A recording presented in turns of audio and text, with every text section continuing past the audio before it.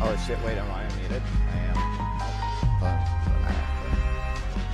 Exposed. I'm trying to get fucking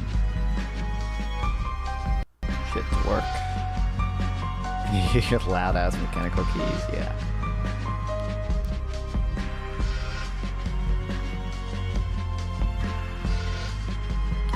No clue. Hey, OBS is still showing more drop frames than usual, but it's a lot better.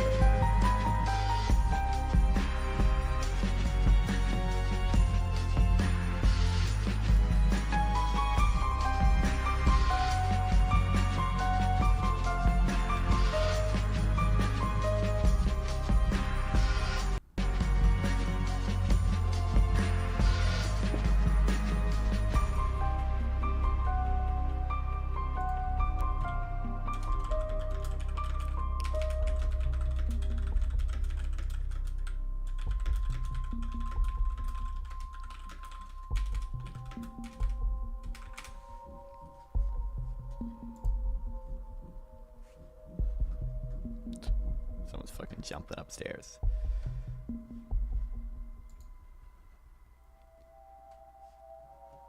Frames were fine for me. They were, when I looked at them, they were like, it was buffering pretty badly.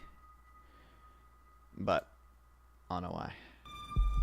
I updated OBS, so it should be fine.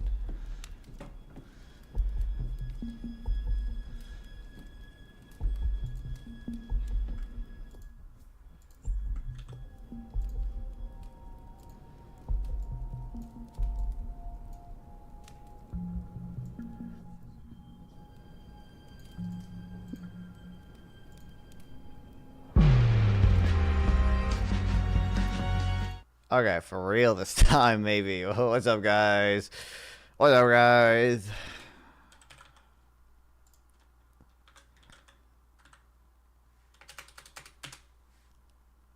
I think we're good. I think we're good. I think we're good. I think we're good. I think we're good. I think we're good. Maybe.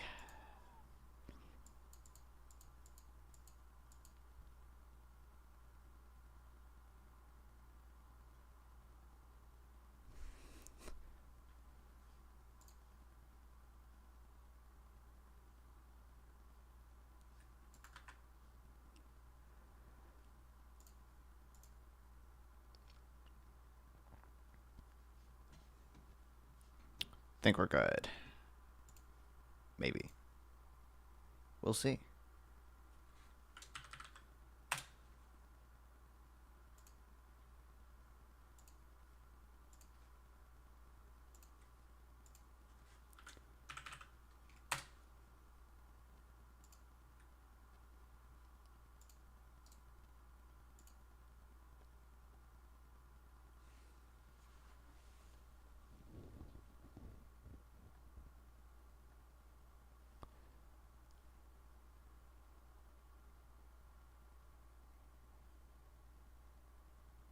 Yeah, we're chill. We're being chillin', I think.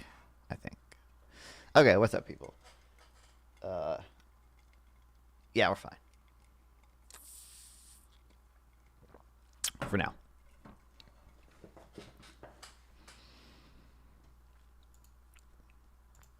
Okay, people. What's going on with you guys? I've been lazy. I didn't even edit the fucking videos that I wanted to edit. But, well, two things.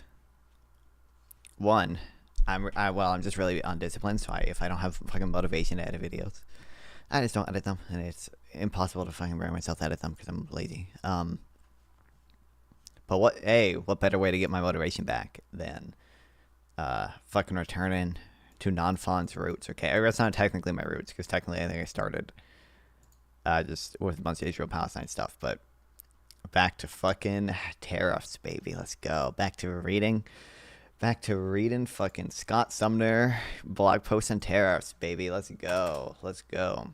Are you growing facial hair? No. Does it look like I'm growing facial hair?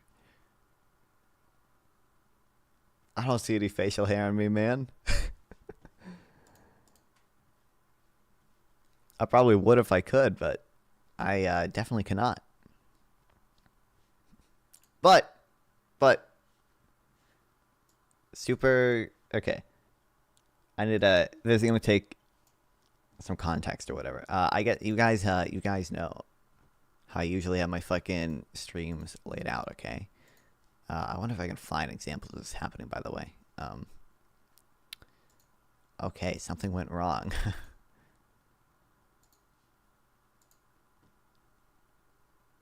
If I just go to,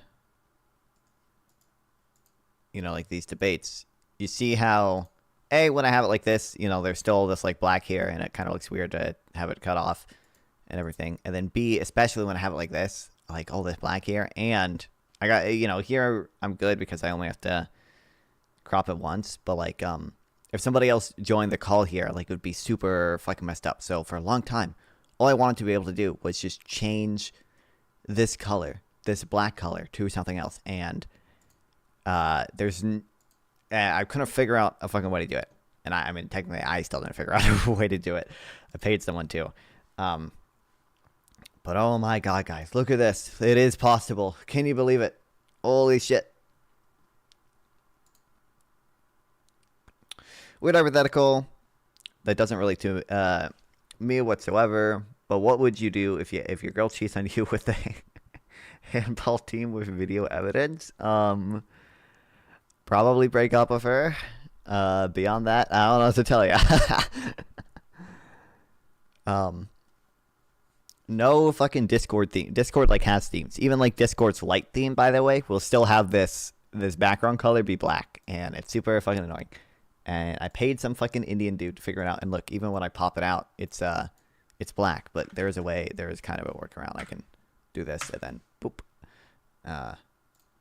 Now it can be any color that I want, really. And look at this. Look at this. Look at this. Here's what's beautiful about this. Okay. Here's what's beautiful. I can like, ooh, you see that? You see that? You see how nice the other thing will go away if someone else joins. You see how like, hold on, let me ping Isaac or get Isaac in here real quick. Isaac's offline. He might. I don't know. Doesn't matter. But this is great. This is awesome. This is great. And like whenever someone joins, I don't have to like recrop it. It's just because it's just capturing the whole window, and it's beautiful, and I love it. And I paid some Indian dude like $40 to make it for me. And then this is how I used to like have it laid out, and it's like oh shit, Isaac. Literally watching this stream, and all I hear is, I gotta ping Isaac. I gotta get Isaac to join. Yeah, look at this. Fuck. I popped it out. Isn't this? This is wonderful. It's wonderful. Look at this fucking Indian representation. That's what I'm saying. It's beautiful. I don't have to mess around with cropping it anymore. All I had to do was pay some Indian dude like $40 to write 5 lines of code. It is literally 5 lines of code. But I had no clue where to even start. About capitalism. You want to see my new books I'm gonna read? Oh dear God. Oh boy. Okay. We got the U.S. Climate Report. Okay, that's reasonable. And we got Greta Thunberg's book, bro. What do you know about Greta Thunberg? I mean, I know her environmental work. I think it's probably good. I've seen cringe takes from her before, though. I don't know. I know she's. I've also, yeah, that's what worries me. All right, I'm gonna head out now. All right, I was going to eat. I'm just watching a stream while I'm going to eat, Valid. It's so fucking beautiful, and it's so, no matter how many people join, it'll all be nice, and be good, and I love it. I love it. I love it. Totally worth the 45. I think it was 45 at the end. $45 I had to pay. Isaac came for 0.3 seconds. Right when I needed him to, though. I mean, that was like, I mean, what else could, I mean, my goat for real. Yeah. Minar might join too. Minar is fucking. Minar is going off on people on my server right now. It's like, why don't you debate me on blah blah blah blah? And it's like, brother, I've debated you so many times. I have 100% debated Minar. Is that the right wing guy? Minar. I mean, yeah, Minar's right wing. But oh my god, it's great. I wish I wish I could just get rid of this bottom thing here. By the way, if I drag my mouse over it, it breaks the fucking green screen. But this bottom thing here, you used to be able to like click out of it until Discord like updated their UI or whatever, and it's just kind of always there now. But I could just have this be my webcam. I think it is a little delayed, so it might not here if I do this. It might be like lower quality or delayed or something, but I don't know. I love it. Totally worth paying the Indian dude.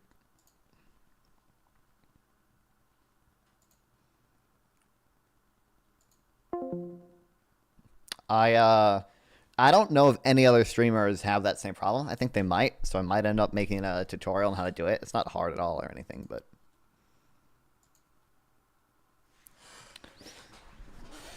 have we seen the Asian Canadian guy chasing the Nigerian guy on Zoom calls? No. I could be becoming Elon Musk. I'm addicted to Twitter. Valid base.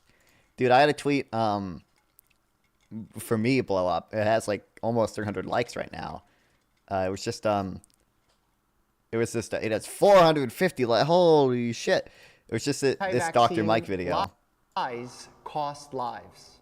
I just had a baby, 7 months old. And, you know, my baby, I was like, no, I'm not getting any vaccines. The doctors came in, they made me feel like a very bad mother for not doing that, right? I was very pressured. And then I had a family friend who had a baby at the same time, was a few months in, gave vaccines to the baby, and the baby had seizures, and has had seizures since. Well, and then, I mean, he does a good job defining it or whatever. He's like, guess what? Correlation isn't causation. Wow, crazy.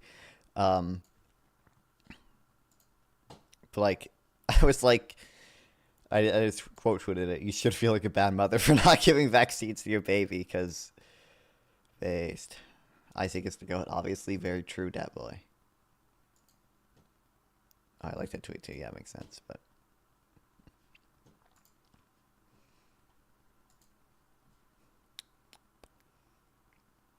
that is not his alt. I kind of assumed it was either your alt or one of your friends.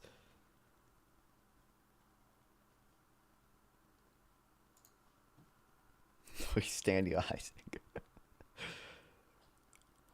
Wait, did Isaac win the best orbiter or did Sample win the best orbiter?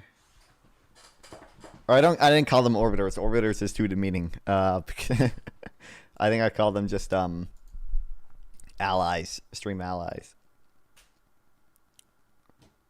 But yeah, 450 likes and counting.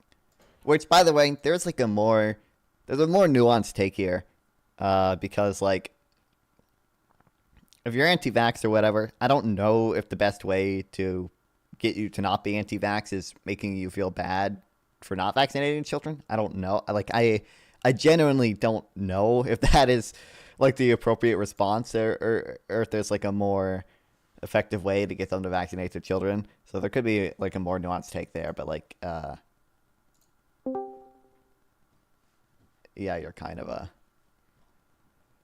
evil person if you don't vaccinate your children. We hope put iodine in the salt supply. Bro, did you see fucking Utah? I think it was Utah that banned fluoride. I'm looking at Twitter. I gotta see the new likes. The new likes. Jesus, dude. It's so funny to me. Like, I rewatched Parks and Rec recently. I didn't rewatch all of it, but wow, look at us spelling bloopers. H2Flow. It's so funny to me that like the absurd parodies of people. Oh, who just joined? Yeah, that was me rejoining the call because I accidentally left instead of just not part of the stream, but because he left it like okay, yeah. These like absurd parodies of like I think his name is Councilman Jam in the show, being like fluoride is used by communists to control to control our minds or whatever, and like all that shit. Like these absurd parodies have just become like like mainstream MAGA beliefs. To be clear, I'm not saying like that. That alone, I don't think is a mainstream MAGA belief. But like, oh my god, like people are unhinged nowadays. Like, Councilwoman. see the Lib Party's 90% chance to win the Canada election. Yeah, I did see. Yeah. So funny. I gotta watch my hand gestures these days, you know. Yeah. But True. I think this one's safe, you know. Thank you. More likes, more likes, more Twitter likes, more Twitter likes, more. I am Canadian, yay. Leslie, no. Dude, I don't know anything about him, by the way, still, but the Mark Carney guy or whatever,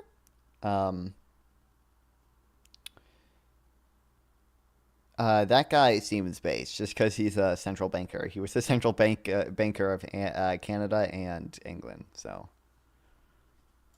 Wants to put fluoride, which is a chemical, into your drinking water. You know what else is a chemical? Strychnine.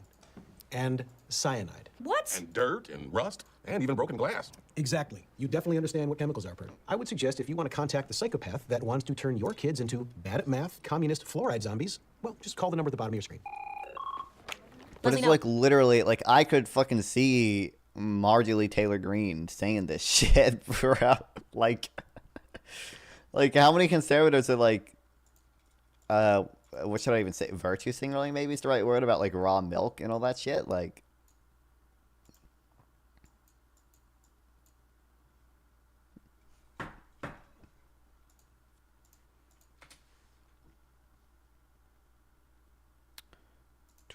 anyway.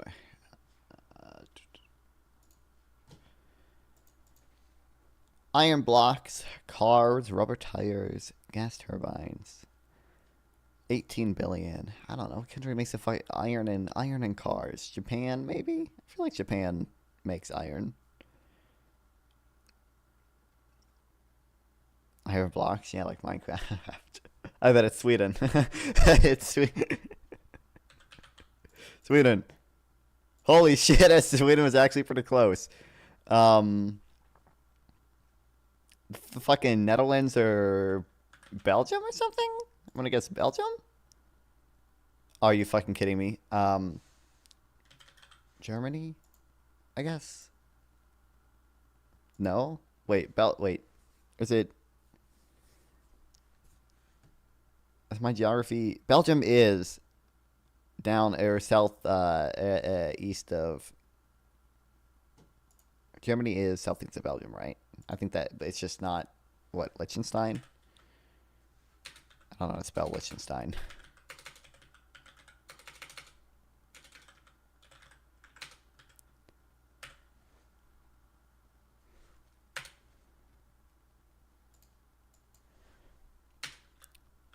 Switzerland, maybe? Dude, fuck, it is fucking Liechtenstein or something.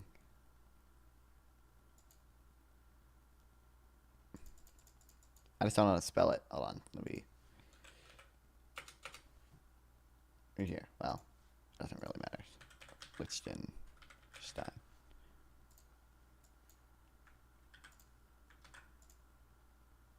Unknown country? It doesn't count as a fucking country? What's the other super... Am I thinking of the... There's another micronation that starts with L. It's like Liechtenstein and... Luxembourg. Is it Luxembourg? What I'm thinking of? Yeah, it's Luxembourg. Fuck.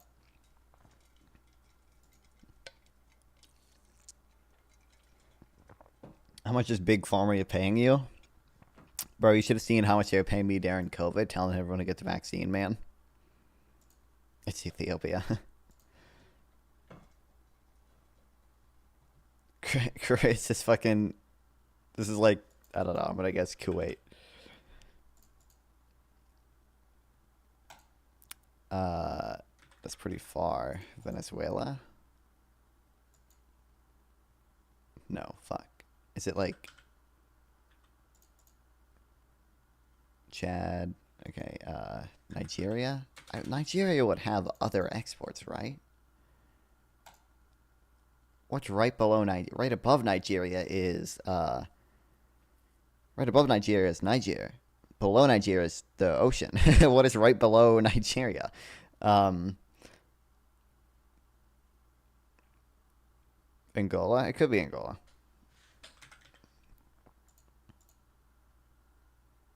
Nope, above Angola.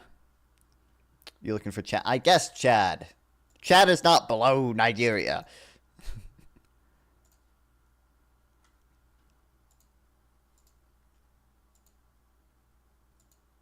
I don't know. It's gonna be like Guinea or something.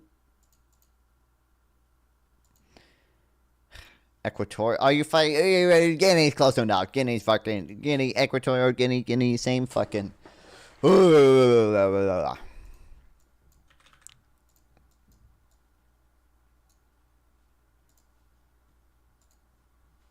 probably gonna Congo. Anyway. Dude, my dad. Dude, my dad came home the other day with, I don't want to click on Amazon, that'll dox me.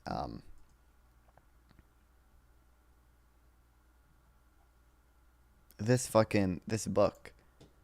The Creature from Jekyll, I think is how you pronounce it, Island. A second look at the Federal Reserve. I'm like, why the fuck do you have this book? If you don't know, this book was written by like some unbelievably unhinged, insane person. Like, not unhinged in that like he's a libertarian and like I disagree with him, but like unhinged in this guy doesn't believe in, this guy's like a 9/11 conspiracy theorist and like in his book wrote about cancer, he argued in favor of pseudoscientific theory that it started cancer to be a nutritional deficiency curable by consuming, I don't even know how to pronounce that, amygdalin, I think is his book, The Creature of Jekyll Island, which advances debunked conspiracy theories about the Federal Reserve System. Which I don't know what's in this book that's an outright conspiracy theory. It's probably something to do with fucking Jewish people, man.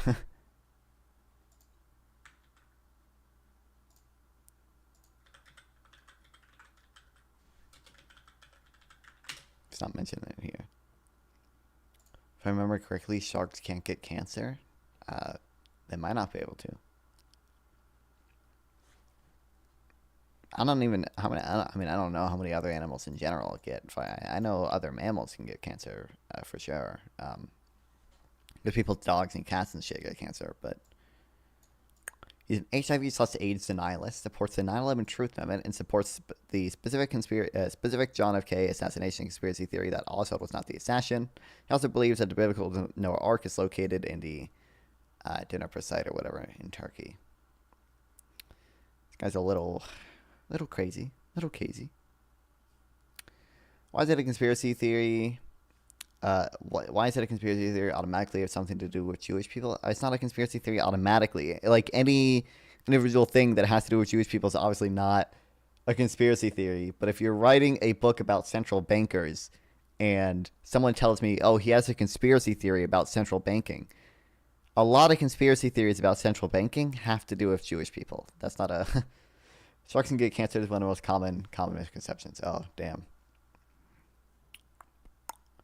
Edward Flair, an academic economist writing for Political Research Associates, characterized Griffin's description of the secret meetings on Jekyll Island as amateurish and highly suspect. The book's author, the book's editor for Reason Magazine, says the book has grains of truth, but reduces to, and this is Reason, which is a libertarian. These people do not like fucking central bankers, bro. Says the book has grains of truth, but reduces things to too much of a social narrative, where the mustache twirlers are behind everything. Brookings identifies the book as deleting popular account a conspiracist, noting that while they hit their target, in noting the existence and significance of Jekyll Island meetings, the creature established bore little relationship from a governance standpoint to the Federal Reserve System.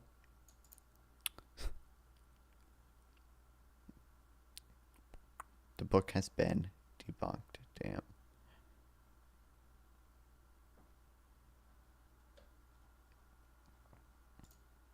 So it's like I gotta give him a thumb. But even if you assumed it without reading a single page of the book, did you not just do that? What?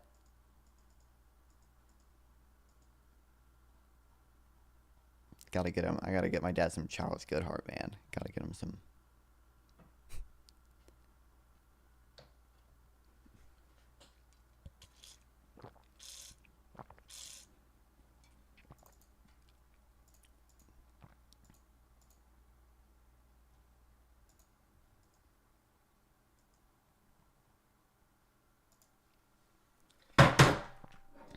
Fuck, I almost just spilled. I did spill a little bit, but not a lot. Do you know that Wikipedia isn't a reliable source on many things? Wow, wow, wow, wow.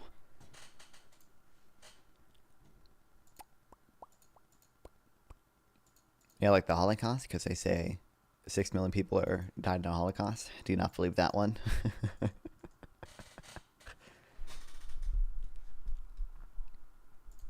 Thought I had another...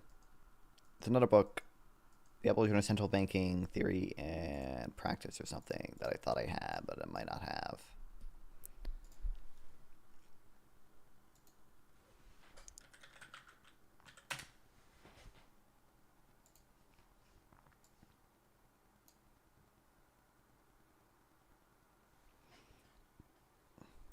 I found it.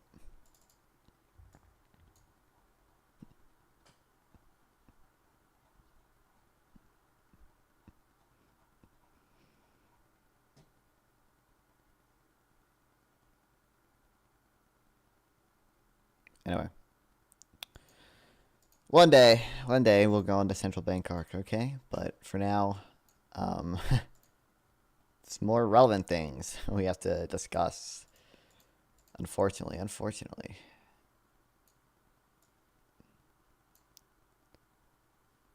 I'll keep it on this side. I'll do this because it's Twitter.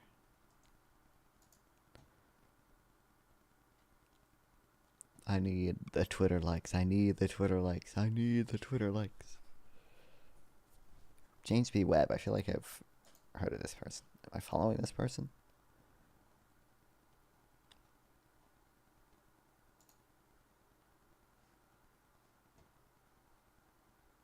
Good one, Ian. 500 likes. I need the Twitter likes. More Twitter. I'm never going to be able to get through reading the fucking Twitter thread. As long as I'm getting likes on Twitter.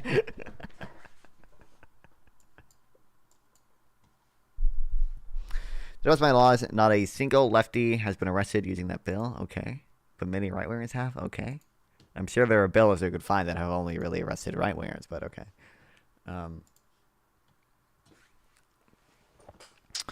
appreciate that Wall Street, like, probably, never mind, don't worry about it. I appreciate Wall Street Journal publishes opposing views, but his tariff piece just demonstrates how weak his arguments are.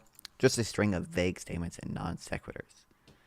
This is what 90% of tariff conversations are. I can't wait to retread all of Econ 101 with every person over the next 3 weeks. Jesus. You don't know what SB 28? No, I don't. Is this only in Tennessee?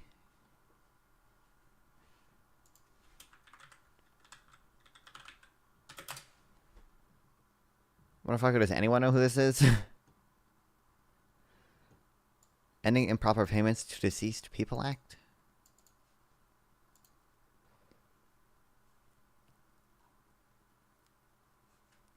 Okay.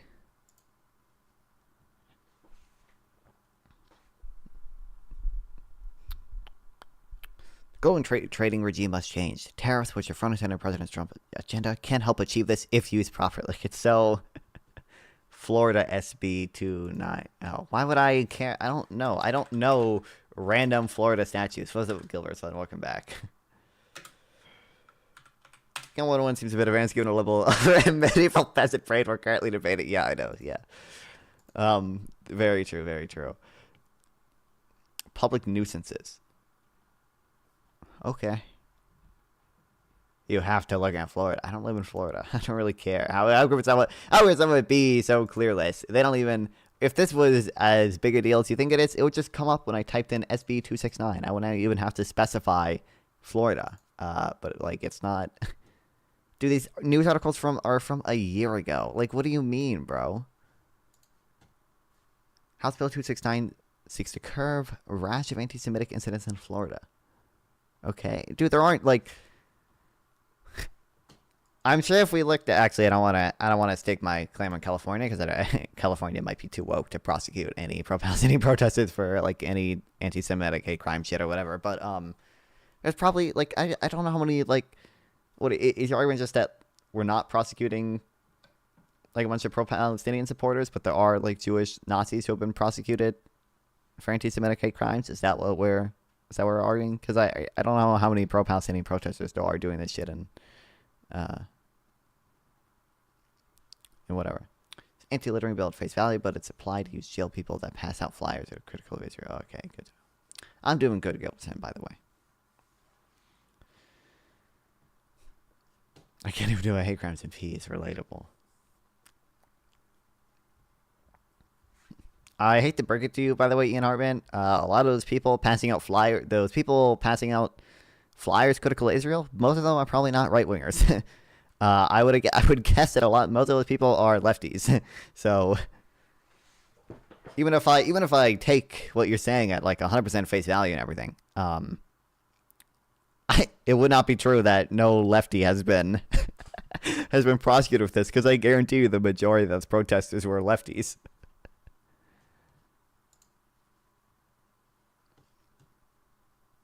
This is I think Richard Dawkins kind of talked about this. And No Opinion has an article specifically about tariffs. It's like when people are like, can you steel man the case for tariffs? It's like, you have to do this because Trump's actual plans are like too unhinged to like even steel man. And you're like, my steel man of tariff is what No Opinion said. My steel man of tariffs would actually be a straw man of the pro-tariff position, because if I commit myself to saying only true things about tariffs, that doesn't align with the pro-tariff people are saying, because they just don't say true things. They just lie.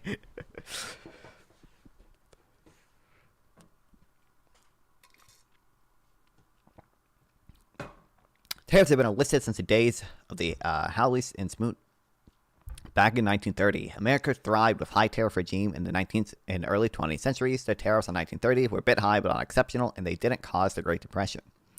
I don't think liberals kind of got this. I do feel like liberals kind of got this talking point and maybe went too far of it. The Smoot Howley tariffs didn't cause the Great Depression, but they certainly did not help. In no way did they help.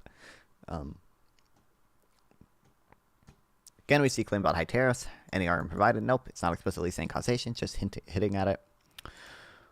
Or you can see people who have actually studied history of U.S. trade, like Douglas, whatever his middle name is, Irwin. I think I probably have this linked already, but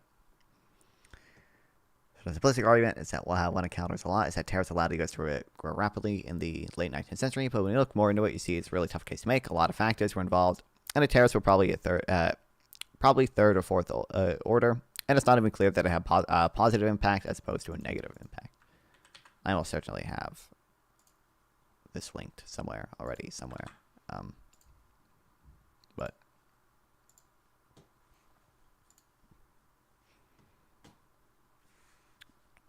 if you didn't, you'd say blatantly incorrect. So what? Sorry. You don't even know what you're talking about when it comes to the actual application at SB 269 in Florida.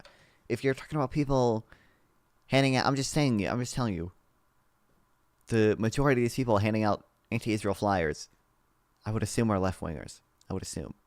But who knows? Maybe can you link me anything about this? About like only right-wingers being prosecuted? Like,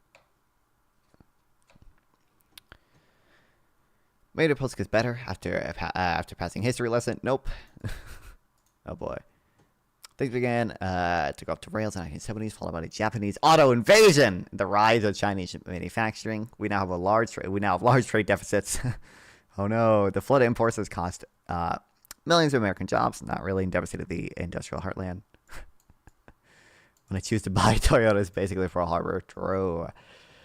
Again, some economists would have you believe that if countries want to sell us goods at low prices, we ought to buy with both hands, even if their markets are closed to us. This supposedly makes us all richer. In reality, it mainly benefits American elites. True. God, it's such a I love the anti-globalist arguments that are just like,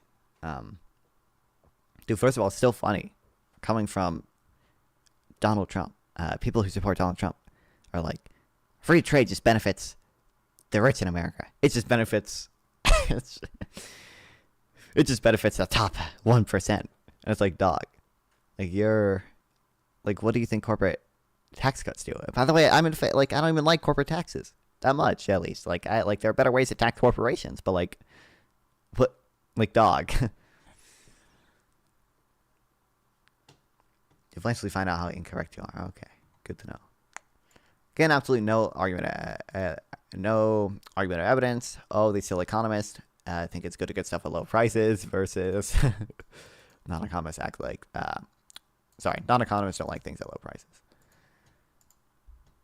But the wealth we've gained from one-sided trade has proved ephemeral as poorly distributed. It leads to imbalances that destabilize the financial system while undermining domestic politics. Me when I say things.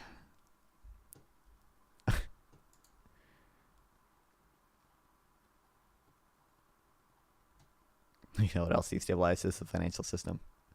Every sentence rests on vague appeals to American vitality and ending coastal hegemony rather than anything that could be called an argument. The well-planned and consistently applied tariffs. We can address the full spectrum of mercantilist practices employed by us against trading partners. I got ratioed by that twink account. Is that guy trolling, by the way, Cover okay?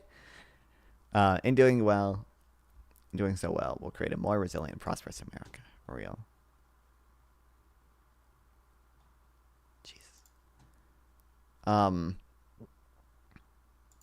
This tweet is still blowing up on my Twitter. He's trolling, yeah? Oh, okay. Because I replied too.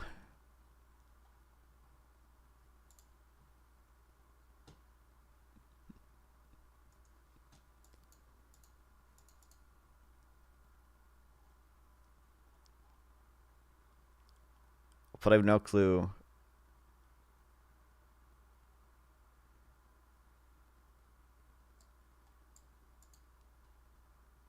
I have no clue if this guy's fucking trolling or not. I feel like...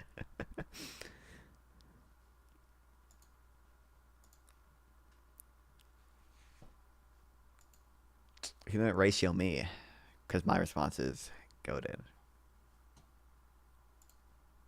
I feel like it's more likes. Am I at 600 likes yet? Am I at 600 likes? 526. Oh, we're shooting a little bit.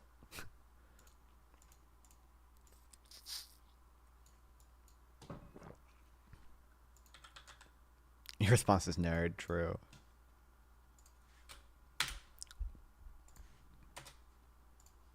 Okay. I think we'll hold on. BAT first arrows. I think we'll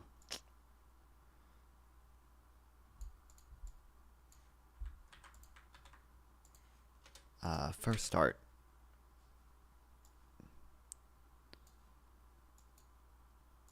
I think I pasted that right.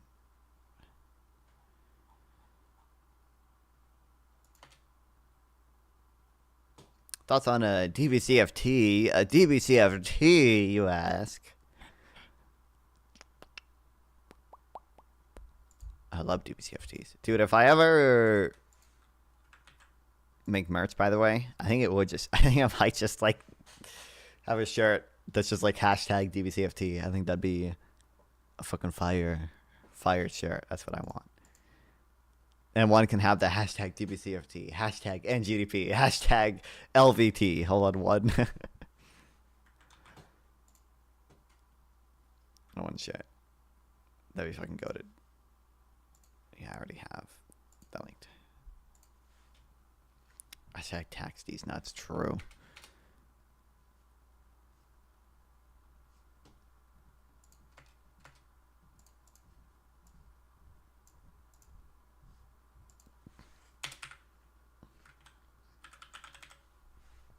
I need a short list on my policy positions. Exactly. Dude, there is an NGDP shirt.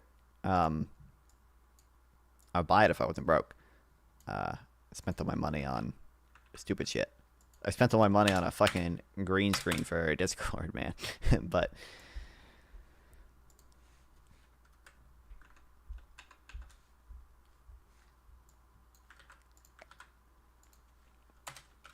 I can make up for it with the merch or whatever.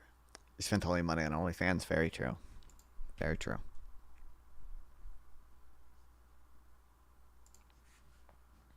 I don't think I've spent any money on porn ever. I'm thinking. I definitely haven't spent any on OnlyFans. I'm trying to think if I've ever... I haven't like bought a video or anything, but like I'm trying to think like, I don't know, does it count if I buy like games ironically? Like I've gifted my friends furry games before, but I don't even think I have any. I think it's just I've gifted my friends some.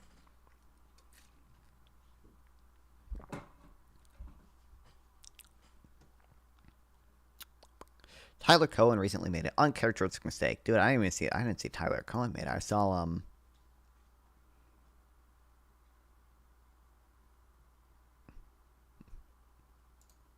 like maggots on Twitter make this mistake. But there's another way to pose a question, and that is, should the resources in EU be allocated towards export or not? And then exports are VAT free, and within EU sales are generally not VAT free. So there was an encouragement to export here. America has sales taxes, but VATs are usually higher. Thus, you can say that Europe does more to encourage exporters than does the United States. Of course, you can say the same. By the way, you guys know that, like, God, I'm gonna shoot myself. There's only like 2 days or whatever before we actually get to see what the tariff policy is going to be. But the reporting I saw, by the way, was that Trump wants to go back to basically his original plan. Of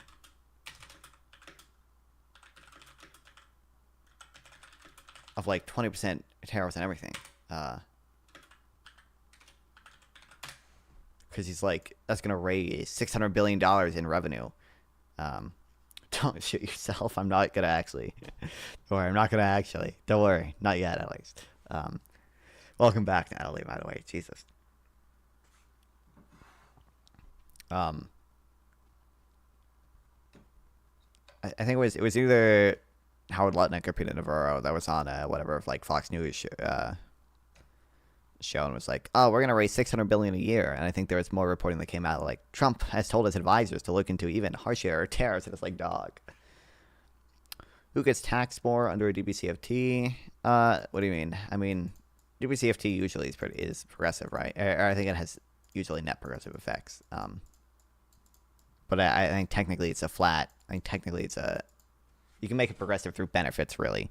But I think it's a flat cash flow tax usually, right?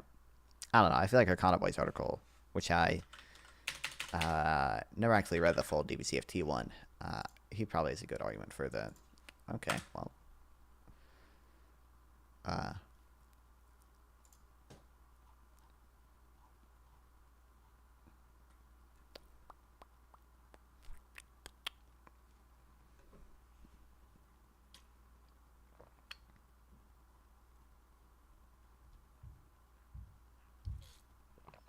Full expensing causes corporations to invest more in productivity, innovation, and employment-enhancing ventures.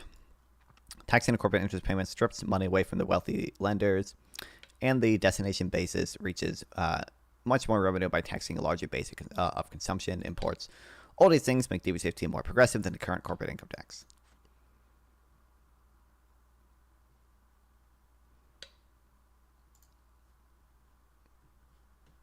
And it's an alternative to corporate tax? Yeah. And kind of an alternative to VAT, kinda. One day we'll do more reading on that. I think I have. There's a tax called the Bradford X tax, which is, I think, in a way, basically like a VAT and DBCFT combined. Is my understanding. I forget exactly.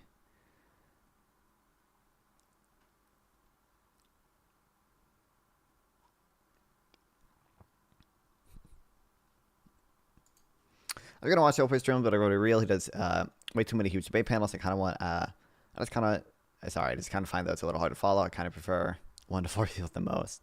Yeah, that's understandable.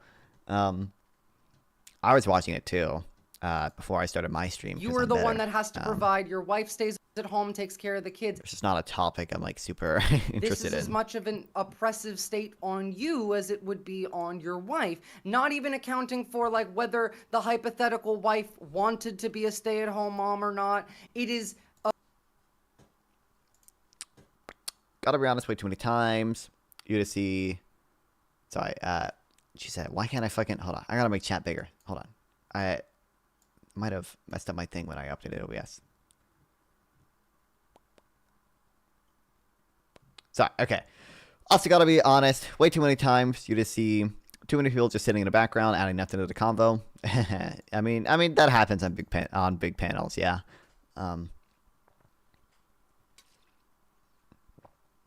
That's why I like big panels though, because I can just play Minecraft in the background and not do nothing.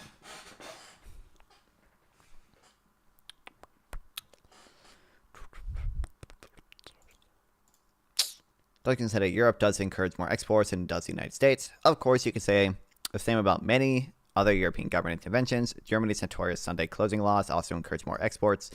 Send it to the U.S. and let it be sold, on Sunday. It's just not in Paramus, New Jersey, or whatever the fuck. I don't know. I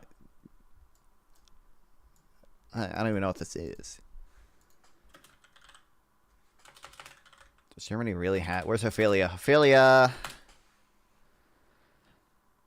German shops are closed on Sundays, except for some exceptions. Says bakeries, gas station. Why? What the fuck? But you can still export. I guess you can. I mean, you can sell it.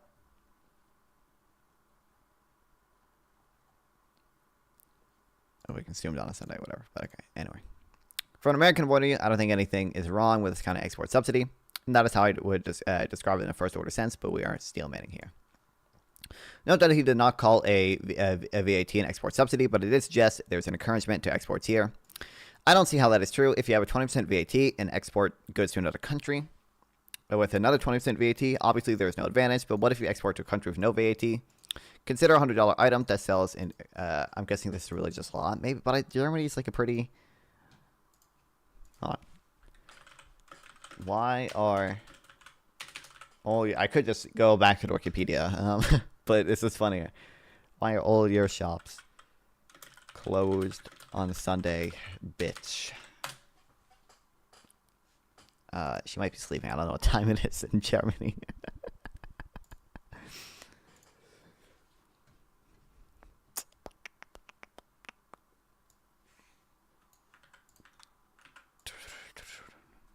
Tyler Cohen recently claimed the VTs in Europe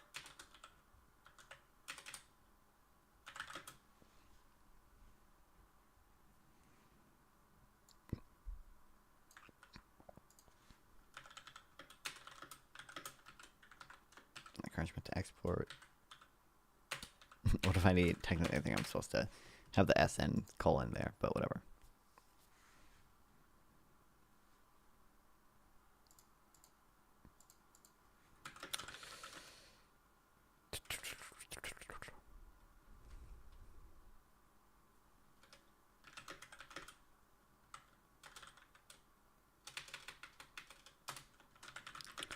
Obviously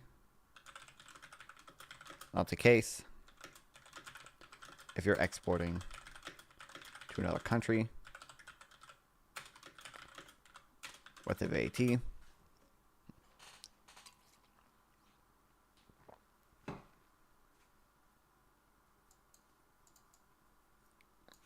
I guess technically the equivalence will matter for it being obvious, but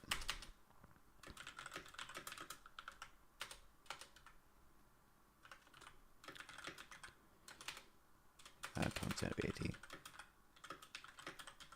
And are exporting to another country with a 20%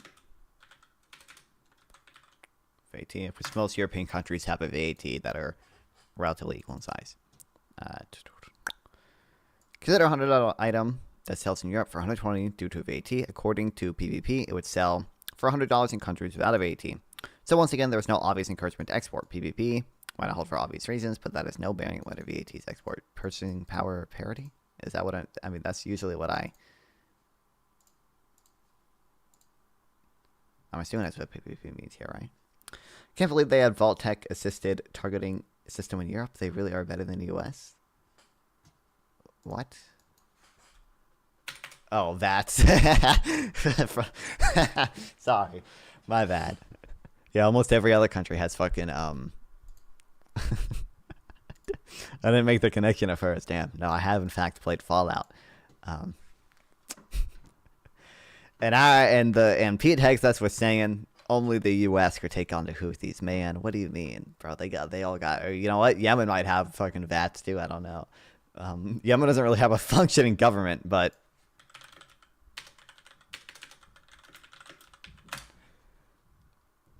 holy shit, they do have a VAT, or it's similar to a VAT. So I don't know. It might not exactly be the same. Wikipedia's ruling is no VAT, but something similar to it.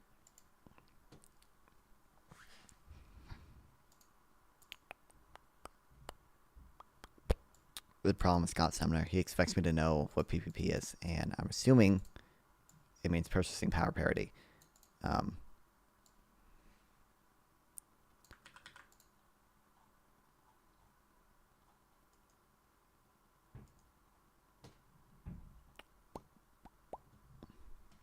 Let me ask ChatGPT.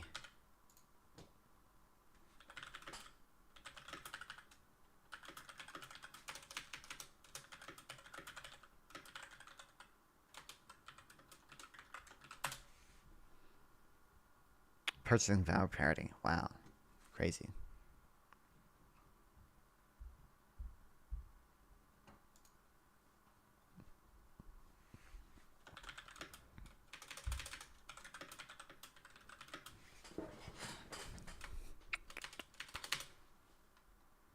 Hold on. Oh, there we go.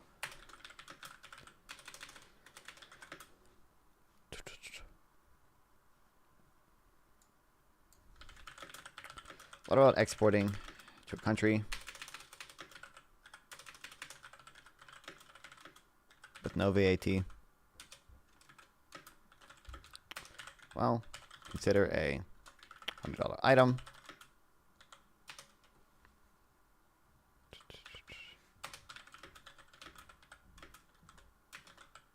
Sells in Europe for $120 with a VAT. According to PPP, it would sell for $100 in countries without a VAT. So once again, it's no obvious encouragement to export.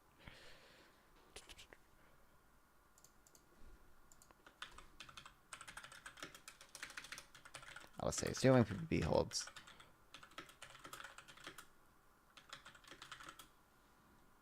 It would sell for $100 in countries without a VAT.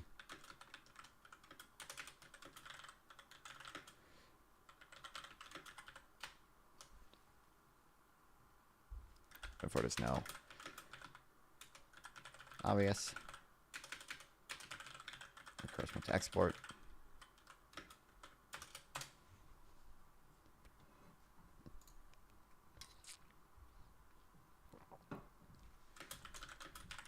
Was that like the company?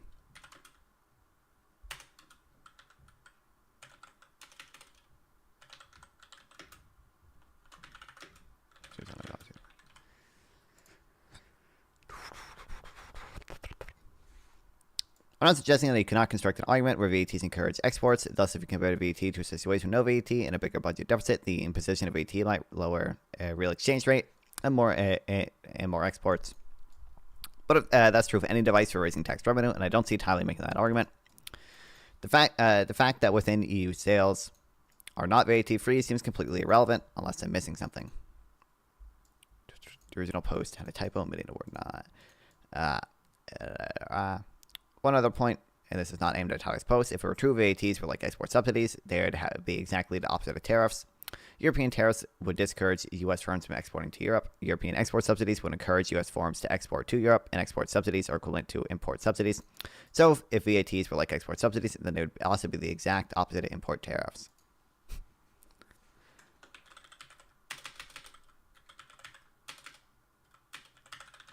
Additionally, VATs were like export subsidies.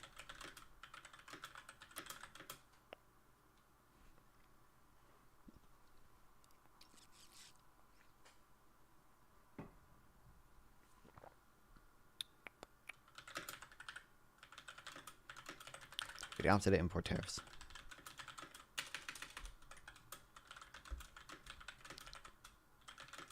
That's what it does for the U.S.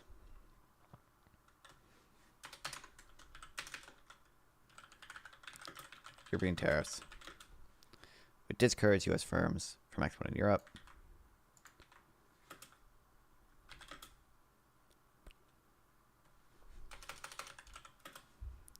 But European export subsidies would encourage U.S. firms to export to Europe, as export subsidies are equivalent to import subsidies.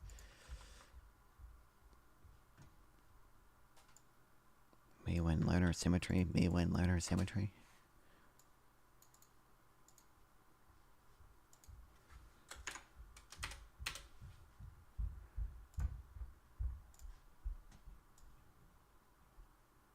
Have you gone to business school? No. I'm currently just getting my associates in sciences or whatever the fucking. I don't even know what I don't even know what the technical term for my major is. Associates in the sciences, I think, is what it's called. At just a community college. I'm lame.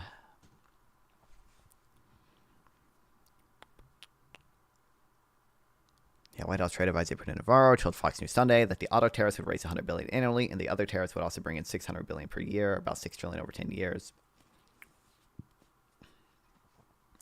This suggests that this is like 20% on all imports to the U.S. And it's also funny that this is the implication of having like 20% universal tariffs and then 25% auto tariffs or whatever. Is are those gonna be on top of the universal ones? That's kind of what the implication is when you say the auto tariffs are gonna raise $100 billion. And the other tariffs are going to raise $600 billion. Is that like the actual effective tariff on auto parts or whatever would be like 45% or like maybe 50%? Like, Jesus.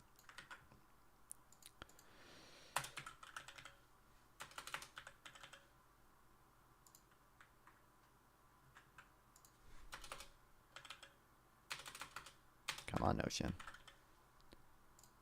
Why does it automatically do that?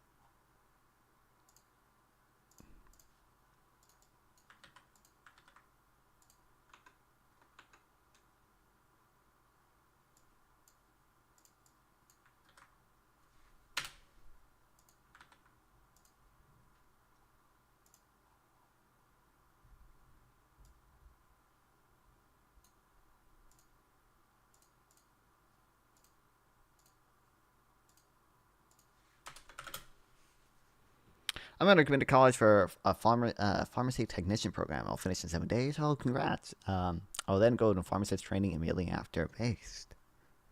Well, congratulations. 7 days. You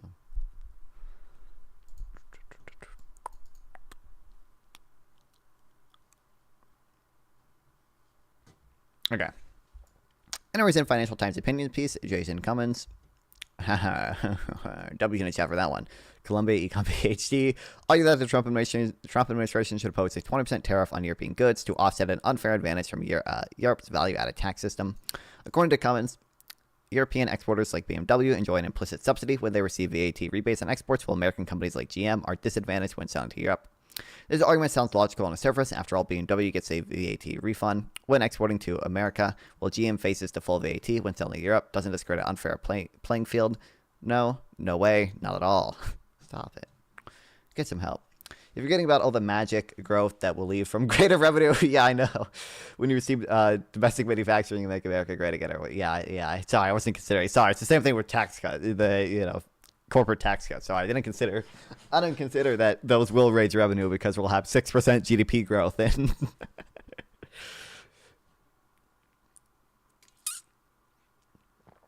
Columbia PhD must be an alum of Islamo-communist. Apparently. Dude, Navarro is a PhD and like there's no dude, it's so funny. I can't tell if Navarro has just like given up. Like this fucking clip of him.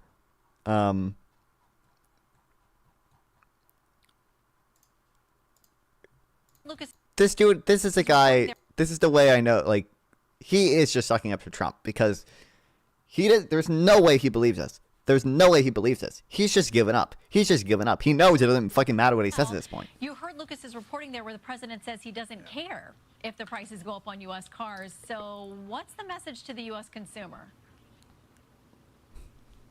The message is that tariffs are tax cuts, tariffs are jobs, tariffs are national security, tariffs are great for America, tariffs will make America great again.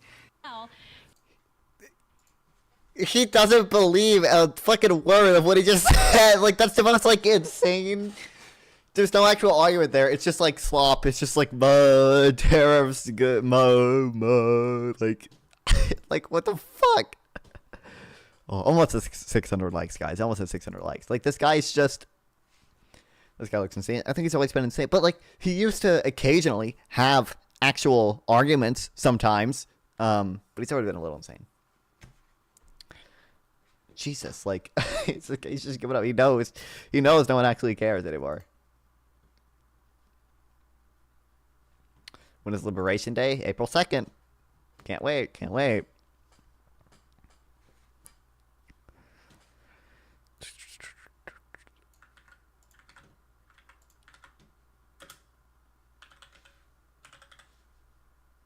I don't care what's big for it.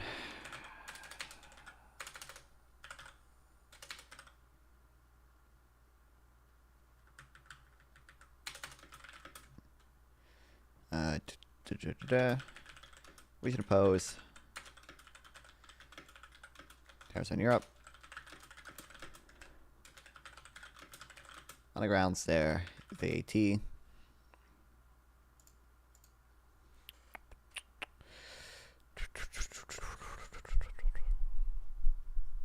Tariffs are love. Tariffs are lives. What's up, Sauce Rama? We're going to an unfair advantage.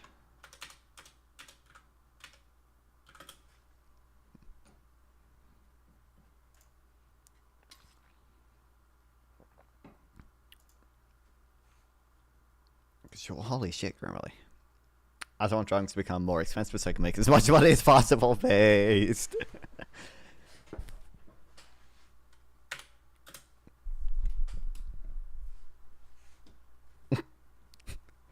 Dude, can you imagine this? You know what's funny? This is basically the line of argument that people make for tariffs sometimes. It's like, yes, they'll increase prices, but they'll bring manufacturing back, and yes, because we have to pay more, but people have good jobs in car factories. It's like, imagine someone arguing, we need to make medicine cost more. That way, more people have good jobs in the pharmaceutical in the pharmaceutical industry.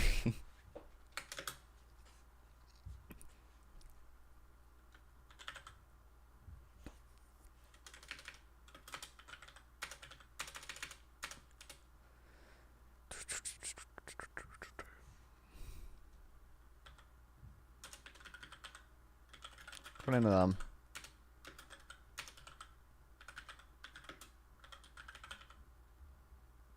European exporters.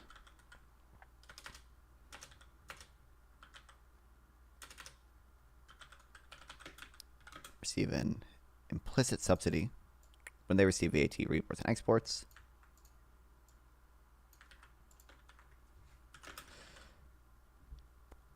American companies, however,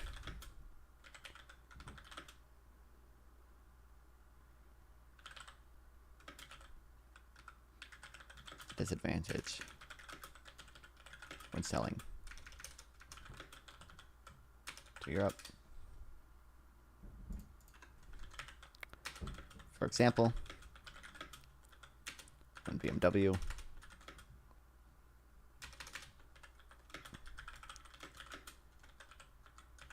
I gotta do a car, by the way, guys. I'm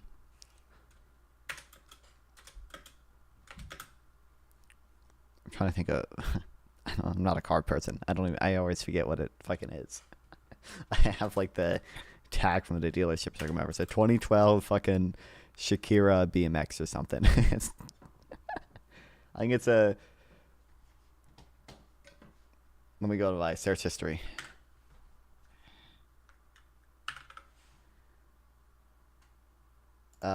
Here. Here's me trying to figure out how to get Bluetooth to work in it because I'm a Zoomer. It's a 2012 Acura TSX.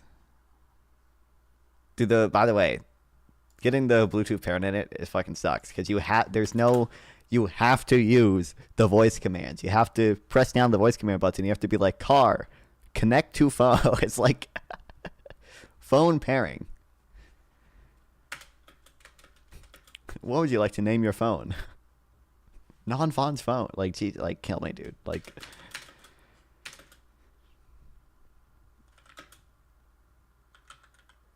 I have a Toyota Camry. We actually looked at that one, but I think it was I don't know. I didn't like it as much, but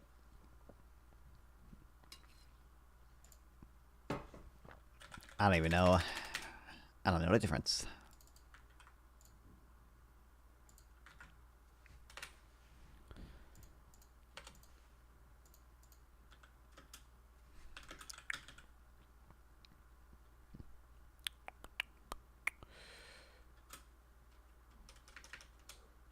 Receives a VAT refund. Oh, sorry. Wait. Exports to America.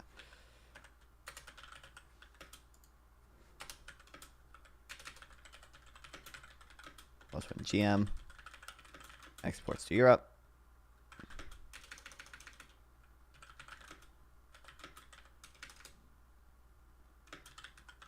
It faces the full VAT.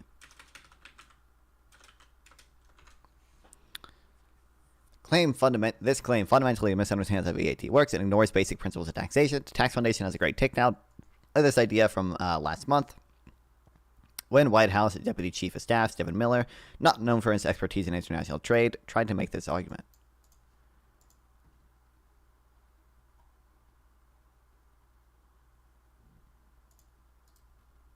I think I have this linked already. I must read every hyperlink. This is the non-Fawn official advice on how to gain knowledge. Any blog post, any article you read, okay?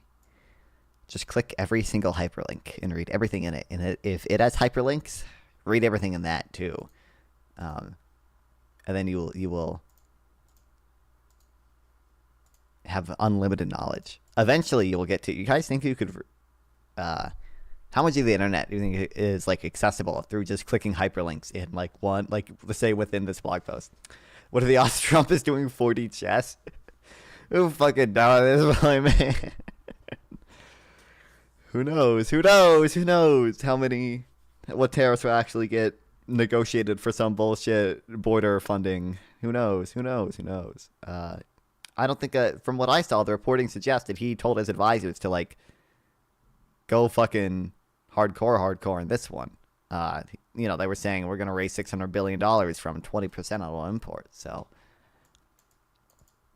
And also, what if Trump tariffs fucking Mongolia? Like, what are we going to, like, what's the negotiation ever going to look like with Mongolia? Like, hi, Ross Trump is actually doing 4D chess, or he's in Russia's pocket. I think he just likes. He doesn't have to be in Russia's pocket or whatever. I think he just likes Putin. I think he honestly just likes and respects Putin. Like, he wasn't he saying today, I saw Isaac link this in my server, that like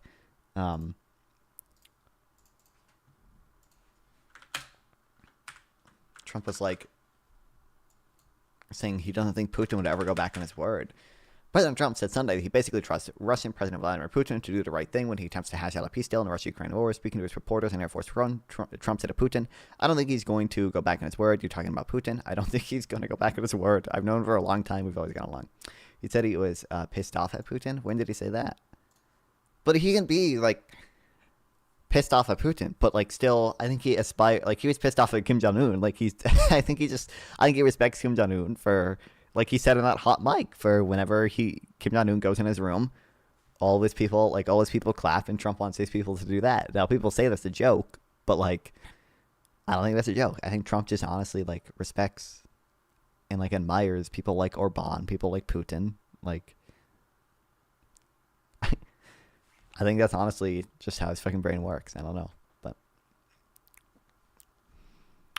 let me see if I can further drive the point home with a little economics forces pizzazz. However, this claim fundamentally, if we're talking about Zelensky in a bad way, ultimate schizo. What the fuck? Okay, Jesus, dude.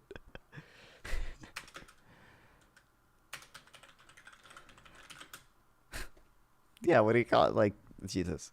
What did Putin do? Call Zelensky a dictator? Is that what, like...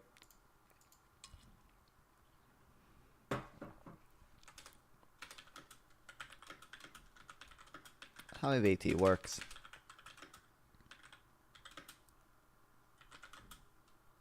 And the basic principles of taxation.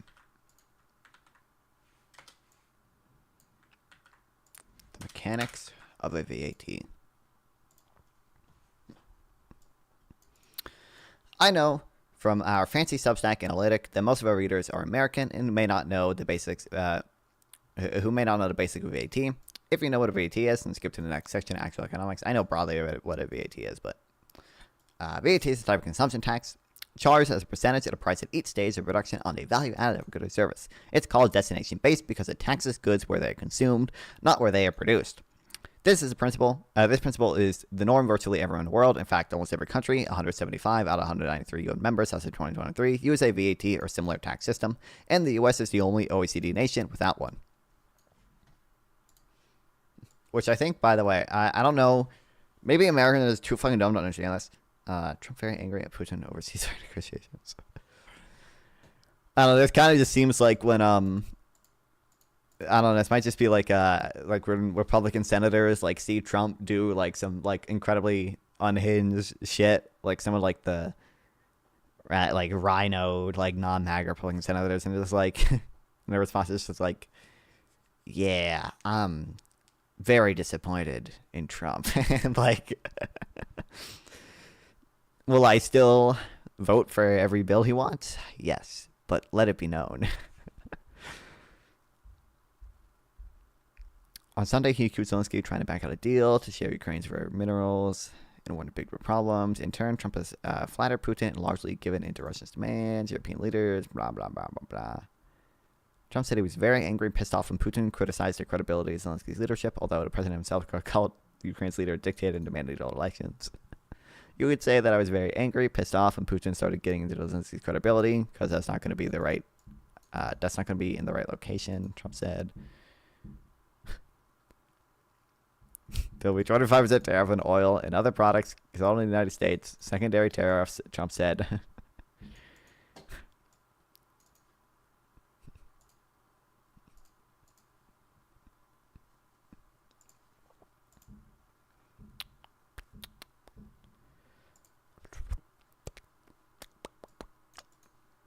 This is what I'm saying.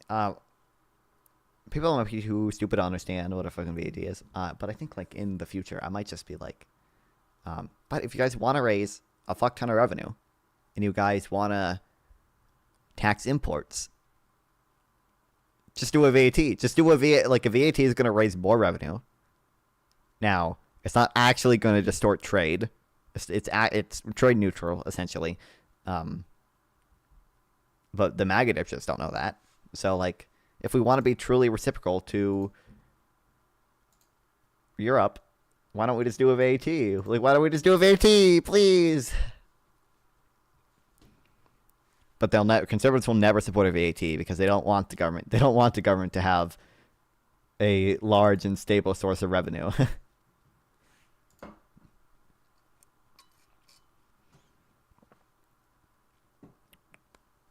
I forget who said the quote. There's a funny quote like, Democrats don't like a VAT because it's regressive, and conservatives don't like it because they don't want the government to have a large and steady source of revenue. And we'll have a VAT as soon as the other realizes what the other ones are saying. Like,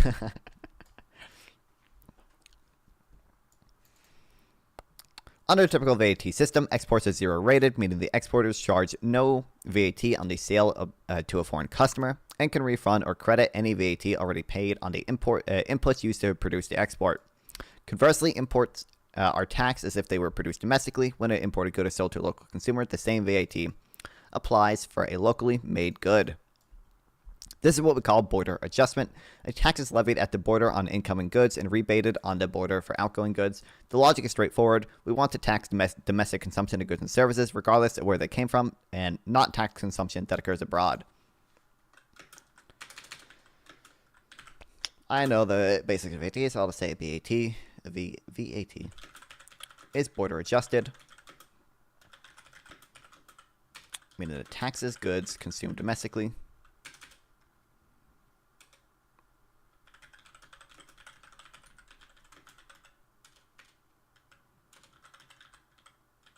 Regardless of where they came from.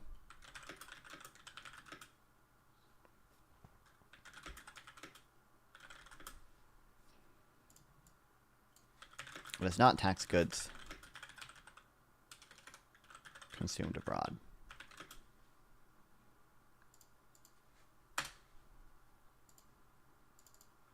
I mean, technically it's goods and services, which is actually, I keep getting sidetracked just bringing up other shit that I've read. But Scott Sumner has a good blog post mentioning that, like, hey, by the way, tariffs typically like only apply to goods where VATs apply to goods and services. So if you just do a high tariff regime, essentially you're just taxing goods much higher than you're taxing services. So it wouldn't actually be unlikely for good good production to fall as a percentage of GDP. Like, would you have VAT on pretty much everything or exclude food and other essentials? I don't have I don't have a strong opinion. So I guess it could make sense to exclude some essentials, especially because it might be hard for the U.S. to implement a VAT just because I know so many states rely on just kind of regular sales tax for their revenue. So like, there might have to be some exemptions there as well. I don't know how realistically you would do that. I don't know. I'm not even I think optimally a VAT would probably just be on everything. It might be politically unpopular to have it on essentials or whatever. But I think it would make more sense optimally just to put the VAT on everything and then basically just have some type of progressive benefit system so people can always afford essentials. That might be too politically unpopular though. I don't know. It's just gonna be a point for this fucking bug. Get out of here, bro. It's just gonna be a point in debates. I don't intend on getting super deep on. Well, actually, they might question me more about. They might have some bullshit reason to not support a VAT that would also equally apply to tariffs, by the way, because you're tariffing everything coming in. That is also going to tariff essentials like food, because all our fucking vegetables are grown in Mexico, dog. But I don't know. They might pull that out as a bullshit argument, but it's just going to be here's a holistically just better tax that does what you want to do, kind of. In reality, it's trade neutral, but does what you want to do, and also just raises more revenue, and it doesn't cause other countries to retaliate on us. Usually, VAT doesn't cause other countries to retaliate on you. Trump is kind of breaking that norm, but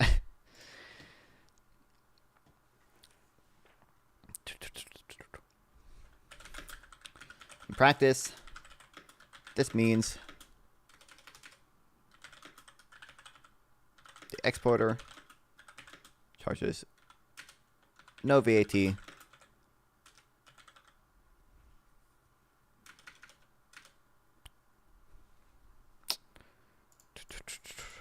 on the sale to a foreign customer.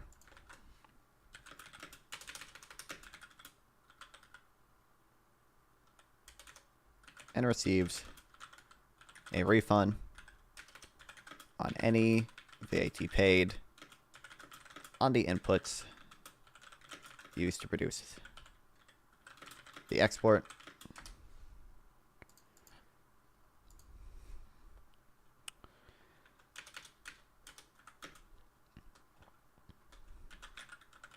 Meanwhile, imports are taxes if they were produced domestically. So the same VAT.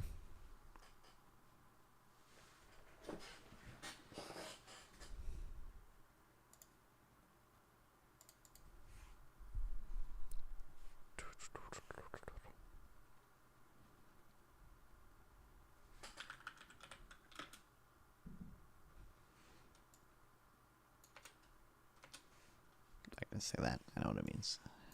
The economics of a VAT.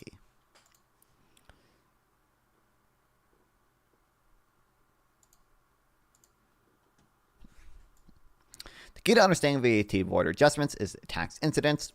Lesson number 1, Econ 101, is taxation. It's not to look at how directly paying any tax is. That's irrelevant. When economists analyze tax systems, they look at how the tax changes economic behavior by altering price signals.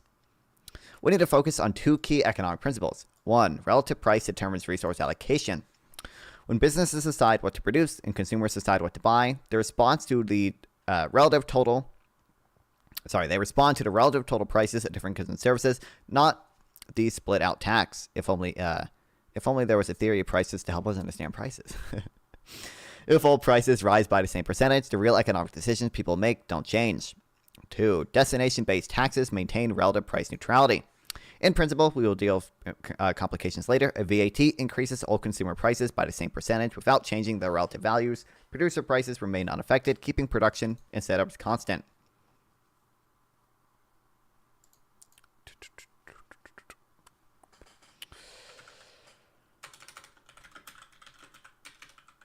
Understand VAT. Or I mean just border adjustment in general.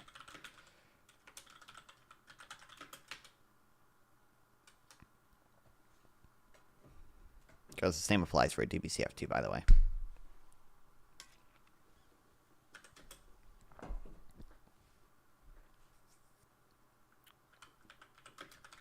You must understand. I think it means who directly. Lesson 1, Econ 101 taxation. It's not to look at who directly paying any tax is. At how directly paying any tax is.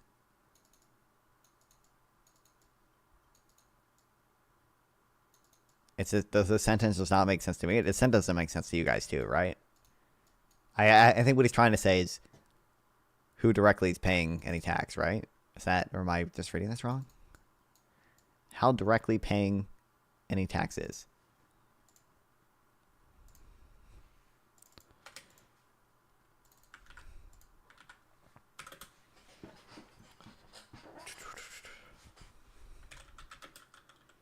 It's not relevant who is directly paying any tax.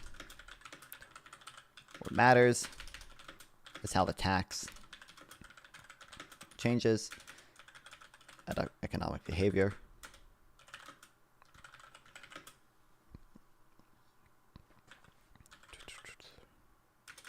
Through altering price signals.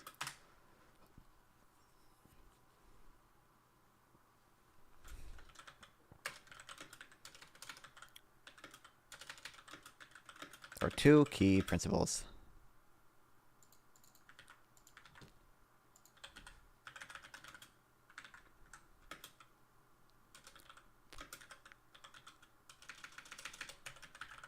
Important to focus on here.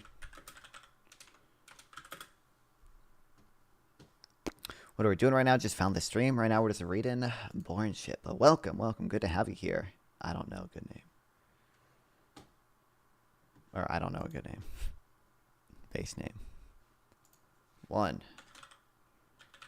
Relative price determines. Or sorry, relative prices determine a resource allocation. 2. Destination-based taxes maintain relative price neutrality.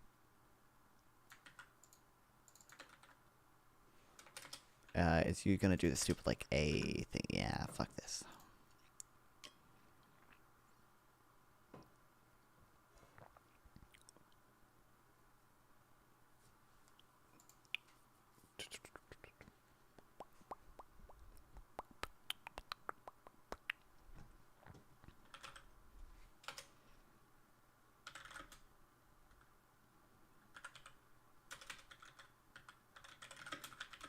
To produce. Consume.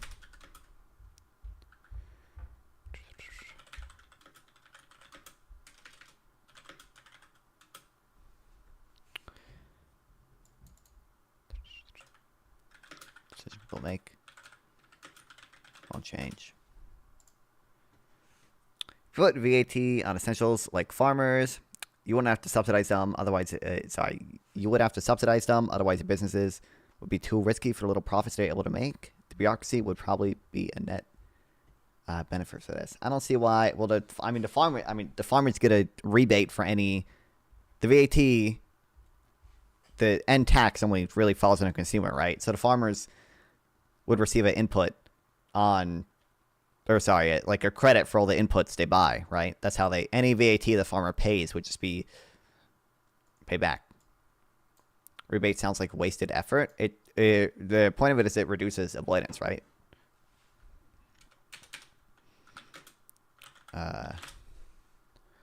Just give them 0% VAT. What do you mean? Just give them? I feel like that'd be more effort than hold on, sorry. There's a video about it. Yeah, like look at this. We don't charge farmers VAT for this reason. Who is we? All these people get They also get tax credits for whatever's already been paid by those selling to them. So across the whole process. The UK, okay. Tax credit is just an amount that a business can subtract from the VAT it owes the government. VAT makes it so that while everyone on the supply chain pays their 10% in tax, they also get tax credits for whatever's already been paid by those selling to them. So across the whole process, Farmers get a lot of benefits because as a money-making scheme. Farming is one of the worst as far as getting rich quick. Well, yeah, obviously.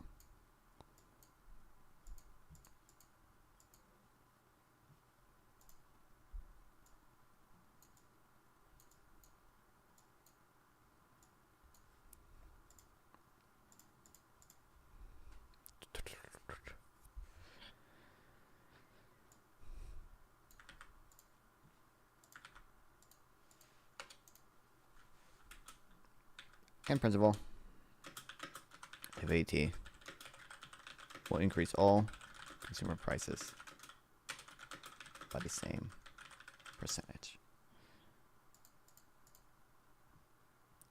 Nobody wants chlorinated chicken. Does audio change to Twitch? Audio is a little bit on and off on YouTube. What the fuck? I don't know. It might just be my audio in general is fucking. I don't know if it's just YouTube, but everyone in Europe who has a business avoids VAT. True. Like, that's what I'm saying, is that you get, as a business, you get a credit for all the inputs you buy, right? Like, that's not you don't actually really end up paying the VAT. It's just consumers who pay the VAT, right? That's my understanding. I don't know what it means to say farmers don't get charged the VAT, like, because they don't get, like, obviously on the goods they consume as an individual they pay, but they're not. Like if they buy a tractor, they get a credit for the VAT on that, right? They get that refunded. They consume stuff to degree. They get refunded for that. They get a tax refund for that. They don't pay that. A VAT doesn't really tax business to business transactions like that, right? Like you get the refunds all the business to business transactions. My understanding. Like they're allowed to use red diesel, which is only legal for agricultural. I don't even know what that means, but okay. Yeah, but allegedly, whenever I'm allegedly out eating with people who own a business, they buy a chair or something, they'll allegedly list it as a business meal. Yeah, well, yeah, obviously. People do that everywhere. And people in the U.S. do that because it's just, taxed at a lower rate or not taxed at all. It's a business expense. Is diesel dyed red, literally? What's the point of that, then?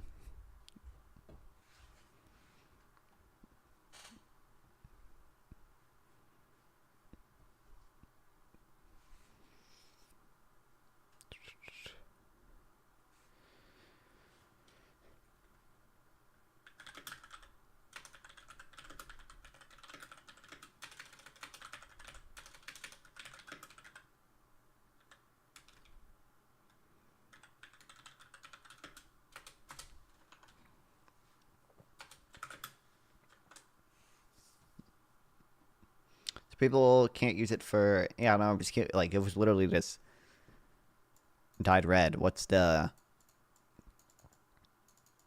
or a car, gas that's dyed red. What's the point of dyeing it red?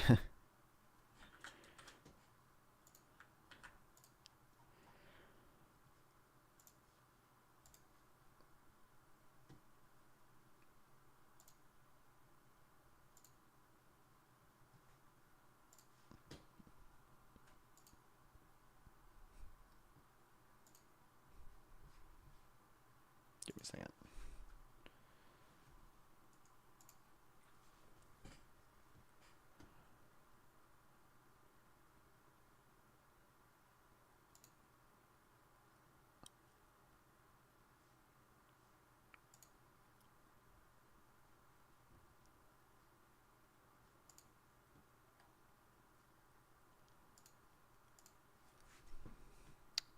Because otherwise, how would you know it was sold for agricultural purposes only? Okay, what's the point of it being dyed red? That's all I want to know.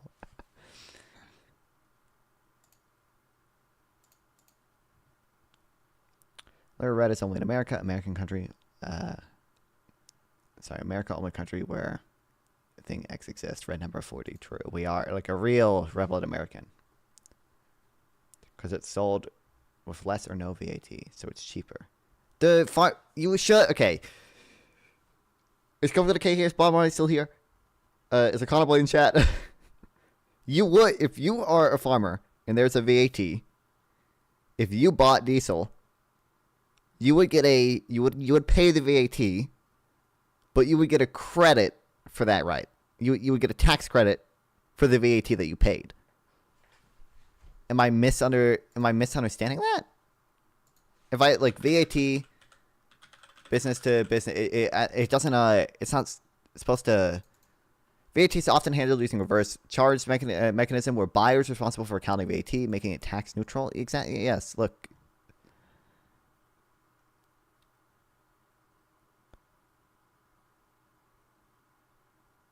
And B2C sales, the seller charges VAT directly to the consumer who cannot reclaim it. You can, like.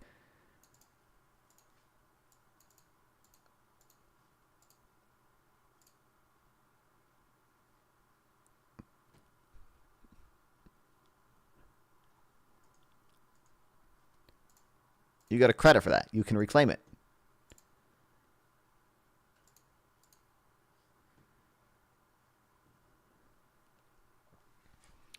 Red diesel is also subject to a reduced 5% rate of VAT supplies up to 2,300 liters. Okay.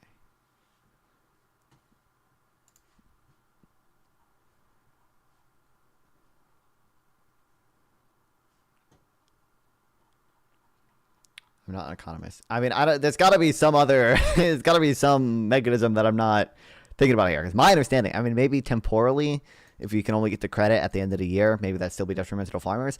My understanding, VAT usually, at least the way I've always had it implemented, is it does not in effect tax business-to-business transactions because you get a tax credit for this. Does a VAT tax business to business? I spelled business two different ways, and both of them are wrong. Business-to-business transactions. But with an important twist. It's going to say you get a refund for it. Business A sells material for business B for $1,000 plus $200 VAT. Business B pays $1,200 in total, but it reclaims the $200 in its VAT return. And then it sells that with a $400 VAT, but a consumer can't repay it. So while a VAT is charged in B2B deals, it's generally not a cost of the business, just a pass-through mechanism.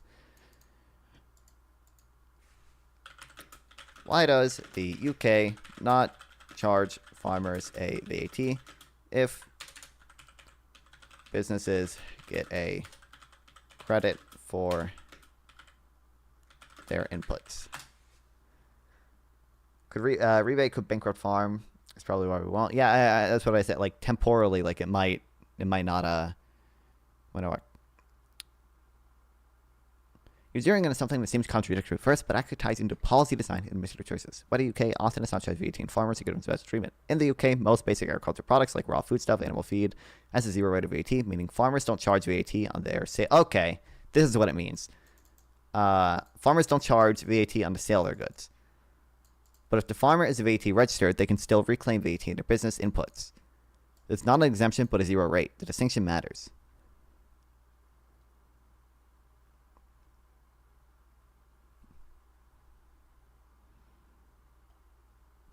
Okay, this makes more sense. They don't charge a VAT on the goods that they sell. So consumers don't pay, I mean, or whoever buys the thing, because it might not be a consumer, right? It might be fucking some packaging or processing plant. I already said that too. You might have. I might have just not read it, or not even said it.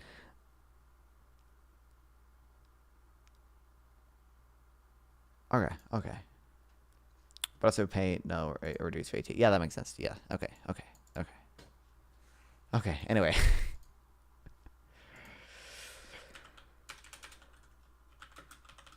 To see this.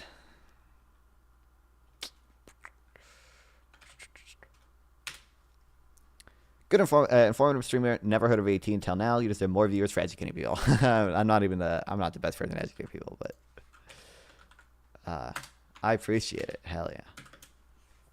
Hold on, I do need to pee though. So you know what we're gonna do? We're gonna watch a VAT video. VAT explain. I've seen this video before. I've used this before. Is autoplay on? So if I'm gone for more than 4 minutes, I think the audio might be fucked up a little bit. But Hi, I'm Alex. Wanna catch a movie? do you guys have that at your end, the fucking desync? I don't know why it does that. Sometimes I think it's just because my CPU gets like overloaded for a little bit. I'm Alex. Wanna catch a movie? Like you see, I paused and the audio just kept going for a little bit. Usually it fixes when I close out of my browser and reopen it.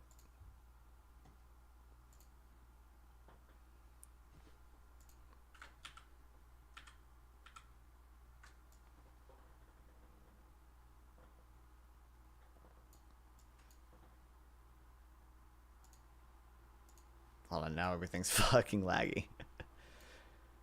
Would you not prefer Pergovian tax over a VAT? Pergovian taxes over VAT for the US? I mean, it just depends. Like, obviously, like I would say, you know, we should basically set out how much money we want the government to spend, like what programs we think are worth funding. And then we say, we need this much revenue to fund everything we want to fund. And maybe only Pergovian taxes get us there. You start with the most efficient taxes, land value tax, Pergovian taxes. And if you can't get there with only those amount of taxes, we say maybe we start looking at slightly more distortionary taxes, like a VAT, which can raise I mean, presumably a VAT is going to raise more revenue than even, I don't know, how much revenue would a carbon tax raise? Yeah. Like, I would say that's probably the optimal way to do it or whatever. Hi, I'm Alex. Want to catch a movie? It's still fun. Now, God damn it. I know what you're thinking. I clicked to watch a video about value-added taxes, not movies. Well, taxes and movies have more in common than you might think. They both generate revenue, they can be really complicated, and some are just blockbusters. Like our old friend, value-added tax, also known as VAT, or a goods and services tax. So, how do value-added taxes work? Let me explain. With popcorn, obviously. The corn starts out in a field with a farmer growing his crop. He sells it to a company that takes that corn and puts it in fancy packaging. Then, that company sells the packaged products to the cinema, and ultimately to the customer. Now, let's rewind and watch that again. And this time, let's assume that the country where all this is taking place has a 10% value-added tax. Here's how that works. Our farmer sells his popcorn for $10, but the packaging company buying it, they actually pay him $11. So why the extra dollar? Because that's the 10% VAT. That same thing happens again when the company sells the packaged popcorn to the cinema for a profit. So now the price is $15. But with the added 10% VAT, the cinema actually pays $16.50. And then, finally, the cinema sells the popcorn to the customer for $20. And that customer, once the VAT has been added, is paying $22. So far, so good. But here's an added ingredient that advocates of VAT say makes the system really work. And that's tax credit for businesses. A tax credit is just an amount that a business can subtract from the VAT it owes the government. VAT makes it so that while everyone on the supply chain pays their 10% in tax, they also get tax credits for whatever's already been paid by those selling to them. So, across the whole process, it's a flat rate of 10%. In the end, only the consumers actually pay the VAT since they aren't granted a credit. Oh, great, it's starting. Let's go.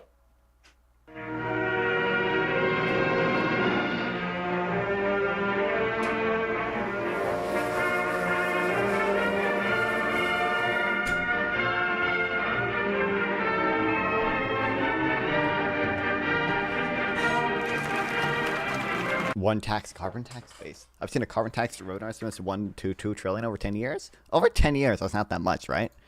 I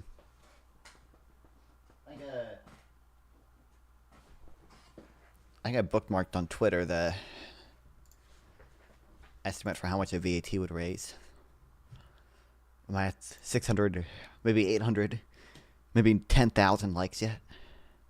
700 might actually get to a fucking 1,000 likes.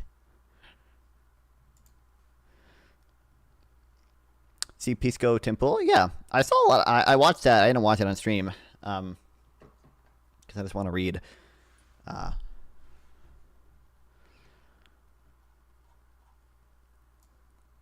yeah, I saw that, and I saw a lot of people react to it. And I was like, fuck, maybe I should have made a video out of it. But I know I might never gotten around to fucking editing it because I didn't get around to editing my other shit. So.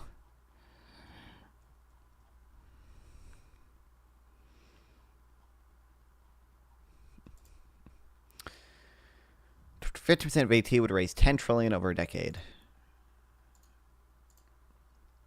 Fucking editing well, yeah.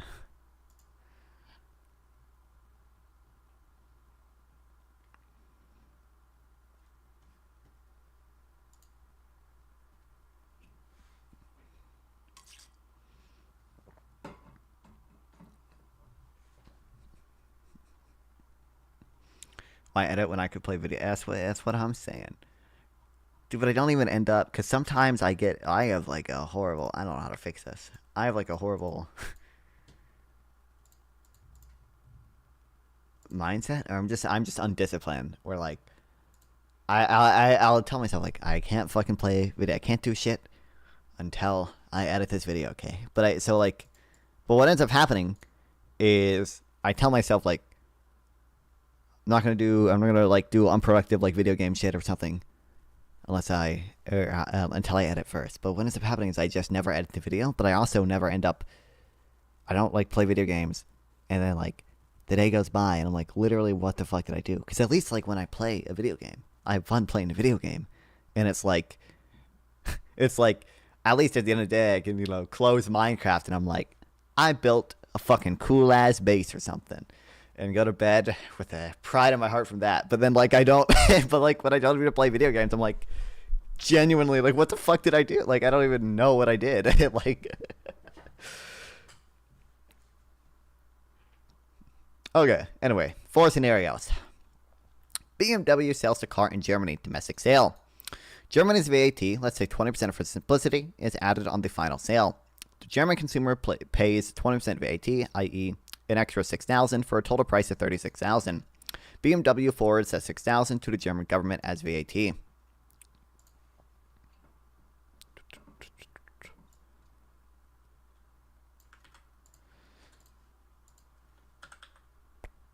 BMW makes a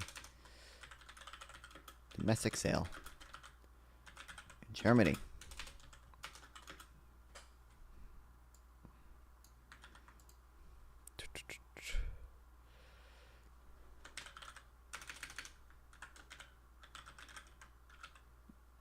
Germany's, I think it's actually 20%, but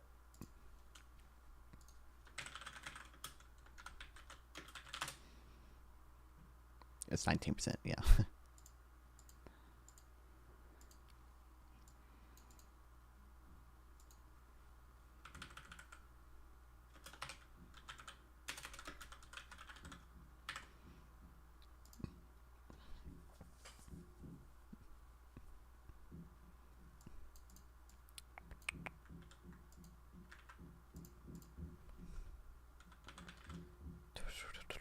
$0.20 VAT is added to the final sale.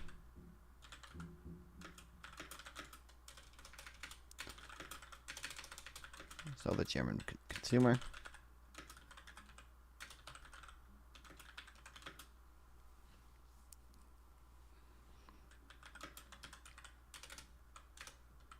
pays an extra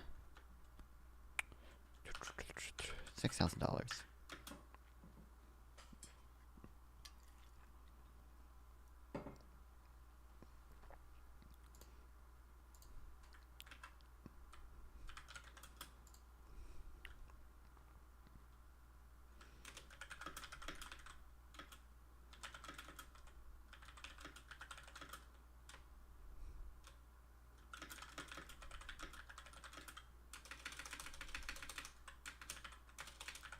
Total price of $36,000.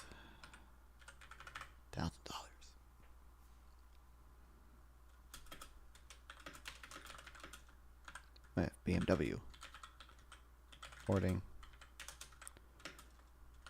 the $6,000 to the German government.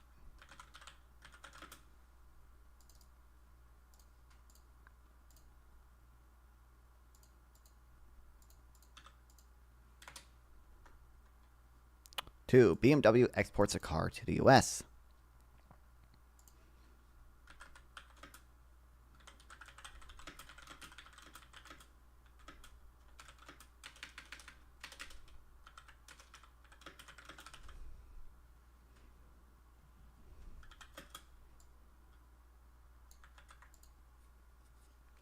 Since the car is exported, BMW does not charge the German VAT.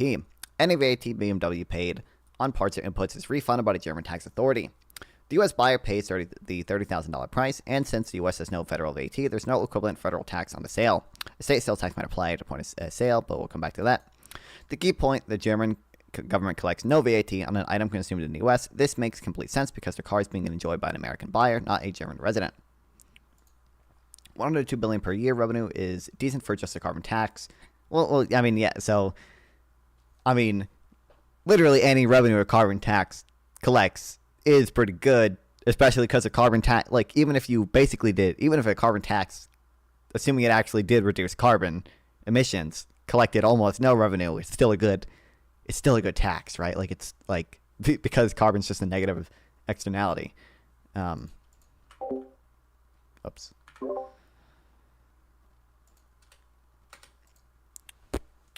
If you pair this with taxing all kinds of externalities, significantly like sugar, tobacco, alcohol, congestion charges, I would think it would be pretty game-changing, sure. Especially since, as the Boy said, even if you delete the... yeah, that's crazy. Even if you delete these revenues as taxes, it'd still be good, yeah.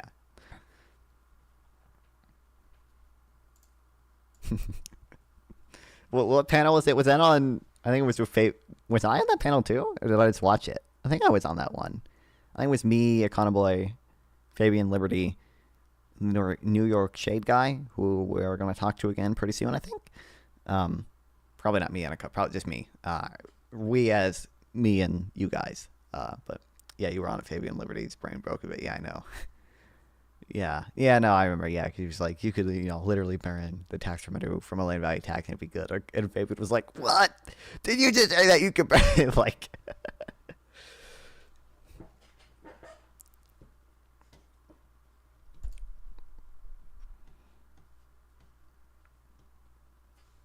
Hogan in every intro says he comes to a lot of econ stream and then not understand externalities, LMAO. Yeah, I don't know, man. Oh, by the way, we gotta read at some point the what's wrong with libertarianism, dude. It's gonna be fun. I'm gonna shoot myself. Apparently, people get mad at me when I say I'm gonna shoot myself on Twitch. Like Gibbs was like, in a video game. Can I not say I'm gonna shoot myself on Twitch? I'm not actually in Minecraft. Okay, I will jump off a Minecraft building. If I get like put on a tariff panel and it's like me and like Fabian or Lactoid against like MAGA people on tariffs, I would actually like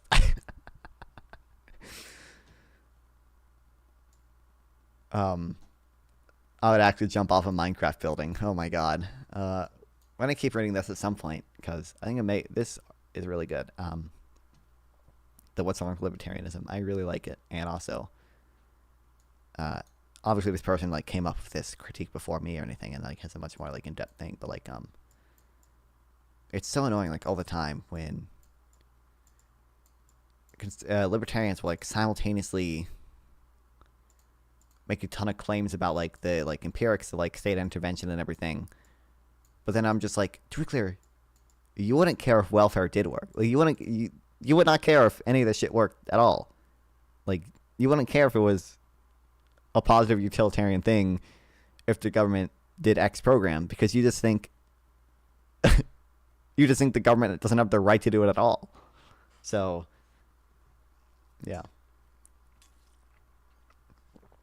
This is a really good job addressing, like, it's kind of funny that libertarians, like, jump back and forth between consequentialist and non-consequentialist arguments. Libertarian doctrine tries to unite consequentialist arguments about the harmful empirical effects of the modern state with non-consequentialist arguments about the allegedly intrinsic evil of state regulation and redistribution.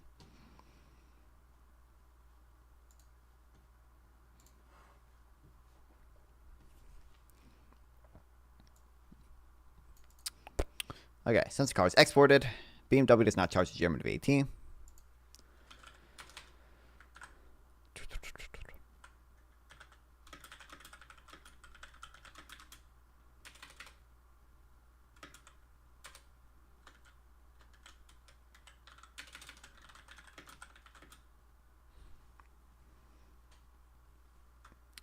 BMW does not charge the VAT, and since I'm new, what's your political stance? I don't get a ton of meaning out of the term like neolib. I'm fine with using the term like neolib. Like, I'm pretty like left leaning. Like, I voted for Kamala Harris. I fucking hate Trump. I'm a big fan of the welfare state. Okay, I think it's very nice to give money to poor people. I'm in favor of like counter-cyclical stimulus. I'm going deeper into my economic positions rather than political. But I'm still like relatively decently like free market oriented. Trying to think of more political. I'm pro-choice. I would say like abortion is, I don't know when the fetus is sentient exactly, but like up until some level of fetal sentience has been reached, I'm pro-abortion.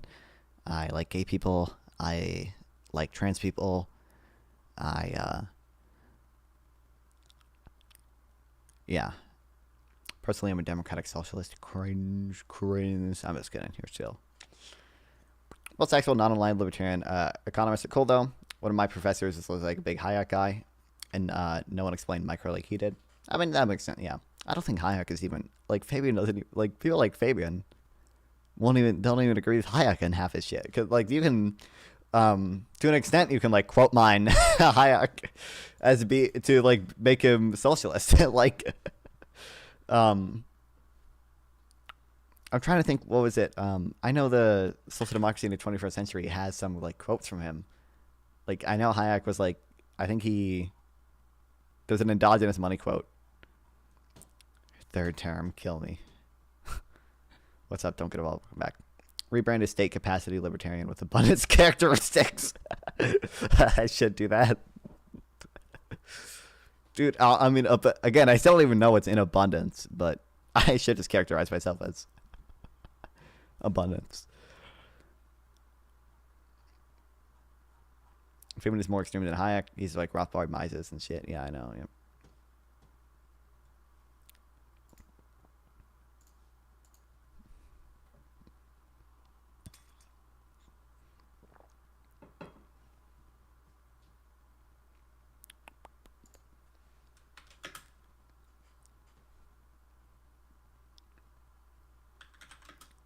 Any BAT WMW paid. I like Hayek pro social insurance quotes. Like yeah, that's what I'm thinking. Yeah, no, you're thinking of the exact quote I was thinking of. He was like, "There's no, a rich society like ours could provide like a social safety net or whatever." I feel like is this a Hayek quote? I think it's a Hayek quote.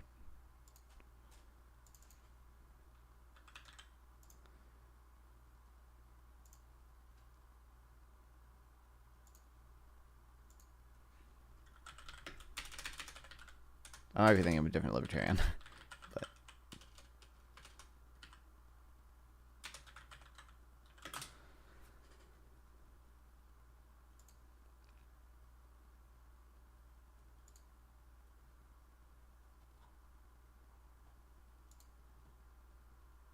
the assurance of a certain minimum income for everyone, or a sort of floor, but which nobody need fall, even when he's unable to provide for himself, appears not only to be wholly legitimate protection against the common risk to all, but a necessary part of a great society.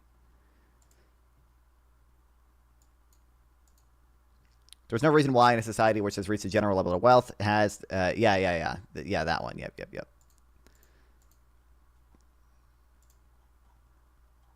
In other words, Hayek was a socialist, and there's no wisdom to be found in his work.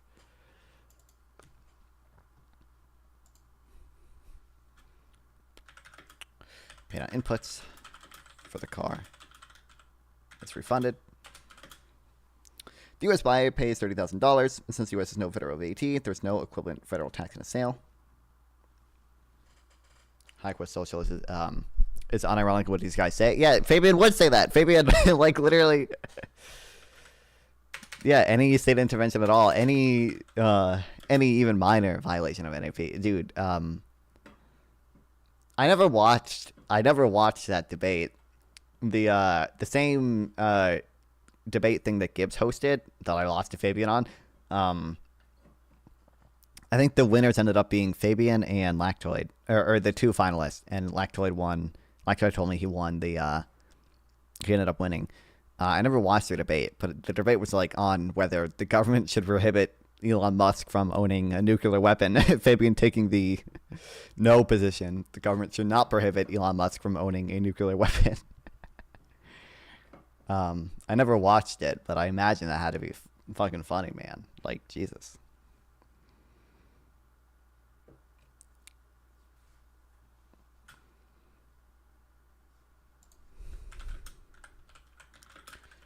US buyer pays $30,000.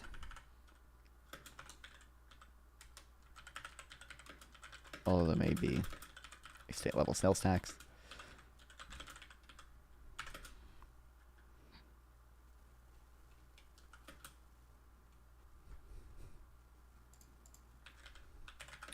Again, the aim of VAT. Do you know Walter Block? I have definitely heard the name before.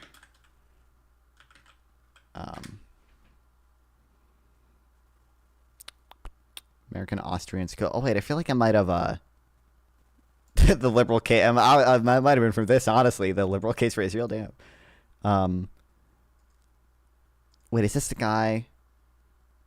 I think this might have Walter Block versus. What's up, Zip Zip? Welcome back. We're reading boring shit. I think this might have been the guy who debated someone on the. I think Sample sent me it. Dude, my friend sent me this fucking shit too, dude. Wait, I probably shouldn't look at it in stream because it's probably fucking full of porn or whatever, but.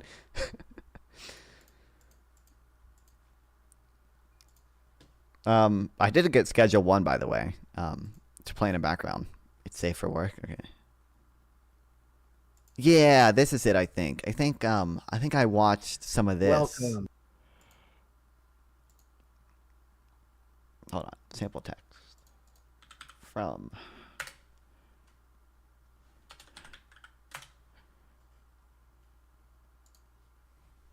Sample text has...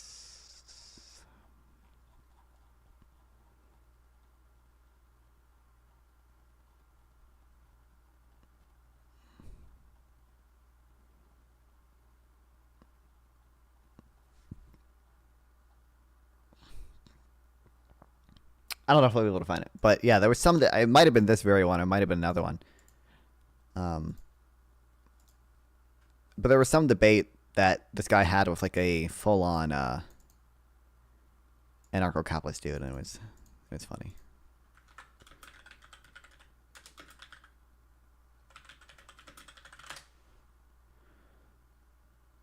It probably was this one. But by the way. Oh my god, I'm so evil. I'm so evil. I'm so evil. I'm so evil. I'm so evil. I'm so evil. I'm so evil. I'm so evil. I'm so evil. Maybe we should fucking privatize the post office. Like, I'm so evil. I was actually thinking of maybe starting to work in like a blog post about this. I'd call it like the liberal case for privatization. I'm so evil. I'm so evil. I'm so evil. Because I think you could. Listen, I just think, like, okay. I feel like in America, like, for whatever reason, it's probably happens in every country. Like, we become, like, weirdly attached to, like, the history of certain programs and everything. And this happens with the Postal Service and Social Security. Where we're kind of, like, where we're kind of, like, bring up, like, oh, look at all these, like, important things the Postal Service has done throughout history and blah, blah, blah, blah. But it just feels like, if we were kind of talking to someone in a vacuum. And you were like, let's come up with a retirement pension system. And the solution was to have, like, a half employer side tax and half employee side tax. And it's a pay-go system. So the current fund goes to paying out, your current tax dollars go to paying out people who are retired now. And the fund can only invest in treasury bills. And there's also the, cap on how much you can, how much of, the FICA cap, is it called? If you earn above like $170,000 or whatever, you don't contribute anymore.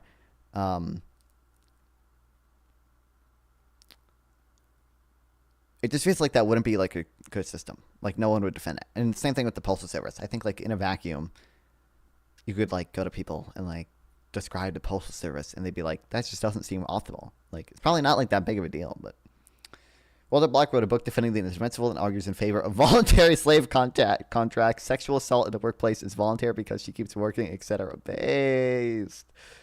Okay, that's interesting. What can I say? I do think it's okay to have sex with dead bodies, right? And what's my other... There was another position that I got canceled for. Because people don't realize that the point of government isn't to be profitable. Yeah, but like this is why I was like brainstorming this in a walk. Like the subheading would be like, you don't have to believe deficits are bad, or like you're bad. to argue for privatization, because I agree. So first of all, like I think two things are true of like Social Security, right? One, it is an effective program that we can afford. Two, it's just not the optimal way to fund retirees. And in the same way, I think two things are true of the Postal Service. One, it's silly to expect it to be profitable when it has a social goal of the universal service, right? But also two, it's just not the optimal way to handle mail delivery. Like I think like both those things are true. Like I'm not gonna write a blog post for privatization and just make the same argument to libertarians, but deficit's bad, evil bad, blah blah blah blah blah blah blah, or like NAP good, like shit like that. But like I don't know, it doesn't seem optimal. Have you heard of Hans? Yeah, of course I've heard of Hans Hermann Hoppe or whatever the fuck, Hope Hoppe. Are you familiar with CFP program in Singapore for pensions? No, I'm not. No. I don't know. I know Sample Tech doesn't like. He doesn't like the Postal Service maybe even more than I do. But.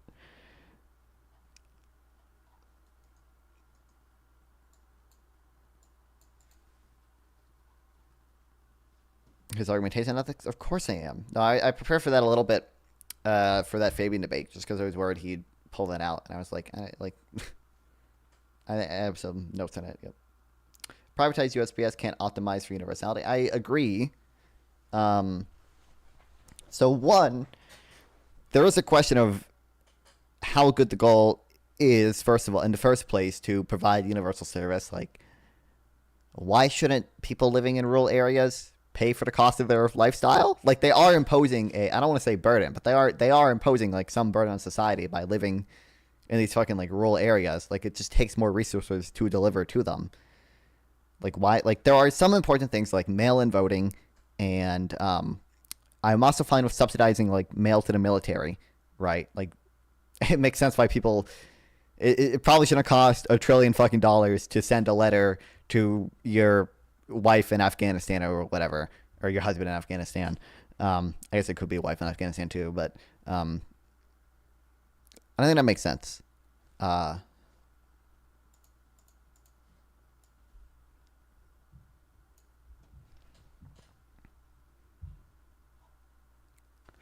I don't know. Like, I'm fine with even like if you don't want to privatize the entire postal service, I think one, you should just get rid of the monopoly rights it does have. So I think it has a monopoly over like overnight first class mail or something. There's no reason it should have monopoly rights over that. The only reason we give them that is to kind of offset the fact that they can't make a fucking profit. But if we want them to provide a valuable service, then obviously they just shouldn't have to make a profit. Kind of right, but universality is kind of a necessity for mail-in voting, etc. But I'm like, there's probably like, again, I think the optimal way to do that, there has to be like, either subsidize private companies for achieving the goal of the USPS, or just like downscale the USPS to basically only handle like mail-in voting or something. But I don't know. There's probably I don't know, there might be other systems we can look at. But I also just don't think it's a big deal. Like the $70 billion that we it's not even funded by taxpayers really. But it kind of indirectly is because we bail them out every time they can't pay back their fucking loans. I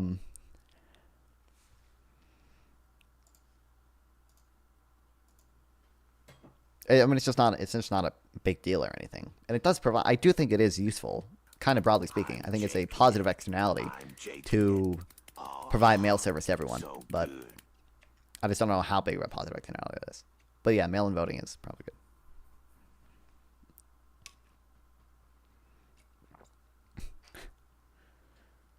Welcome back. How do I, Habibi, Habil, I don't know how to pronounce this. Why do you have that, bro? It's funny. I'm jaking it. I'm fawning it. I'm about to fawn.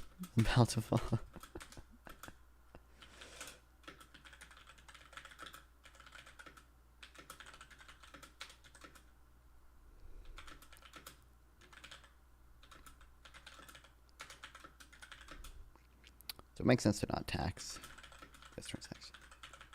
Do you talk about current events and stuff too? I mean, yeah. So, I mean, the reason we're reading more of this now, even though I do just like read boring shit not related to current events, but the reason we're reading about like VATs now is partly because on April 2nd, Liberation Day, Trump is supposedly going to do a ton of tariffs on countries that have VATs.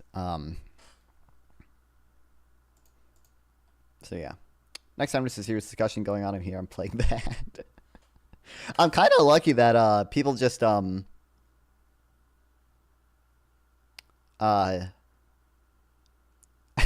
people just like don't know I have that, or like just don't use it very much, because like it is legitimately just like 50 channel points or 100 channel points or whatever to fucking spam I'm Jaking It or Wizard Cat or the fucking dog peeing, and people just don't do that much. And I think for like bits you can do TTS stuff, or for $1 you can do TTS stuff as well. Like AI TTS stuff. Like you just have like SpongeBob saying I'm coming whenever like I'm in a debate panel, but people just aren't. People just don't do it. If you privatize SS or USPS, it would change the setup such that it could negatively affect the mission. I don't know if with Social Security, I think there are just better way. My point is basically just that there are better, more optimal ways to achieve X mission. So if we want retirees to not be in poverty, which, hot take, guys, I agree with, it just seems like there are more optimal ways to do that. And like if we want everyone to have access to mail-in voting and to be able to send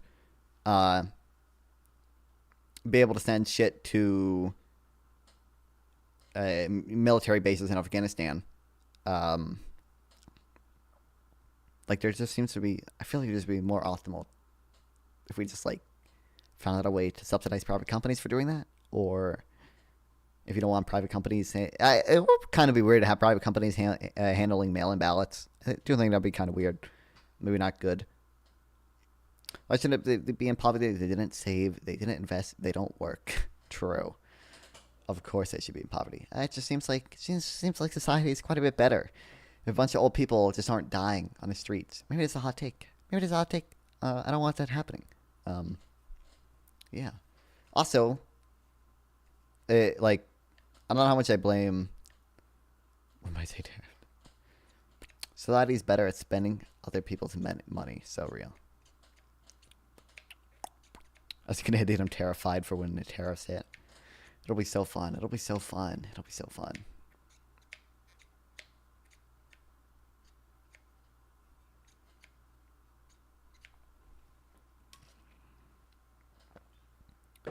Make it fully voluntary and see how much they actually contribute. Well, obviously, like,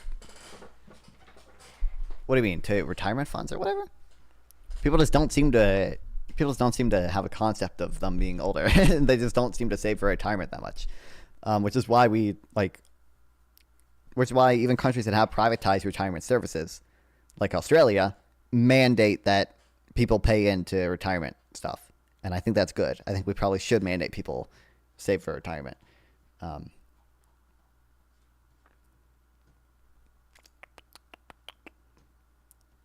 Free market optimizes, but optimizes profit above all else. Yeah, but I mean, profit.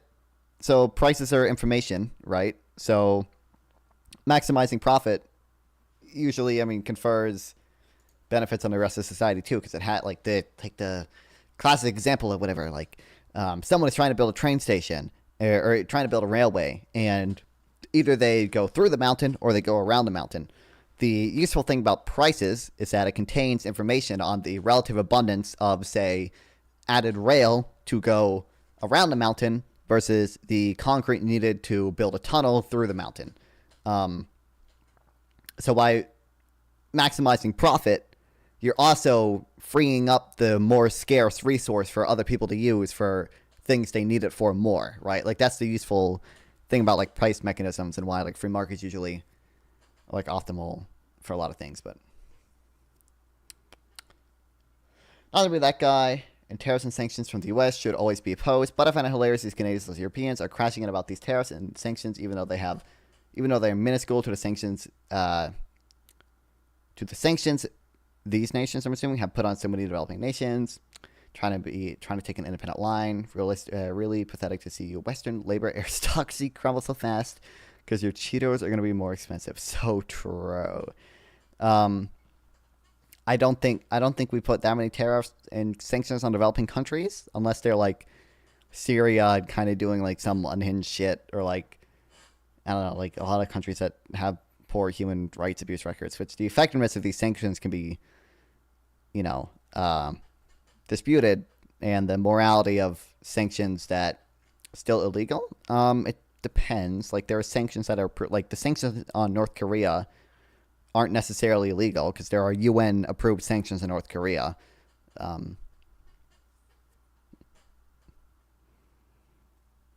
U.S. should be sanctioned most, but I mean, there are plenty of countries that sanction us, but I'm just gonna disagree. But no, there are not. Look it up. What you telling me? Wait, how much do you want to bet right now if I look up UN sanctions North Korea? There's not going to be UN approved sanctions in North Korea. There's not going to be UN sanctions in North Korea. Do you really want to bet that?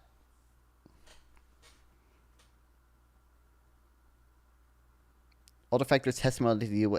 I don't see how this is relevant at all. How much do you want to bet right now? Tell me that there are UN sanctions on North Korea. There's legitimately no evidence for the. How much do you want to? Why can't I answer my question? How much do you want to bet that there are, in fact, whether they're legitimate or not, or justified or not, rather, that there are, in fact, UN sanctions in North Korea? What's effective? Why can't you just answer my question? You're fucking stupid. Look, if I look up UN sanctions, North Korea, believe it or not, international sanctions, security. UN Security Council resolutions were passed after North Korea conducted nuclear tests. Initially, sanctions were focused on trade bans, but expanded luxury goods and to target elites. Further sanctions expanded to cover financial assets. These are like UN Security Council sanctions. Like,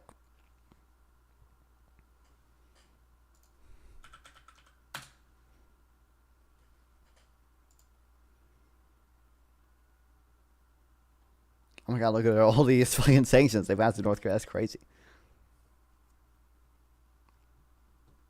They turn out to be lying, therefore these sanctions are illegal. I don't think that follows. But okay. That's also not the question I repeatedly asked you. But, okay.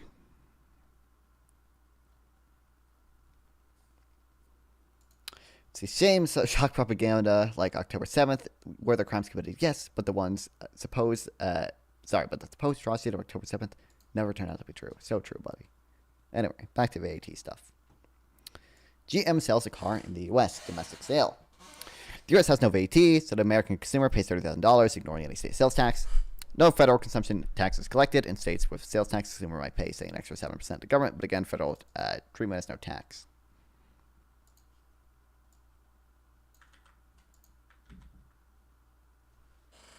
And yes, there are sanctions on DPRK, but they are illegal. I'm just saying, I don't know, so I don't know the full scope of the,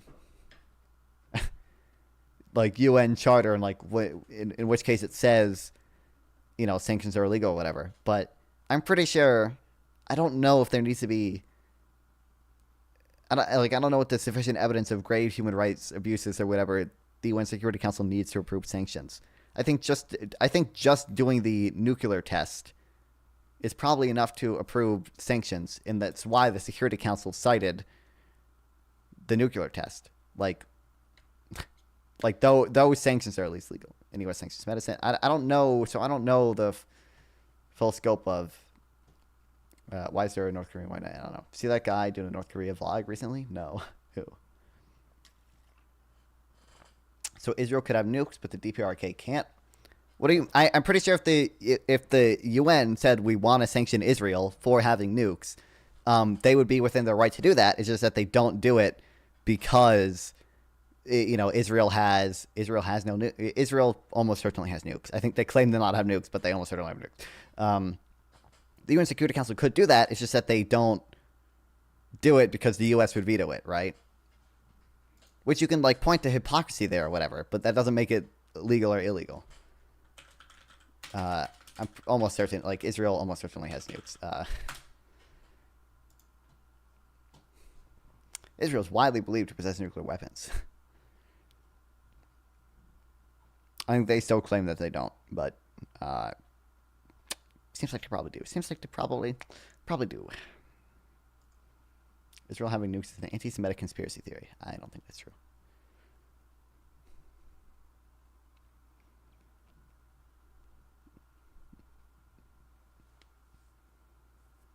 Israel maintains a policy of deliberate ambiguity, never officially denying nor admitting they have nuclear weapons, instead repeating over the years Israel will not be the first country to introduce nuclear weapons in the Middle East.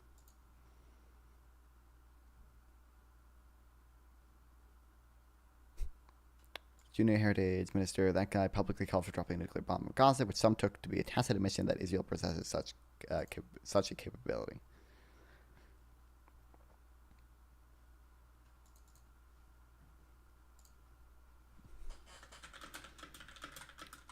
How often do you stream? You know, it comes in a way. You know, I don't think I streamed for the past like 3 days because I was lazy. But like, I try to stream almost every day.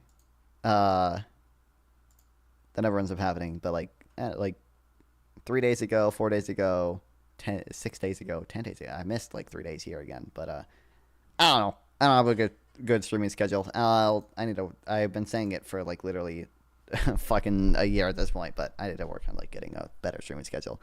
I don't know. Almost every day, I'll say. Maybe not. Maybe almost is a stretch. Maybe 60% of days or something.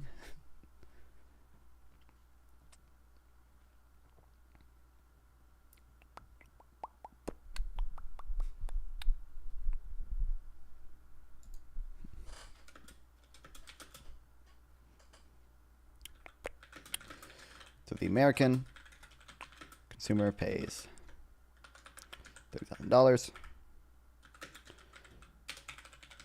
Although again, there may be a state level sales tax.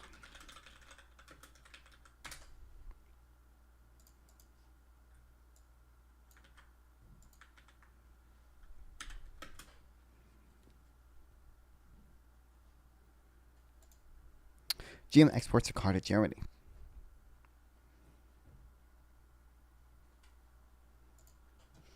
When a car arrives in Germany, it faces the same 20% VAT as any car sold in Germany. So a German consumer pays $30,000 plus $6,000 VAT equals $36,000. That $6,000 goes to the German government. From GM's perspective, it doesn't owe U.S. tax on that export sale, since the U.S. Doesn't tax exported goods, but its product will bear German VAT when consumed in Germany.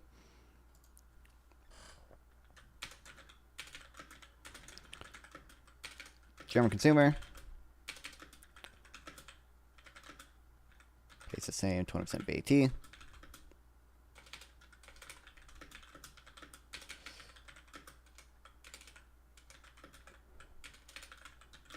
Let's see what with a car sold in Germany.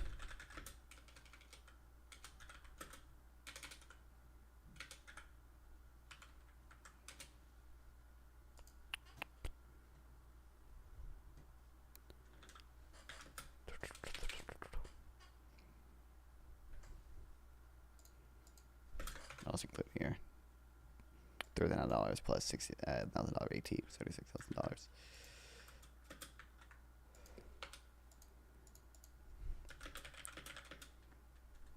With $6,000 going to the government.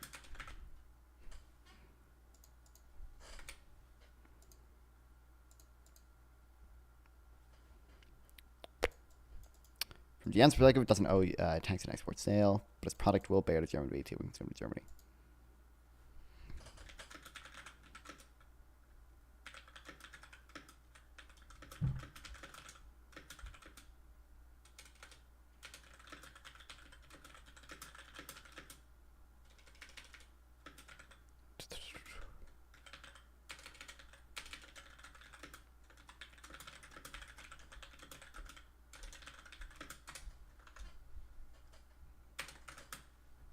Chat arguing about October 7th now. It's Standard non-fun stream.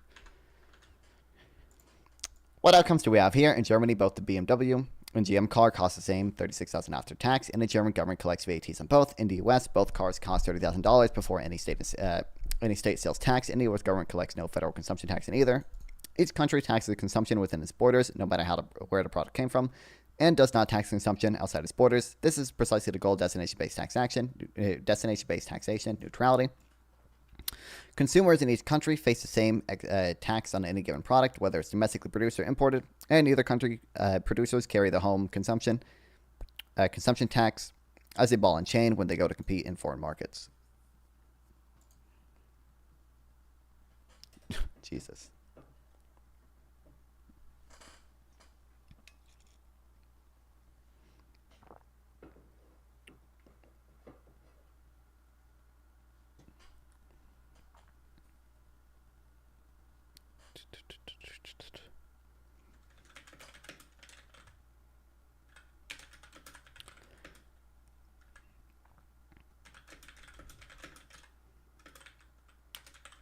That's the same.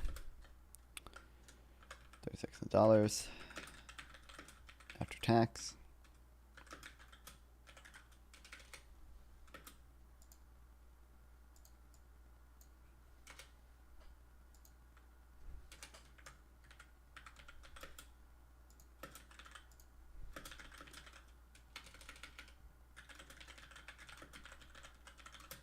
German defense companies are now buying car factories to manufacture military equipment. Really? I mean, I guess that makes sense. Oh yeah, I did read about that. I remember that fucking defense bill that got passed or whatever. Yeah. Shut up, you fascist pig. Okay. Jesus fucking Christ. Typical non-fun chatters moment. Typical Twitch chat moment.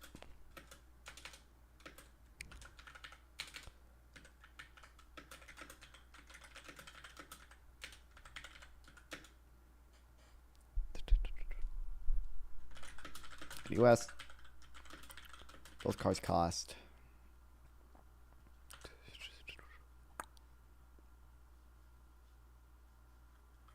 $30,000. And US collects no revenue from both. Besides state level. Texas. Yo, I don't know a good name. Thanks for the follow. I appreciate it. Hell yeah. Deeply racist and unintelligent.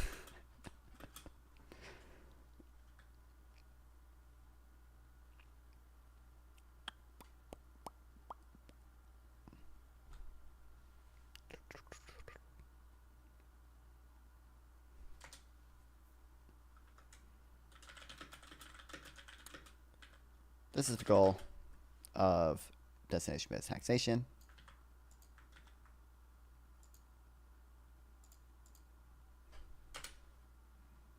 Neutrality. Consumers. Gotta keep notifications on if your schedule's so wonky, lol. Yeah. You know what fixes this too, guys? The Discord server. Guys, the Discord. Exclamation point Discord in the chat, guys. The Discord server. Guys, exclamation point, guys. Discord server, link in description on YouTube and in chat right now. Hold on, let me send out a kick. Exclamation point, Discord.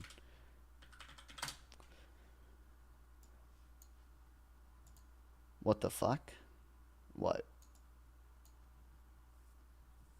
Oh, what, did you just come in, Isaac, and see chat arguing about Hitler and Nazis in Gaza and Israel and typical Twitch chat moment.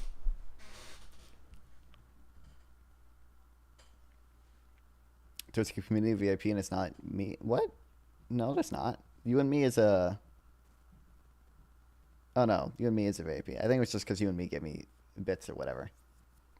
One time. It was like, I think I remember. It was like pretty early on in streaming. I was just like, give me bits, I'll make you a VIP or whatever. But Isaac, you have the like first badge or whatever. You have the OG. You have the founder badge. And aren't you a mod? You're a mod in the Discord server at least, but One time, what? I think it was just early. I think it was just early on. He was probably the first person to get rebates. Not you and me. Isaac. Isaac isn't a mod, I guess. He should be a mod. /mod at. Isaac goes insane. Congrats, you're a mod. I'm not a mod. I don't know why you think I'm talking about you and me. I'm talking about Isaac. Obviously, you're not a mod in the Discord server. Isaac is a mod in my Discord server. However, I think. Yeah, he is. Yeah.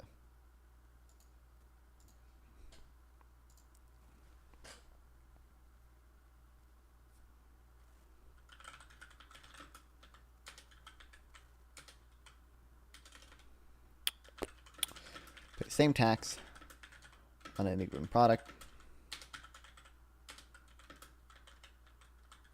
regardless of if it's imported or made domestic.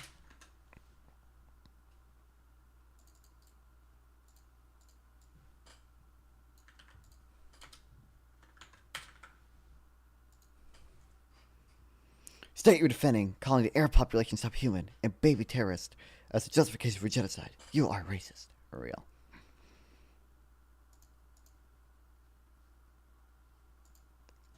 What if we removed export rebates? Let's tackle head on the notion of VAT rebates confer an unfair advantage. Imagine for a moment the opposite policy. What if countries did not rebate on VAT exports? Suppose Germany kept the 20% VAT on BMWs even when they ship to the world. Even when they ship to the US. In that case, when BMW sells a car to an American consumer, the price would include a German VAT, meaning American consumers effectively paying German taxes, which are going to German coffers, despite the car being consumed in the US.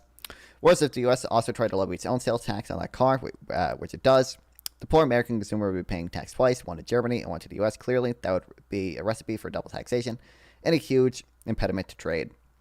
Conversely, what if countries didn't tax imports? In that case, an imported car in Germany would avoid a 20% VAT that German-made cars have to charge, making a tax-free import far cheaper than a taxed domestic product, unfair to German producers, and also likely to erode Germany's tax base.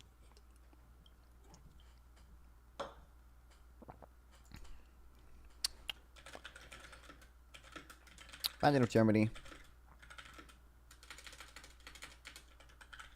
imposed a 20% VAT on exports.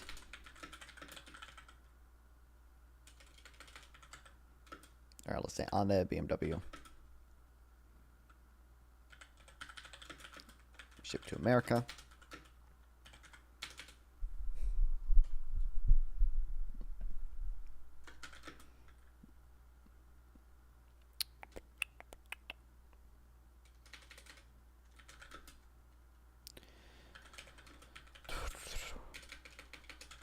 Price for the American consumer.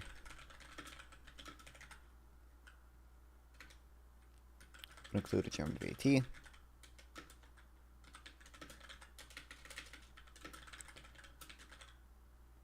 Americans would effectively be paying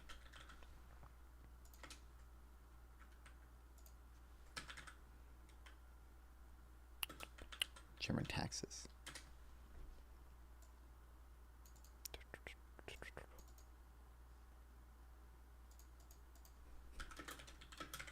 The US also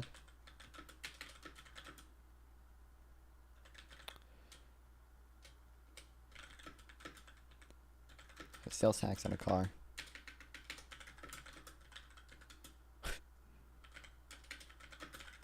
Consumer face double taxation.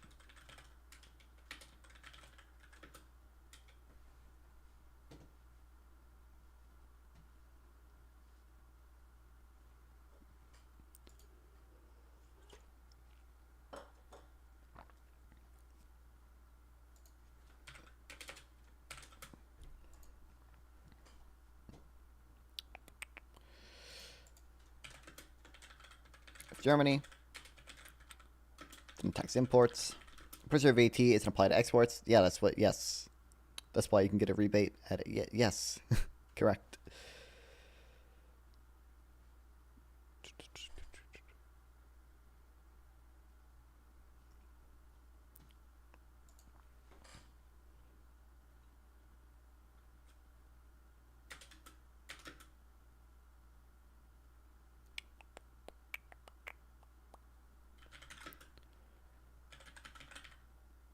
Importer cars.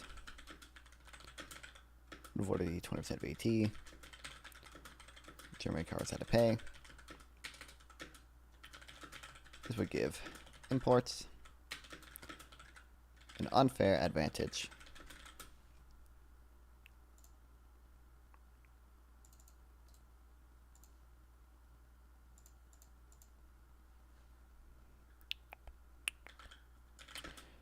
Any road, Germany's tax base.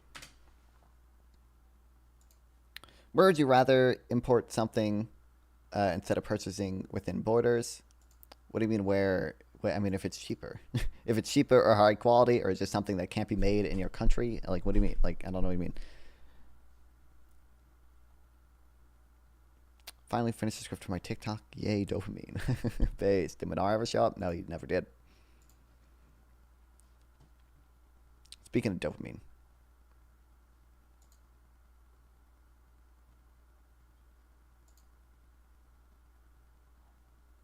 Oh, we're almost at 1,000 likes. Let's go. Let's go. 80 more likes and I'll get my fucking ultimate dopamine. Let's fucking go. Let's fucking go. Not because of tax. What tax? The VAT? Or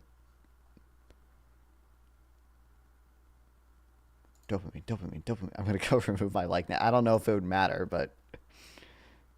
Bro, I got 4 likes in a time it took you to type that, so... I don't know how much I don't know how much it would matter.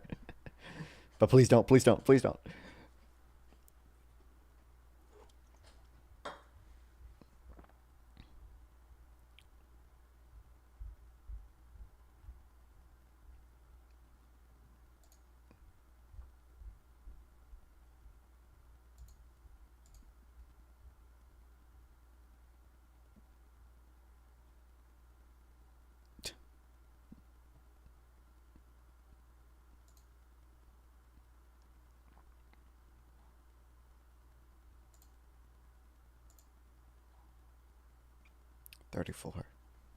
I'm gonna go add a like now. Hell yeah, I don't know a good name. Let's go. Let's go.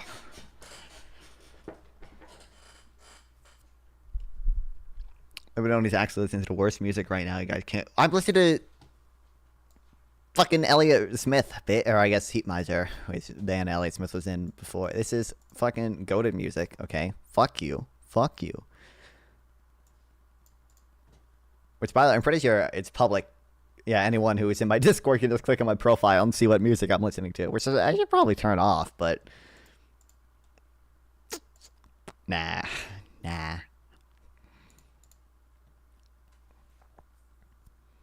So to avoid these problems, virtually all countries follow the destination principle. Don't tax exports, do tax imports. This ensures that each country's tax applies only to its own consumers, creating a level playing field within each market. Far from being a mercantilist trick, this is about tax neutrality, making sure taxes don't distort trade by favoring domestic over foreign goods and vice versa. In fact, economists usually consider destination-based VAT less distortive for trade than origin-based tax system. The OECD model knows that the destination principle places all firms competing in a given jurisdiction on an even footing and achieves neutrality on international trade. It's also explicitly endorsed by WTO rules, which say that taxing exports and refunding any prior pay tax shall not be deemed a subsidy.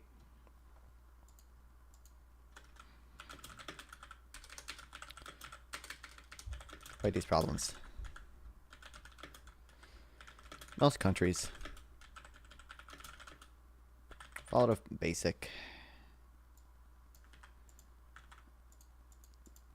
destination-based principle. Taxing imports and not taxing exports.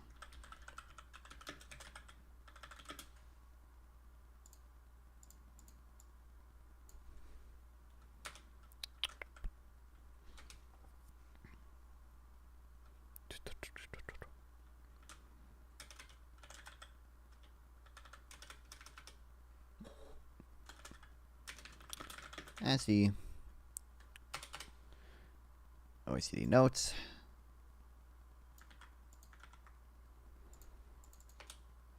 the destination principle places all firms committing given jurisdiction on equal footing and achieves neutrality in international trade.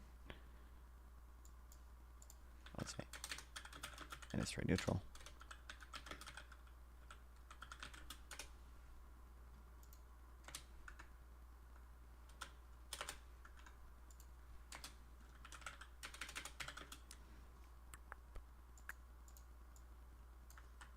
The WTO rules also allow it.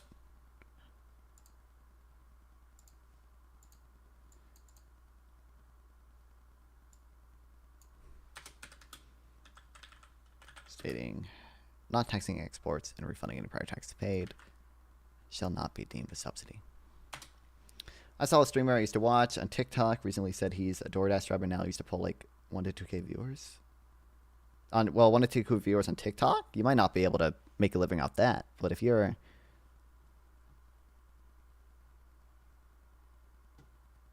You ever think about that if streamers don't set up their career correctly, they fuck themselves, like if they don't prepare, they just end up like DoorDash driver. Oh, well, I guess, yeah. What career is not fun getting with an economics degree?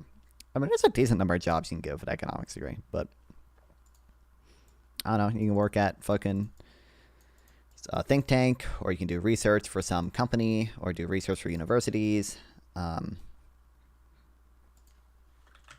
What jobs with economics degree? Accountants.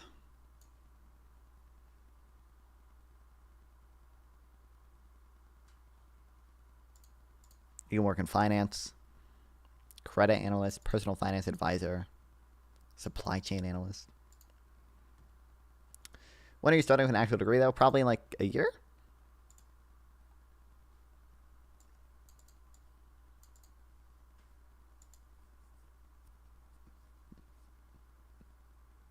One to 2K viewers on Twitch is really good, isn't it? Yeah, that's easily livable, from my understanding at least. I'm pretty sure there are people full-time 1.5 under. What about, what? Pretty sure there are people full-time who don't get many viewers on that. Is actual Jake a full-time streamer? I see him streaming like every day with like 200 viewers. He might be streaming right now. What is a lactoid at? Oh, because they're on a panel, I guess. That makes sense. Fighting manufactured Democrats talking about. So no. Fed Instaban. Yeah, he's not on. But I feel like, oh, they're on a Prime show. Is Prime full time? I don't think Prime is full time, but he might be.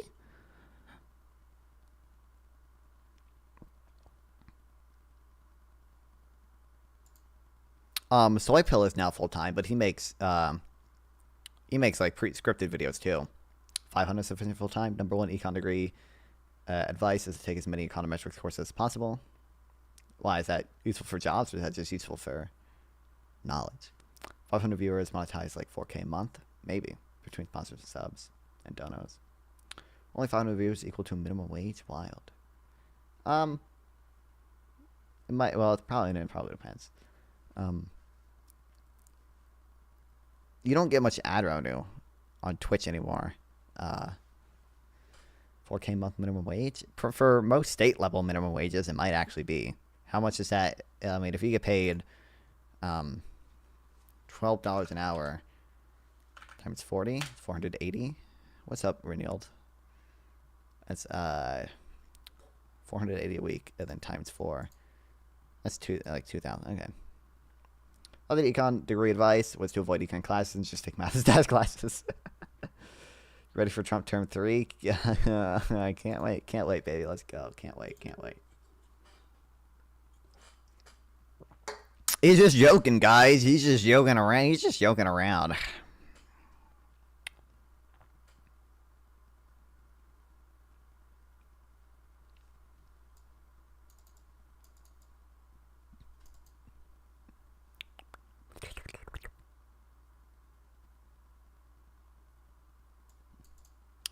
As Martin Feldstein and Paul Krugman, economists from opposite ends of the political spectrum, showed in a simple paper decades ago. I think that I have this linked.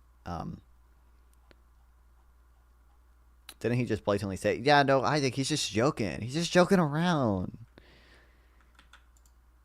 He's just joking. That's come on, Renewal. You have TDS, man. He's just joking around, guys. When he said he wasn't joking, that was also a joke. When he said there are multiple routes or whatever where he would go. That's just he's just joking. He's just joking about it. Legalize humor.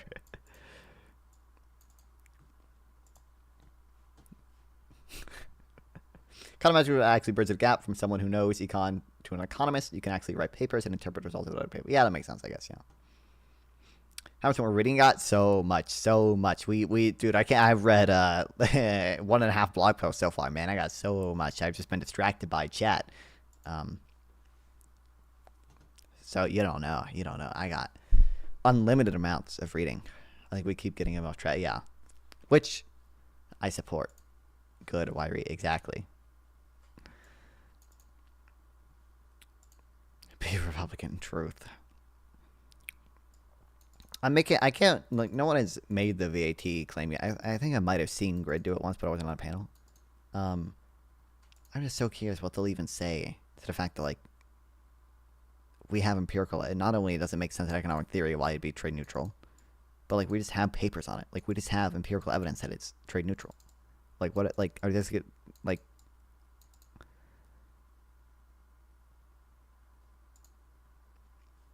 all we needed from econometrics to know was identification problem and weak instruments to read to be an economist. True. Bro, I don't need econometrics. I'm a praxologist.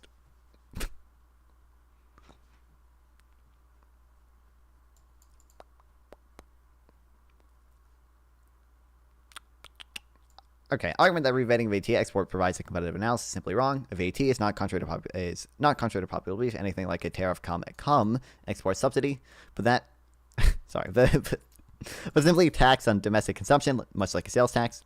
VAT border adjustments has no lasting effect on trade competitiveness and balance. The Financial Times piece simply ignores the widely accepted economic understanding. If anything, failing to rebate a consumption tax would consumption tax on exports would be a real distortion akin to an export penalty.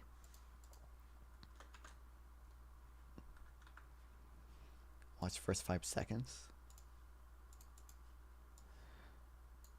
So the first rule of picking your economics classes is to take econometrics as soon as possible. I think a lot of people look at econometrics and they either don't know what it is or they think it's too hard.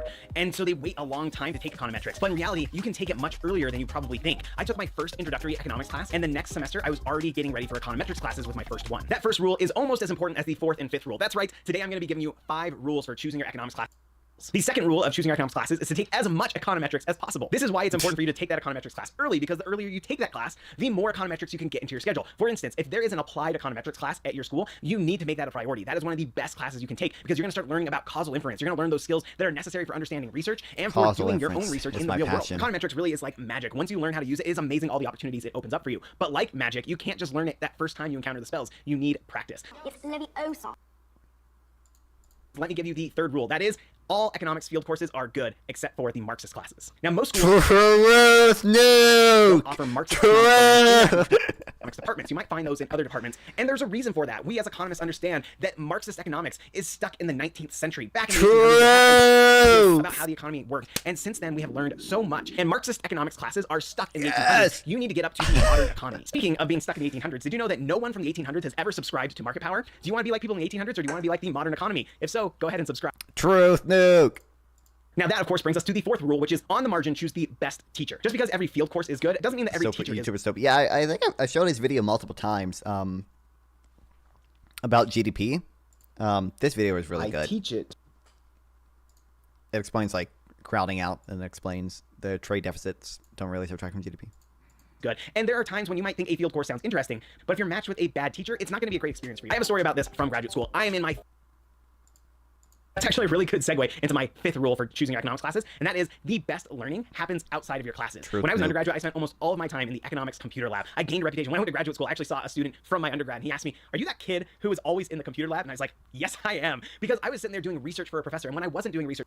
I'm doing research for master debating right now.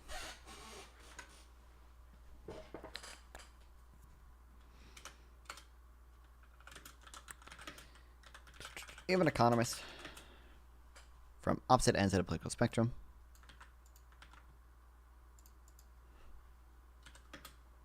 Martin Fieldstein or whatever the fuck, and Paul Krugman showed in a paper decades ago.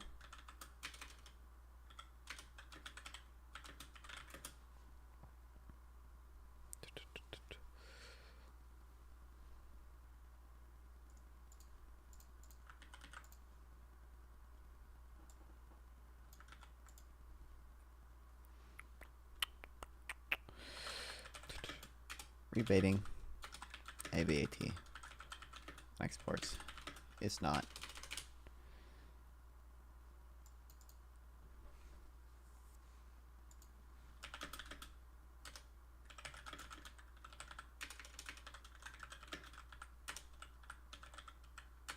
I can't do an export subsidy.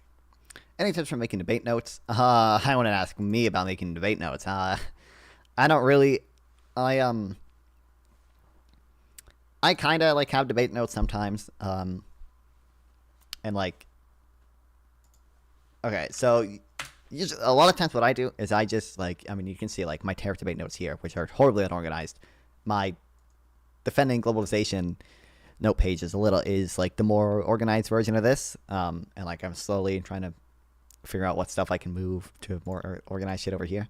But like you can see like a lot of times I just see shit on Twitter or I see shit in the news and I just like paste it into whatever, or I see people talking about stuff on Discord and I just like paste whatever shit to read into my notes page. And whenever it's relevant, I will read it. And like a lot of times I don't have strict debate notes, just kind of notes on X topic. And like I just kind of, we can see sometimes Soy Pill 2, he actually sent me your way. Oh, why would he send me hit with him? I feel like Soy Pill's notes were like better than mine. But like you can see sometimes like this was a like, you know, when I was debating one dude on a pentuple, like I had up here, be stupid, don't use technical wonk. Like I know if I'm in a debate with these fucking retards, okay, I can't be like, well, actually, the trade deficit is just equal to savings minus investment and capital inflow. Like, if I say the word capital inflows, their brain is going to explode, okay? So, yeah, intuitive examples over counting, but it may be good to tell the audience that also on counting truth and instruct them to Google it. Like, yeah, this is also, like, another useful thing I found is, like any of these people. Okay, nerd, that's the reply. That is basically what Pentuble's fucking reply is half the time. It's just to like say sometimes like, by the way, everyone in the audience can just fucking Google, like literally, like whenever, like if I guarantee you, if I'm debating someone about like a VAT being an export subsidy, I'll just be like, by the way, anyone can literally just fucking Google, go ask ChatGPT, is a VAT an export subsidy? And it will tell you no. Like it'll like, this is a accepted thing within economics and only retards dispute it.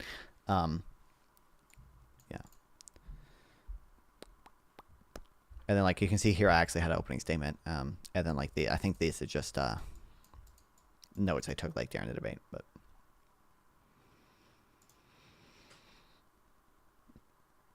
I am, this is what I consider debate notes. It's just not done yet. It's just nowhere close to being done. Most of the stuff is just totally empty, but I kind of I would drop any I would just drop any and many pieces of wonkery I learned that day from a data center podcast to assert intellectual dominance. The thing is, people just don't care about it. Like, even if you're right, Notion seems so manual now compared to AI tools. Notion, by the way, has AI tools in it. Like if I click on this, like it has AI tools that can do shit for me. But I just don't think it's good epistemology to like use AI in debates and shit like that. Like it just seems cringe and bad and not good, but I don't know. The thing is, people don't like, I think Pentuple to this day does not understand the balance of payments at all. And like, I don't know how to explain the balance of payments in non-technical terms. So like, it's kind of hard to do that, but like, I could see, like, if you have no knowledge of the balance of payments and you see your favorite debate streamer go into a debate with some kid, and that kid basically just screams at you, open a fucking Econ 101 textbook, bro. Literally, the balance of payments, technical term, like trade deficit, capital inflow, good epistemology is praxeology too. By the way, sorry if I say something wrong. I have autism. It's hard to tell. Wait, I don't think you've said anything wrong so far. No, you're good, bro. I'm probably fucking. Listen, so people seem to think I don't think Pentupple's accused me of having autism, but not much. Listen, not much wrong you can say to me at this point because I'm a fucking internet streamer. Okay, people come in here and like say insane, unhinged, anti-Semitic shit all the time, bro. Like, yeah. Does Noah Smith versus Scott Sumner count as an intellectual debate? Yeah. Relative to these, relative to the shit I'm on, yeah. By the way, I never watched that, by the way, which I should have, because I saw they had like a Substack thing together, right? Should the Fed raise interest rates due to tariffs? I don't know what happens to the Fed should respond to NGDP. Speaking of Scott Sumner. Speaking of Scott Sumner, you know what solves that issue is NGDP targeting, because I don't know. I think the Fed, I trust Jerome Powell to navigate the environment carefully. Is what I will say. I don't know. I mean, Fed should just target NGDP. Fed should do what Trump wants them to do. Get rid of the board of governors. True. Wasn't there actually someone on the board of governors who endorsed NGDP targeting in like 2012 or something? I feel like there's one person who did it. What was I gonna say? Oh, I don't have a strong position on what the fuck the Fed should do to respond to tariffs, man. I don't know. Like, they probably intuitively it feels bad for them to raise rates, because I think that's really only gonna make the fucking problems worse. I don't know if that's I don't really know if that's preferable to just consumers having to kind of suck it up and pay the tariffs. Like,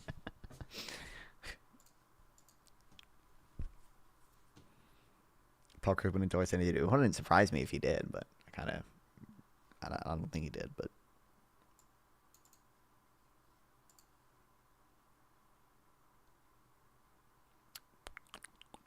okay, no.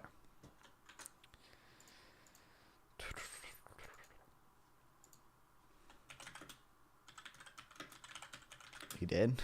Yeah, it doesn't. Paul Krugman.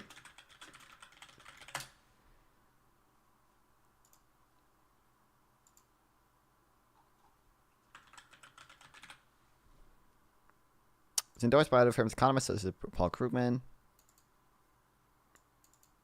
Even former Fed Chair Bernanke thought NGDP targeting would be an improvement.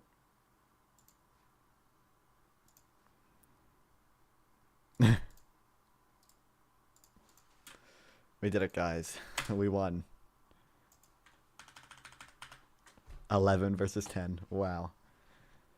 I think Fentepel probably just started streaming. He usually gets more viewers than me on Twitch. Sometimes, actually, I don't know what percentage of time I get more viewers than him on everything combined, but like, he doesn't stream to YouTube, so I have the YouTube market and Kick market as well. But usually I get like maybe 2 viewers on fucking Kick, but first got into stuff by watching Dean and Parker, but they're too big, so it's hard to ask them stuff. That's valid. I don't like Dean and Parker. I like Harry Sisson. Hey, free Harry. Free Harry. Harry, please come on my stream. Harry, please.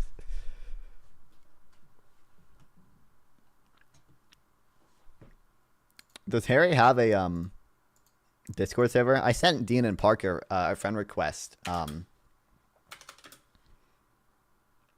Discord. They never accepted it, which makes sense. Because I'm just a random person to them. But I was curious if they would accept it. I do have mutual friends with both of them. I think with Dee and I had our mutual friends were Destiny and I was someone else. It was like Destiny and maybe Danabo, or Destiny maybe Synth or someone. Remember VTs applying to every stage of production? I'm aware. Wrong gender to get him an answer. True, I have to make a fucking catfish account. So they might import a 700 intermediate stage of production within the borders. What do you mean?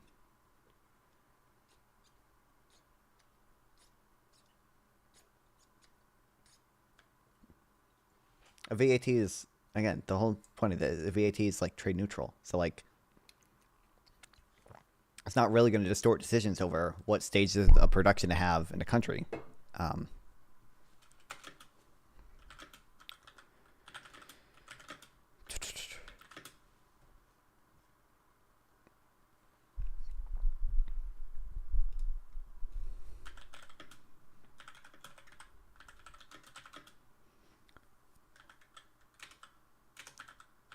Yes, it does? How?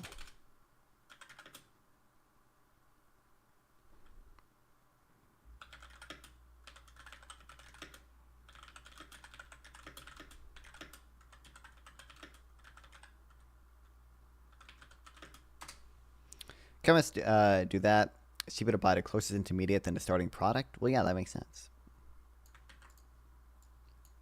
Unless you have full vertical integration, you buy intermediate goods. I'm aware. And if you have VAT, import stuff. If you have VAT, import stuff further down the chain. But the VAT you pay on the import is exactly the same as the VAT you would pay on that same good if it was made domestically. That's why it's trade neutral. Wait, you and me, do you dispute that a VAT is, at least generally speaking, trade neutral?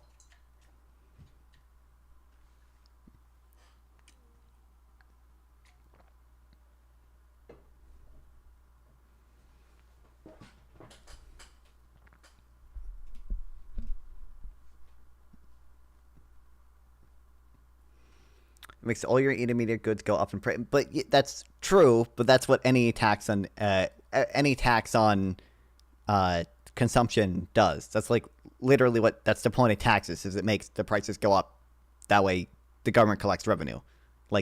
Yeah, obviously. Now companies get a rebate for that. You and me, when a company buys, a $10 intermediate good and pays $12 because of the 20% VAT, they get a rebate for that $2, so they don't actually end up paying those $2.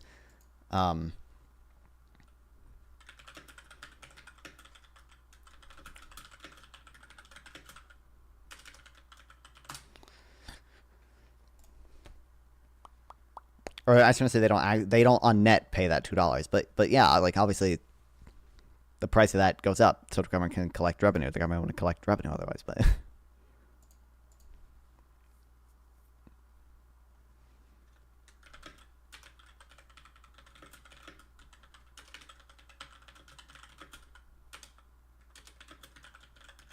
You don't get it? What am I not getting?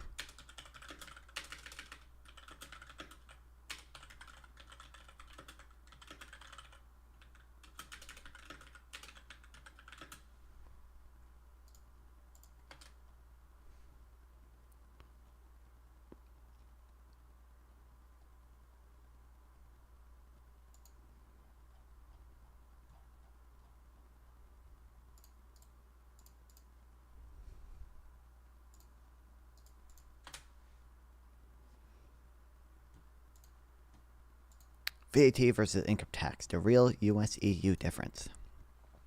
Well, VAT border adjustments don't create trade advantages. There's one way VATs can legitimately affect international trade patterns: when they replace or reduce income taxes in a country's overall tax mix. This effect has nothing to do with border adjustments or export rebates, but instead stems from how differently these taxes treat savings and consumptions.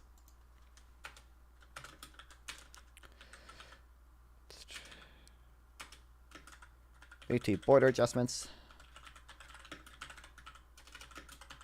don't create trade advantages, but they can affect trade patterns when they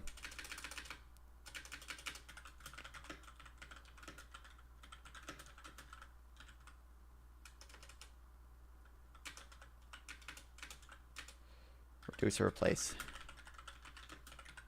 a country's income tax. The effect has nothing to do with border adjustment.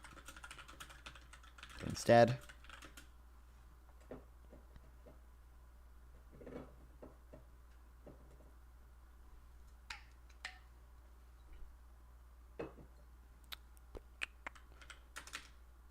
with how these taxes affect savings.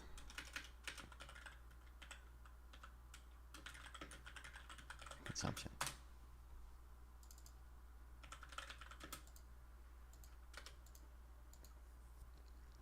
We've been talking a lot about sales tax, but income taxes are a big thing in the US.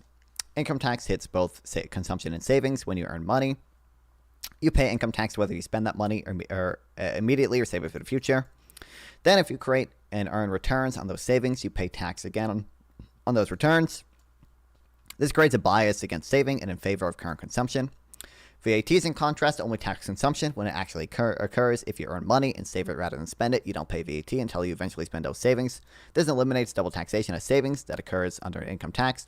The result is VATs are more neutral between present and future consumption than income taxes. When a country shifts income taxation towards VAT, it effectively reduces the tax burden on saving relative to consumption. This shift tends to increase saving rates as consumers respond to changed incentives. With more savings and less current consumption, there's a temporary improvement in the trade balance. Exports remain steady while imports fall with domestic consumption. However, this isn't permanent. Over time, accumulated savings finance higher future consumption, including imports. What looks like a trade advantage in the short run balances over the longer term. This effect would happen even with an origin-based consumption tax without border adjustments. The key factor is shifting away from taxing towards taxing consumption. Shifting away from taxing saving towards, yeah.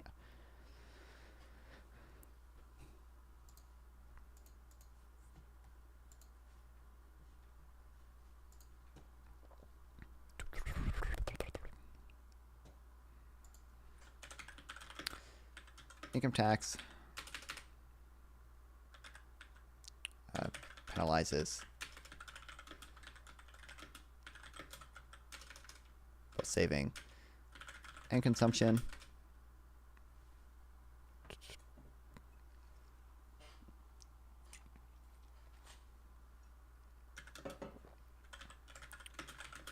Once you pay the tax, regardless if you save the money.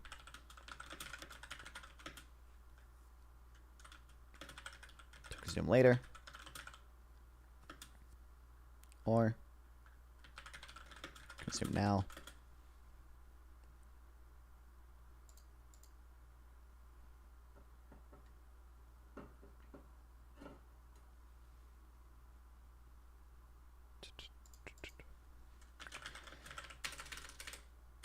Since you also pay taxes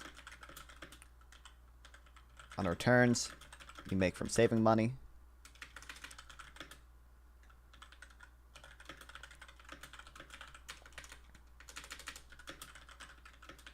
there's a bias against saving.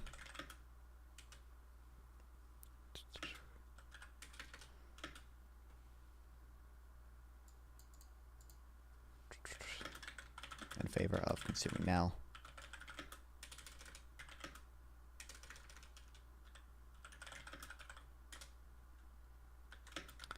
A VAT only taxes consumption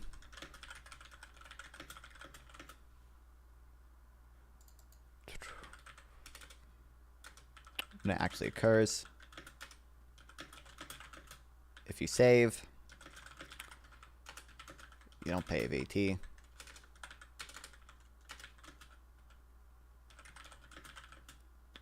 Until you eventually spend those savings.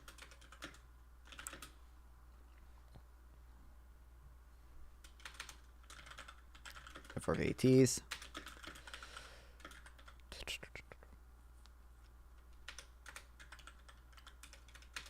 more neutral.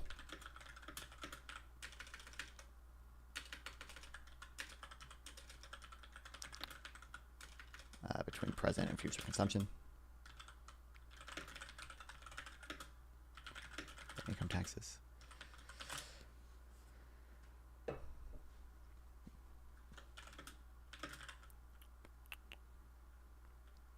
a country shifts from income tax towards VATs, consumers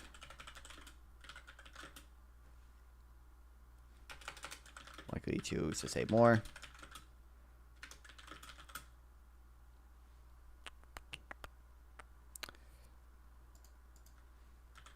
It's a tax burden on saving relative to consumption. Reduces.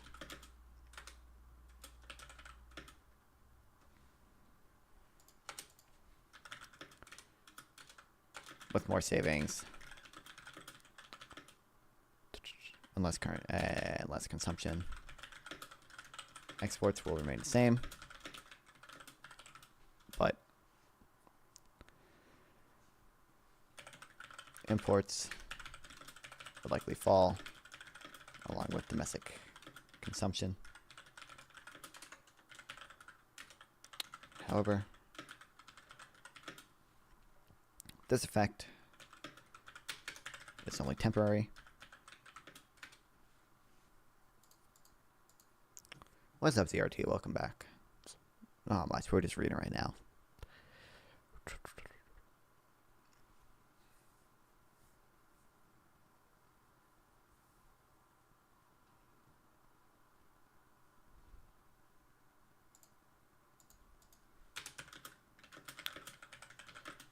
Let's see, higher savings would finance future higher consumption, including imports. I'll just say this effect. What's up in America today? I think this won't all be like in the last day. I think Trump said that he wasn't joking about wanting to run for a third term. I looked at Mark Carney's policies in Canada. Not really. Literally all I know about him is he was a central banker. We're inching closer. It seems like they're kind of doubling down on tariffs this time. I think like Pedro Navarro and some other trade advisors were all saying like we're basically going to do 20% tariffs across the board, and we're going to raise $600 billion in revenue, and we're going to have the auto tariffs as well, which are going to raise some amount of revenue. I need to formalize. There's got to be a way to like formalize this better, revenue and tariffs. And yeah, I know it's because I've been thinking about like opening debates this way and just being like, what my opponents are going to sell you is a magic bullet tariff, a tariff that somehow raises a ton of revenue, barely increases prices or whatever, and also brings jobs back. And like, it can really only do one of those things. If it doesn't raise prices because, say, exchange rate appreciation happens, then that would raise revenue. But it's not going to bring jobs back because consumers aren't going to buy domestically produced goods because the imported goods are still cheaper. But you know, if it raises a fuck ton of revenue, basically there's a trade-off between how much revenue it raises and how much domestic manufacturing comes back, right? Having domestic manufacturing comes back, it implies that consumers are responding to a price increase. They are buying shit domestically because it's too expensive to buy shit overseas. And if they buy shit domestically that's not taxed, or not taxed at the same rate of the tariff, at least, that's not going to raise much revenue. But no Carney fans didn't abolish anything. Not a fan of tariffs. And crash the world economy, don't forget, yeah. Most importantly, PhD economist, first thing he did was abolish the carbon tax. Damn. No tax on tips because you will get shafted with tariffs. Real. Did he? I don't know. I saw a little bit of discourse about that on Twitter. From my understanding, people were saying like even though carbon tax like might technically be more optimal, like carbon taxes I guess are just so politically unpopular that it might just be more efficient to say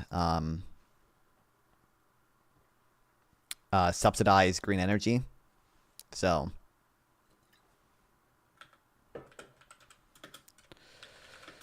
What also happened under an origin-based tax system just shifts from income tax to consumption taxes.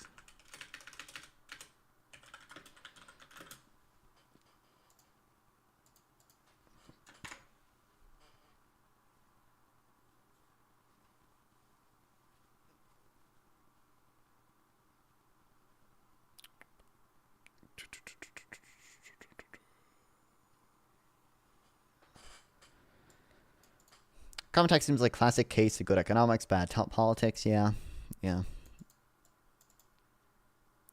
Key factor shifting away from taxing toward consumption. Ironically, this genuine effect of VATs on trade is rarely mentioned in political debates about border adjustment and unfair subsidies. The focus instead remains on export rebates, which as we've seen are economically neutral. It's a classic case of focusing on invisible export rebates while missing the invisible intertemporal consumption changes. Exactly the kind of air good economic analysis is designed to make. Domestic reality tax systems.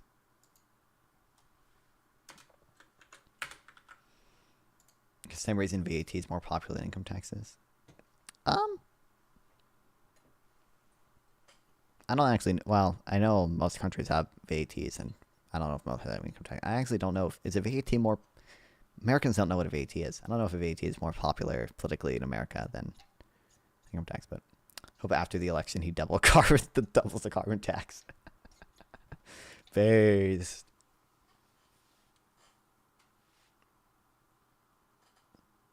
Of course, the textbook analysis of VATs we've explored describes idealized systems that don't fully match reality. No actual tax system, VAT, income tax, or otherwise, perfectly matches the theoretical models economists use. Real-world VATs deviate from the ideal numerous rays. They rarely cover all consumption equally. Food and necessities often face reduced rates. Services, especially hard to tax ones like financial services, often receive exemptions. Informal economic activity escapes taxation inherently. Administrative complexities create uneven compliance. Small businesses may be exempt from VAT regimes. Similarly, our U.S. tax system has its own deviations from theoretical ideals. State sales tax often tax business inputs multiple times, creating tax pyramiding. Different states have wildly different tax base and rates. Services are inconsistently taxed across jurisdictions. Our corporate tax system creates its own set of incentives and distortions.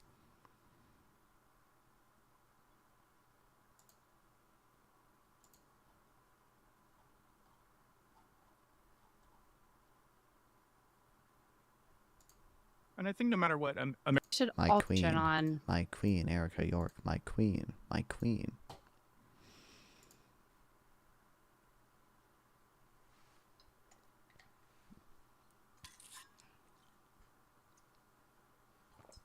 The only tax in America, like the corporate tax, which is the worst one. Apparently, fucking dude. I mean, I don't know. Republicans don't like their corporate tax. I know a lot of Democrats kind of annoyingly defend it, but I don't know. It seems like it's a pretty standard conservative position to not like corporate taxes, but. I feel like a residency movement between states where people move into clear preference on VAT and property tax. No, states have sales tax. States don't have VATs. I don't think any U.S. state has a VAT, right?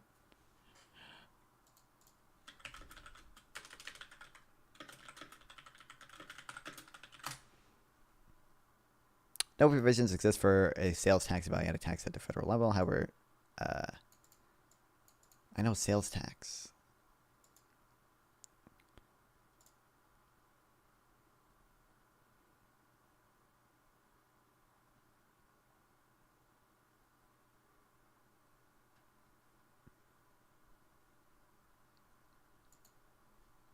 Larry Summers in a well-tech debate wanted to raise corporate tax. Cringe, cringe, cringe.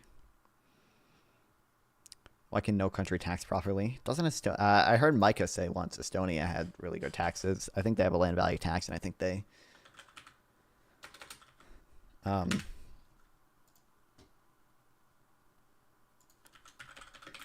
wants which country best economy? 3 Wonka. Audience topic of the week. This is one that's been in the pipe for a long time, and Patreons, they finally voted for it. They said, this is the week we want to learn what is the best economy in the world, and why do we think this? This is a Patreon determined topic. Like I said, patreon.com/the3wonks. Support us, pay us a little bit. You get to vote on what we talk about on a week-to-week basis. You get some special access their financial services. What's really cool is everything's digitalized, and this is because they actually do have a land value tax. Micah. So I think that it's really an argument between Switzerland and Estonia, but I'll say Estonia because I know more about them. Estonia is cool. They have a really good tax policy. So good, in fact, that the Tax Foundation rates them as having the best tax policy in the world year after year. And this is because they actually do have a land value tax. One of the few countries in the world that has that. They have a large value-added tax, a consumption tax, which is efficient. They have a flat tax on income and payrolls. That's kind of this guy. How do I just have oil, small population, and profit? Yeah. I read a little bit about them because they had like a huge post-COVID boom because of the oil shit. Have a corporate tax, which does not tax investment, it just taxes profits. So your investments are tax deductible, so there's no penalty on buying new factories and equipment and the like. And so that makes it really good from a tax perspective, but its spending is also quite efficient. The government in Estonia is digitalized. Something like 99% of government services are available online through really, really easy to use web portals. And I actually know a bit about this because I'm an Estonian e-resident. Estonia is one of the few countries in the world where you can become an e-resident, electronic resident, use their services as if you're a citizen of the country without actually ever being there. So you can apply online. I went to New York and I got my Estonian e-residency card. And you can plug it into a computer and you can actually access their financial services.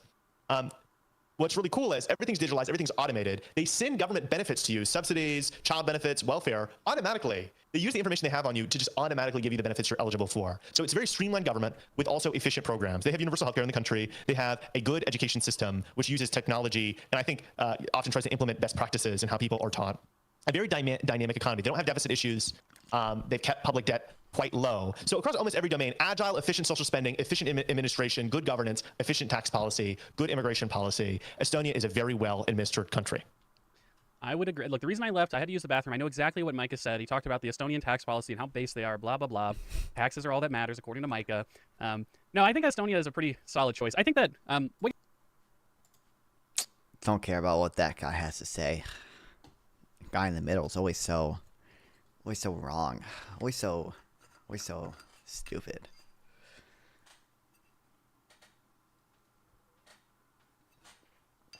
God, I hope that guy never shows his face around here. I gotta find my third energy drink that I placed behind my monitor. Like, the difference between VAT and sales tax only matters to the producer rather than the average voter. Well, that's true, I guess, yeah. The problem with sales tax might as well be surrogate for VAT and how they vote. Okay.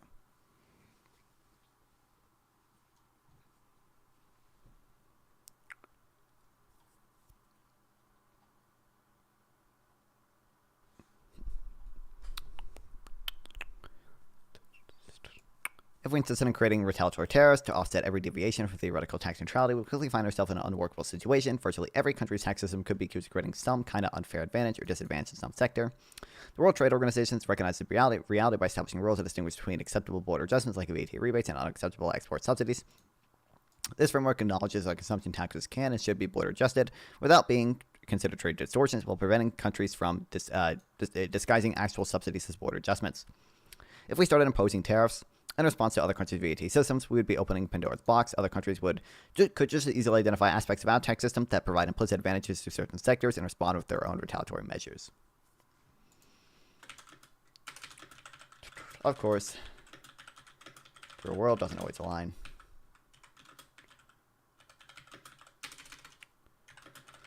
With the idealized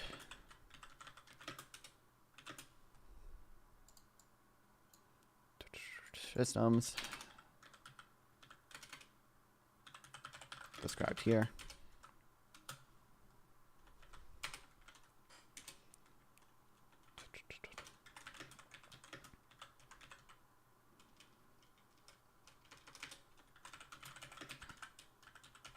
But it applies to every tax system.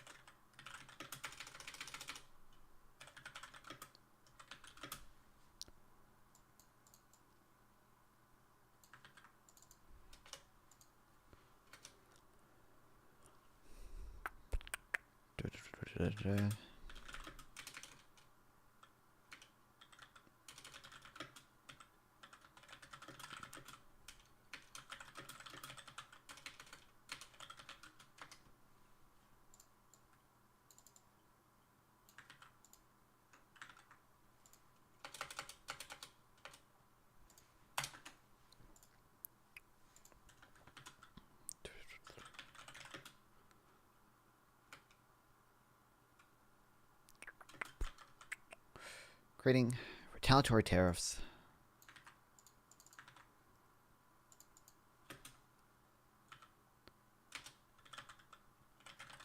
designed to offset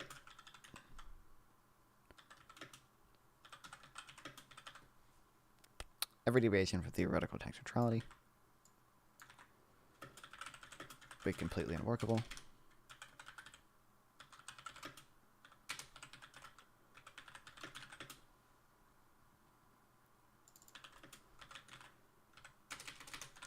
Basically every tax system.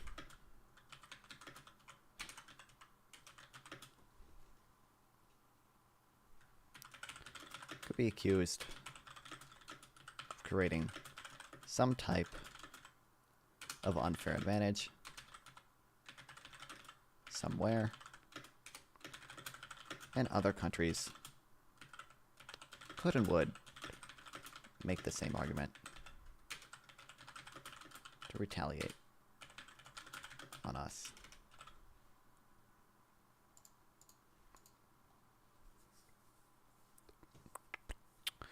TLDR, VATs don't subsidize exports. I know I've been holding my cards close to my chest, so let me say it once for all.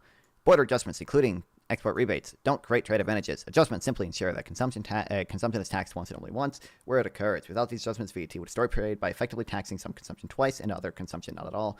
The economics is clear, and it once again comes from thinking about relative prices. Everything is about prices. So next time someone claims European VATs disadvantage American exporters from political supervisor, actual economists, remember, are we writing homework? Basically. What's up, Maurice? Welcome. I'm just taking notes right now. We're taking notes. Disadvantage American exporters from political supervisor, actual economists. Remember, it's either misunderstanding how consumption taxes work, thus causing confusion, not unfair practices by trading partners. If anything, America's reliance on patchwork sales tax system, which often taxes business inputs, creates more embedded taxes in our exports than other countries' VAT systems do in theirs. Ooh.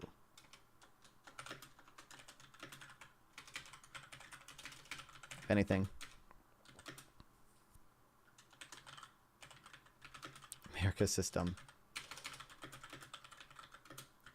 for state-level sales taxes, which often tax business inputs,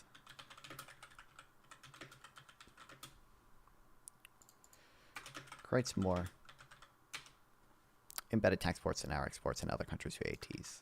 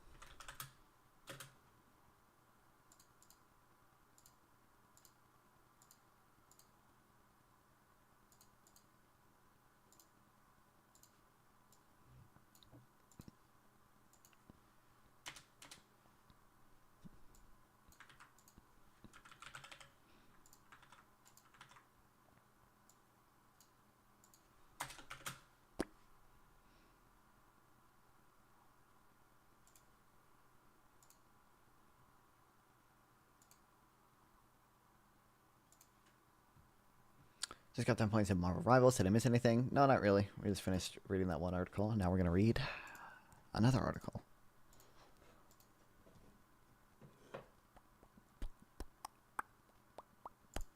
But before we do, real quick.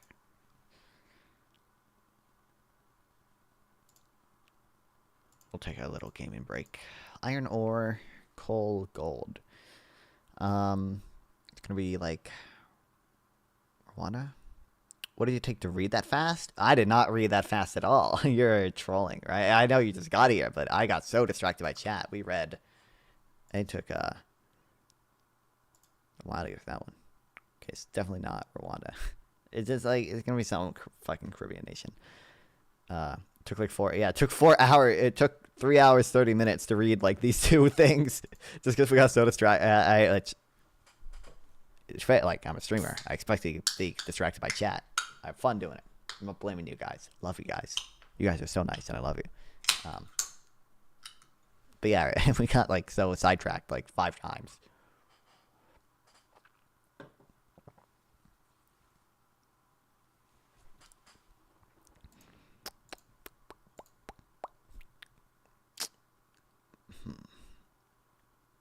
gold, I don't know, 11,000 kilometers east. But that's basically just gonna be on like opposite side of the world, right? So like, what are we guessing? We're guessing what country exports this material or these goods. I mean, you can see. I don't know. I'm gonna guess fucking Peru. No, Peru would have more like fruit and shit. Chile would have copper. I guess there's some copper, but Chile would have more copper. Argentina would have more goods too. Fucking, I feel like Guatemala would have like textiles and shit. Colombia would have drug. I'm just kidding. If you went blonde, you would look like Megan. I have no clue who that is, but okay. Welcome back, Brass House. Good to know. Fuck it, I'm gonna guess Brazil. Wait, what the fuck? Now I'm 15. It says, I thought 11K would just be like on the opposite of the world.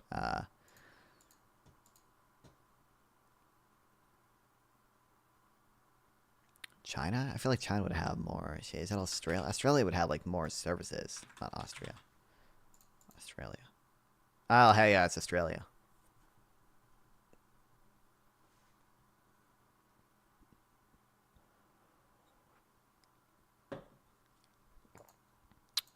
Goated.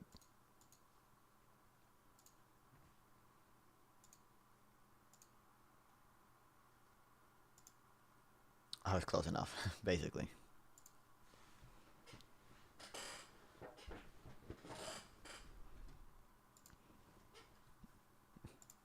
Which, by the way, hold on. This is gonna distract me even more. By the way, like we told you guys, I think I've been looking for a fucking I need if anyone knows one, I need a pixelated city builder that doesn't suck ass, okay, that I can play in the background when I fucking a baby build. Theo Town, I like, but it doesn't have like all the features I want. It's kind of weird because it's a mobile game. It's kind of weird.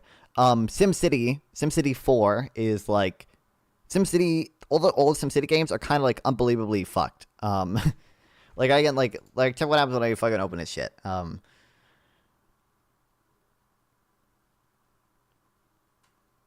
Like, you have to download 500 mods just to try to make it workable, and, like, I can't full screen this shit. I got it to kind of work, but a lot of them are just, worst Fallout. A lot of them are kind of broken when you, see, I can't even fucking close it. I have to, SimCity 4 kind of has the same issue. If you try to run it in 1440p, it kind of breaks. And I haven't been able to get some of the mods to work to let me have it the way I want. Because I need, I basically got them to work, but I need, like, very specifically to be able to run it in 1440p windowed, because I need to be able to, like, click back and forth between shit.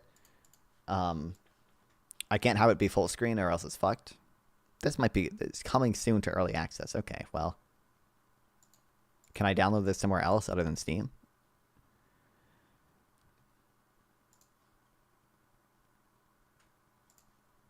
Is it already out somewhere else? Demo? Yeah, but the demo's not going to have shit. The demo's going to be... I'm not going to be able to play demos for hours while I'm, like, doing debates in the background and shit. But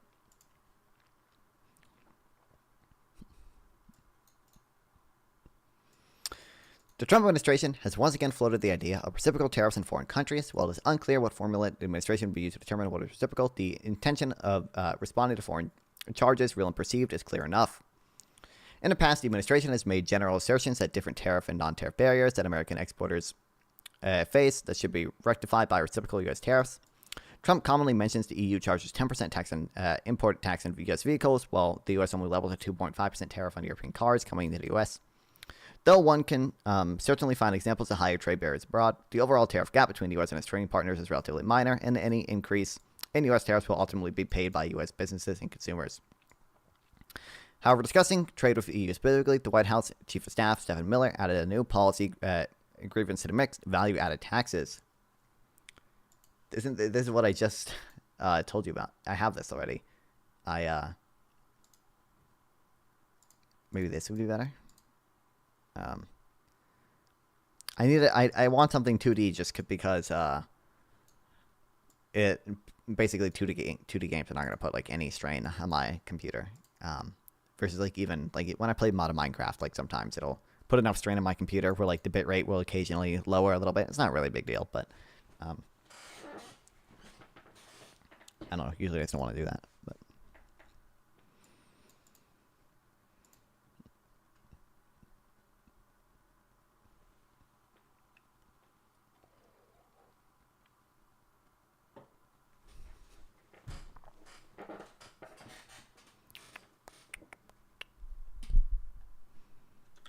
go play Don't Starve then. I think I have Don't Starve together, but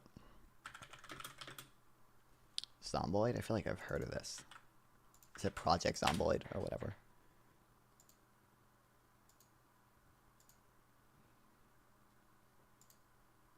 US already had a 25% air small truck. That's why, yeah, I know. You've told me this 100 times by now, but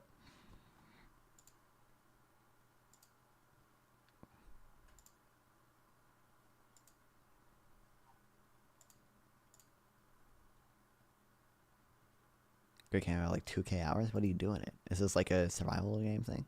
Or I'll make it 102.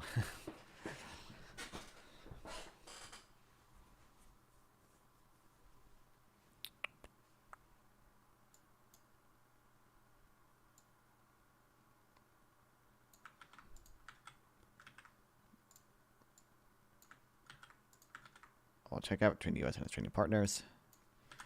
Being relatively minor. White House has continued with its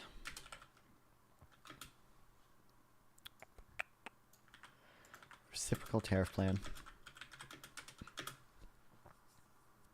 Why are Americans into PC instead of laptops now? Did I miss something? I don't know.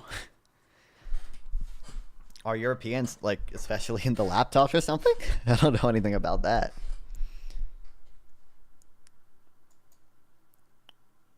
Jesus. Back to debate Nazis. Too many requests. Okay. It's like a browser game. Can this even save your progress? Chill mode. I can't scroll up.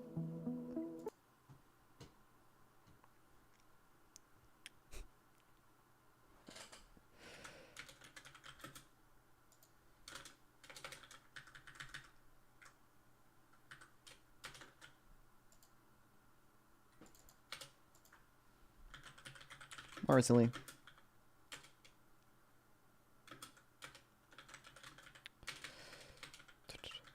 the White House.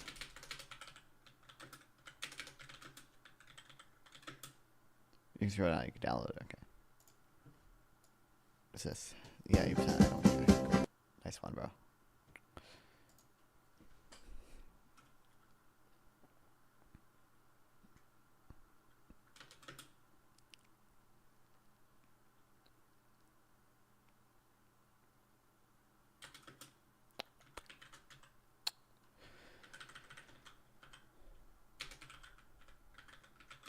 Europe's VTs to its list of policies.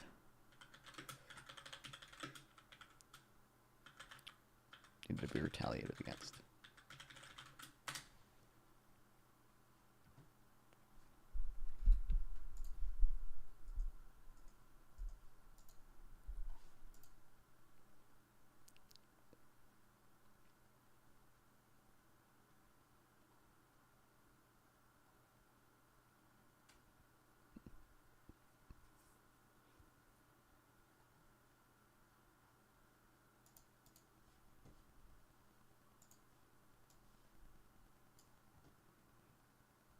Some of these could work. I don't know.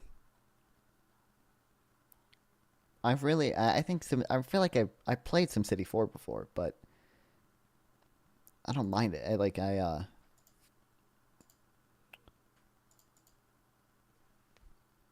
don't really mind Theoville. It doesn't have some of the stuff that I know SimCity 4 has. I just wish SimCity 4 would work in 1440p.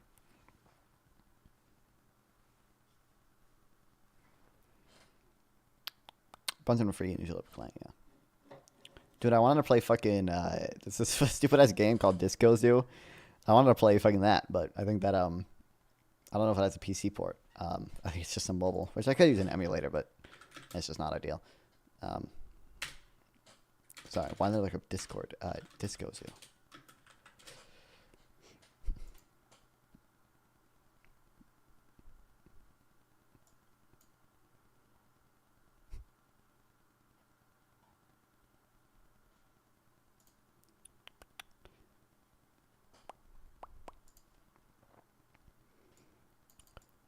Which, by the way, I'm curious, Grumple, another streamer. I figured out, I don't know if this is relevant to you. I figured it's relevant to me, and I figured it might be relevant to other streamers. I figured out how to make, like, the background of Discord calls, like, green, so you can color key it out, and it's nice. And the same thing works when you pop it out. You just have to, there's a bit of code you have to paste every time. But, I mean, you can just hit up arrow, and it'll automatically paste the code you pasted last time. So, really, you just have to hit the up arrow. And it's so nice. It's so nice. It's so nice. Nice you figured it out. Well, really, I didn't figure it out. I paid some Indian dude to figure it out for me. But yeah. You want to see what I paid him like $30 for? $40 for, I think, at the end. This is about half the work he did. These two lines. This is it.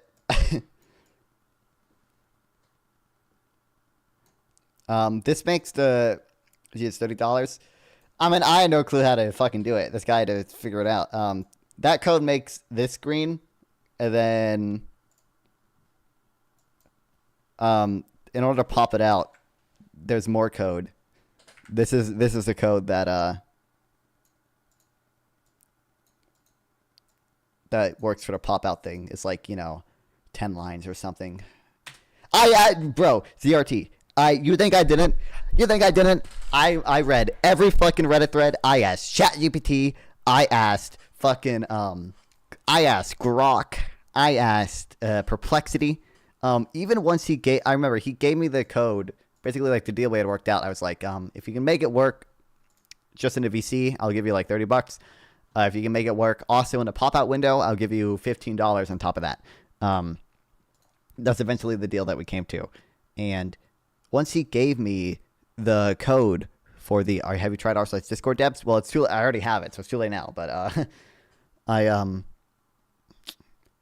was I saying? Oh, once I had the code for the VC window without it working during the pop out, I was like, I asked Grok, ChatGPT, and Perplexity, this is the code that worked for the Discord VC thing.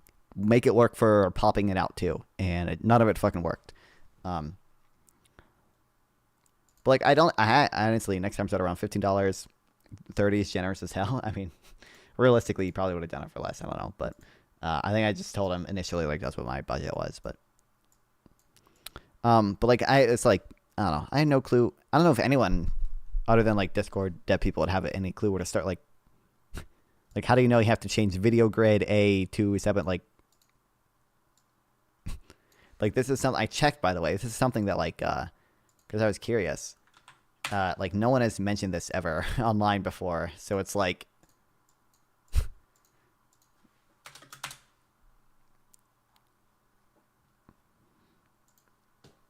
you would think if someone had figured this out before, it'd be somewhere in some Reddit thread. Do you understand?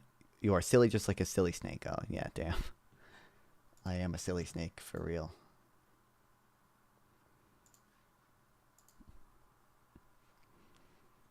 That's some name specific Discord, probably. Well, yeah, exactly. Also, welcome back, Renal.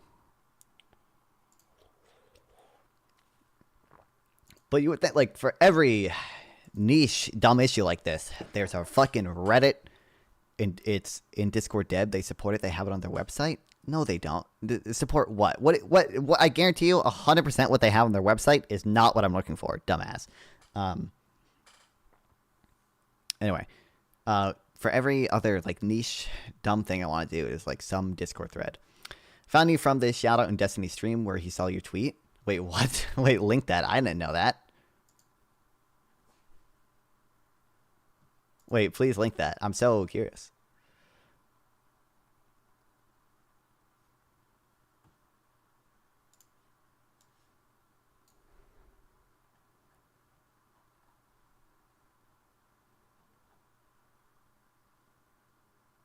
Wait, Grid, how did you find it? Did you just like ChatGPT that or something?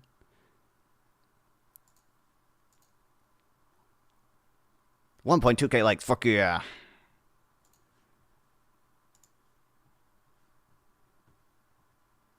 No such thing makes you silly.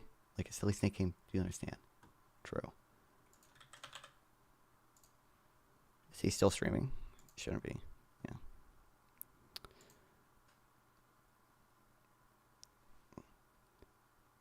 Yeah. Stream bots. But you do something, I'll tell you. Oh, there's no transcript generated yet. Fuck. There's no way it is gonna. I'm not gonna be able to find it. Wonder where. Wrist. Except. Few minutes. Or when I. Is a transcript, do you think, on Rumble yet? Do they generate? I think it's gotten. Rumble Destiny stream here. That's what Grok says. Does it match? It doesn't exactly match.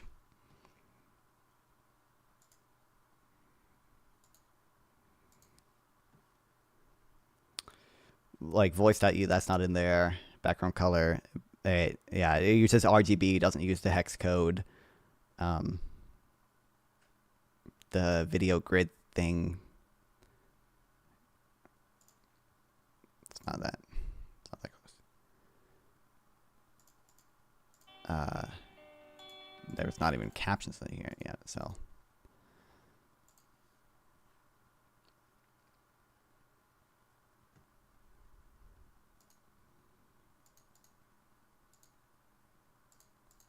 Why is this guy so obsessed with me being a silly snake? Oh wait, he's on Twitter. I'm gonna have to scroll through, check every single time. Every single time he goes to Twitter. I don't believe it's real until I see it. And I'm not gonna care to look for the entire thing. As I'm currently looking through the entire thing.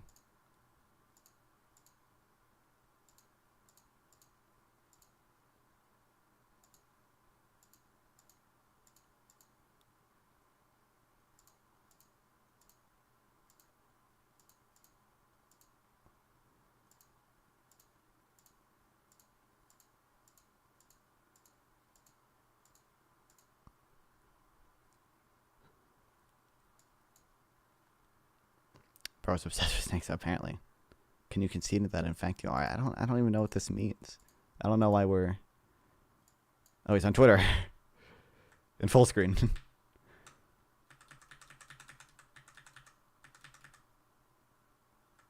Oh, maybe I was posted onto his Reddit. That'd make more sense. If you were scrolling through his Reddit and there was just a.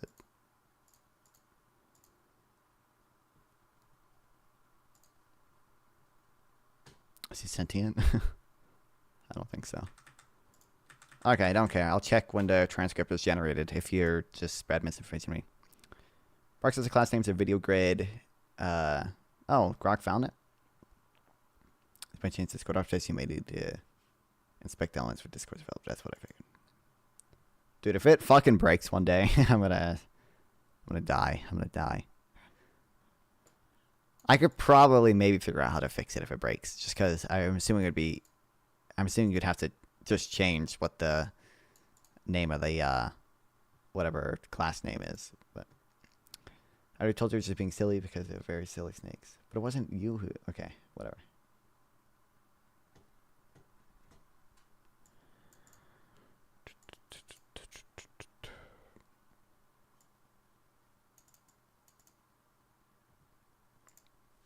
I'm also a dev. Don't worry. Don't pay anyone. I'll help you. Yeah, there might have been a way to figure it out, but for the pop out thing, it's actually relative because apparently this is like literally just like a browser window. Like, look, this is just a like standard like browser like fucking thing. So like, it's just HTML, so you can paste shit into it. So you haven't considered it being a silly snake. I don't know what that means. Okay. Anyway, we're gonna read now.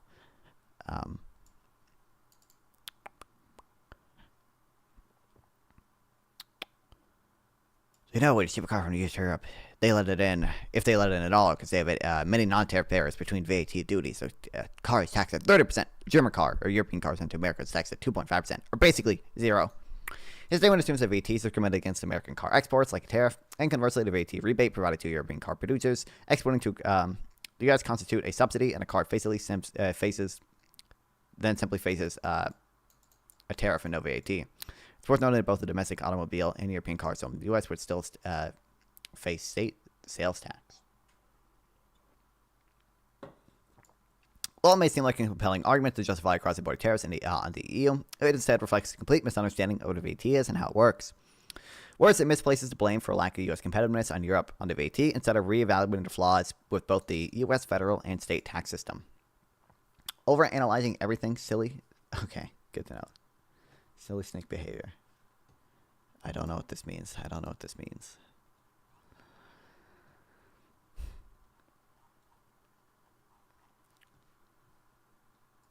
Real quick, hold on. I got pinged in. Sarah doing something fun. Oh, I was invited to be on this debate, and I said no because I'm not interested in a body count debate. Think my kid should ever engage in this whole you will gain more value by fucking 50 men, or okay.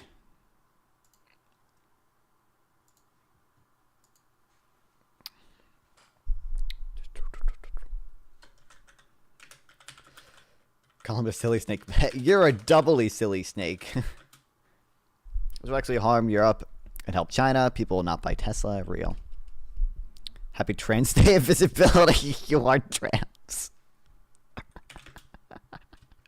True. Truth nuke.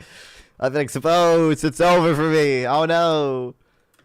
I didn't know that non-fun. Yep, it's true. I am a transgender. It's true. Don't fact check. That's true. This is true. Let it be known from now on. Non-fun is in fact transgender. It's true. Which way are you saying I'm transgender? Are you saying was born male and I'm transitioning to a female, or like I was born a female and I transitioned to male? It's why he has no facial hair. True. I'm on estrogen. Well, wait, it could be because I'm on estrogen, or I just don't have estrogen naturally. I still don't know what type of trans I am. I don't know. I need to. This person knows something about me. I don't. So clearly he needs to inform me what I'm what type of trans I am. There's a better term. What type of trans? There's a better term for that. I admit I'm a silly snake. You don't have to do it. I don't know what it means. You know what a silly snake is? Are you 4 years old? Apparently. You transitioned to both? I'm a detransitioner. I'm not a detransitioner, actually. I'm a double transitioner. You know what they call a double flipper? Exactly.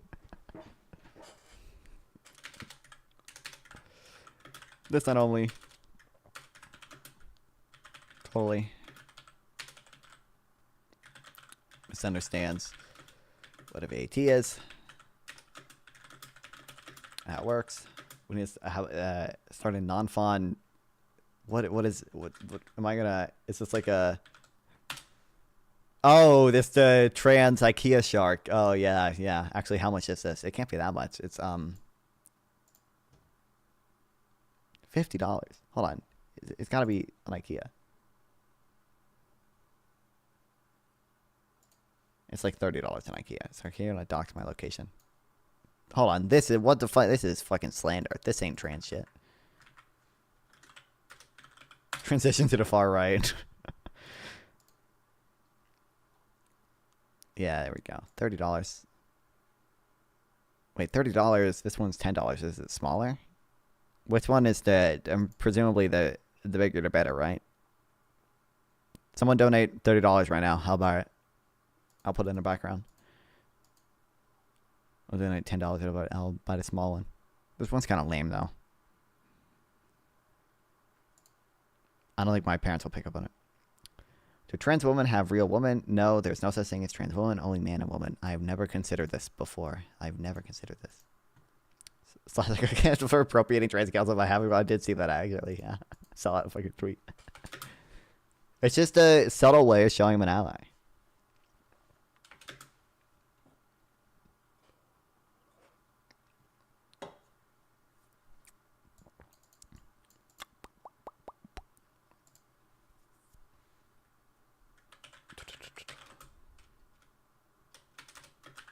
Places blame.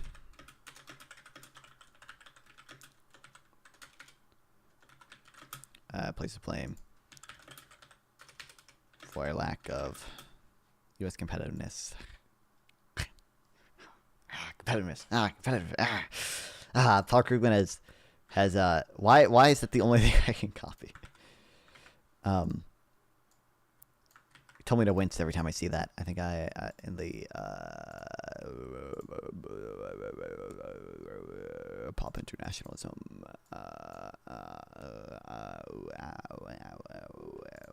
Wait, actually, hold on. I think I have the yeah.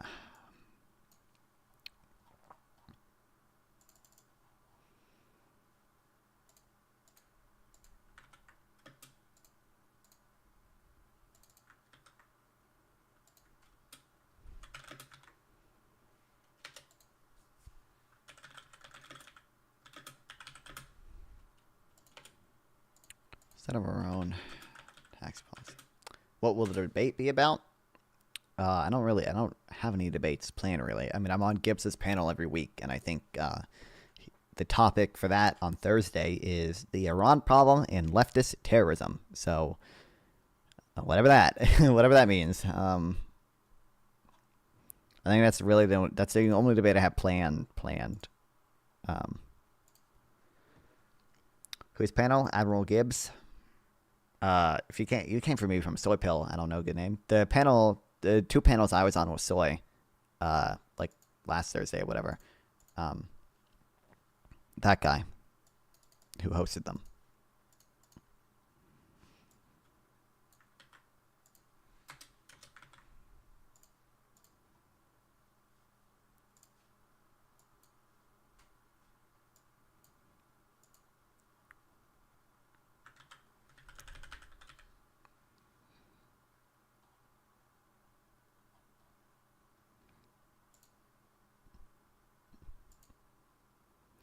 Imports, not exports, are the purpose of trade. That is what a country gains from trade, is the ability to import things that it wants. Exports are not an objective.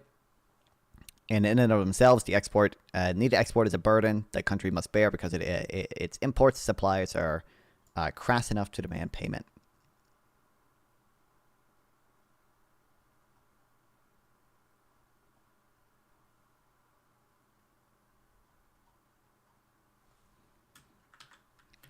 I thought it was a...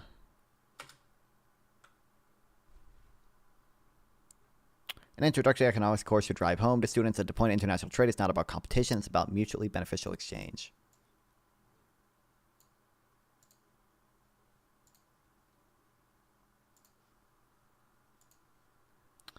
Will you ever stream with someone? I've streamed with so many people so many times. I'm excited for the April Fool's post tomorrow. Yep. We need someone in a bed while you stream? Oh, true. I just get a hot girl to, like, sit in my bed. Like, sit in my bed, like, kicking her feet. So people will watch me. Well, actually, hold on. I mean, that's the reason we have this, and we have, wherever the bikini women are. Give me a second. There we go. Here we go. Perfect. You guys happy now? Why do you never look me in the eyes when you stream with me? My bad, Slug Phil. My bad. I can't stand the masculine energy you give off, bro. It's too much for someone like me to handle.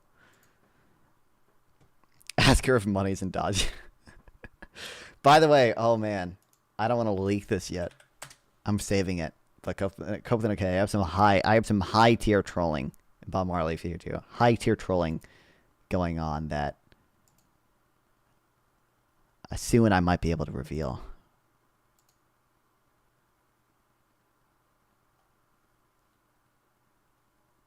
Transpilled, true. Folded t-shirt of which Richard A. owner based.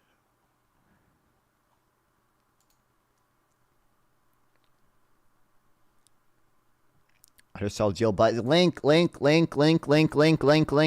Biden fishnets link, please. I mean, you.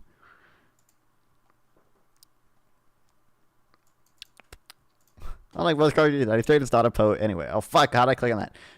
It's not opposed a broad-based consumption tax at the national federal level. And state-level consumption taxes are designed as general sales taxes rather than value-added taxes. Whereas a VAT is imposed an incremental increase in the value of a good or service at each stage of production, a sales tax is imposed on a total transaction price of any fixed good or service. If a sales tax is imposed exclusively on final consumption, then VTs and sales taxes are economically identical. However, when a sales tax is applied to some intermediary transactions, business inputs, it results in tax pyramiding, where the tax is embedded into price multiple times over.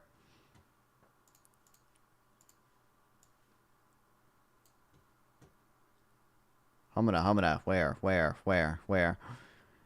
These aren't fish. What the fuck? Y'all are counting these, fishnet stocking? I guess, kinda.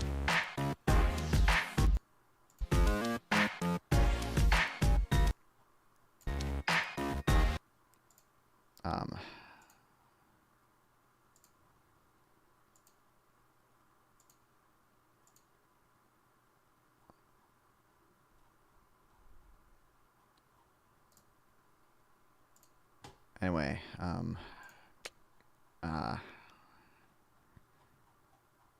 yeah, it's not even fishnets, bro. Aren't even, they aren't even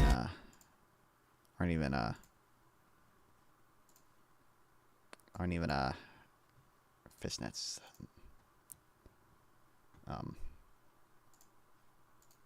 Yeah, I don't know why anyone would call it fishnet. Anyway.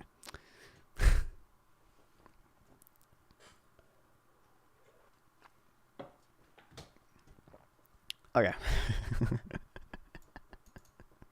Consider a final example of 5% VAT and two versions of 5% sales tax.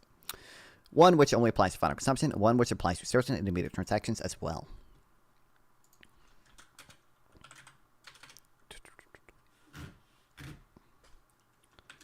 I don't know why I was explaining the difference between a VAT and sales tax. I mean, I understand most people don't know that, but surely we can get an OnlyFans girl for the bit. Dude, that'd be expensive as fuck. But presumably I could.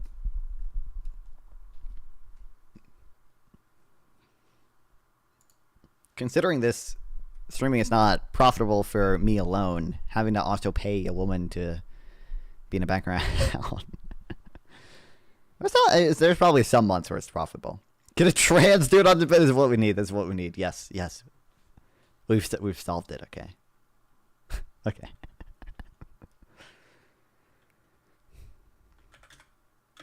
The U.S.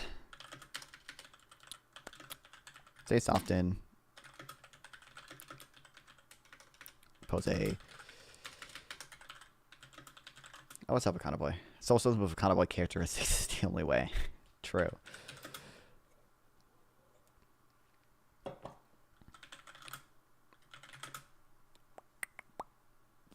Running VATs.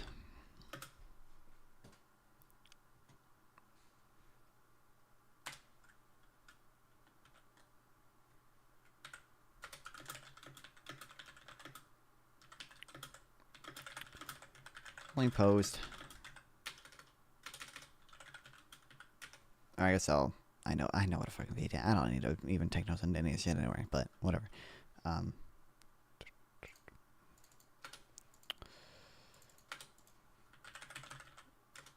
Final consumption. It's identical to a VAT.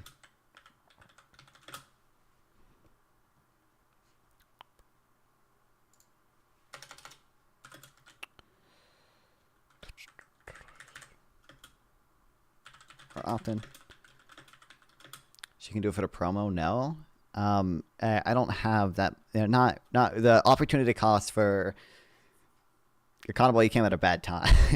That's why The opportunity cost for a OnlyFans girl like sitting in the fucking bed behind me is like making, making porn, right? So like she's not gonna, and that's always gonna make her a lot more money than just sitting here for promo. Like, I don't have like, first of all, I barely have any promo to offer in the first place. A promo to like 11, yeah, exactly. It's like you're promoting to be fair though. 11 average viewers who, might I say, are probably the most likely people to buy OnlyFans.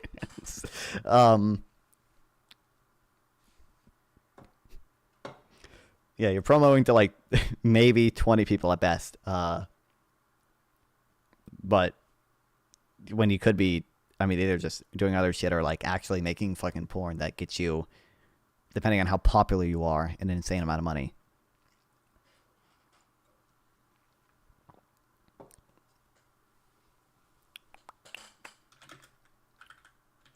It's applied to inputs. Results in tax pyramiding.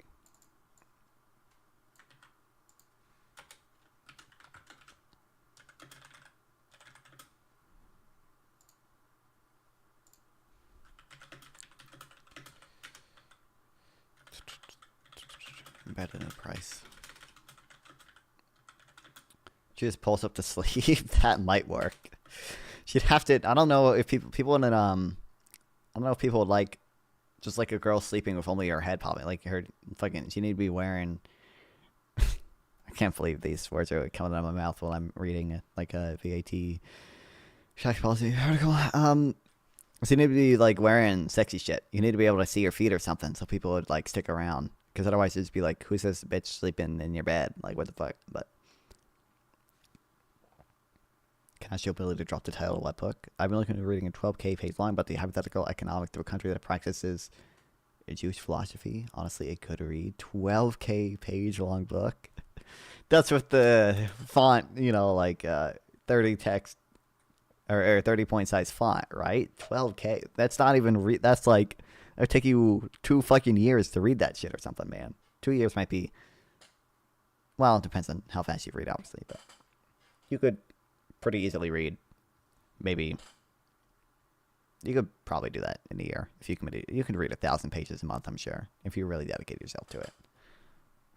Assumably real economics. Wait, I only read the intro, but they literally do a correlation to causation. Wouldn't expect a positive correlation between interest rates and...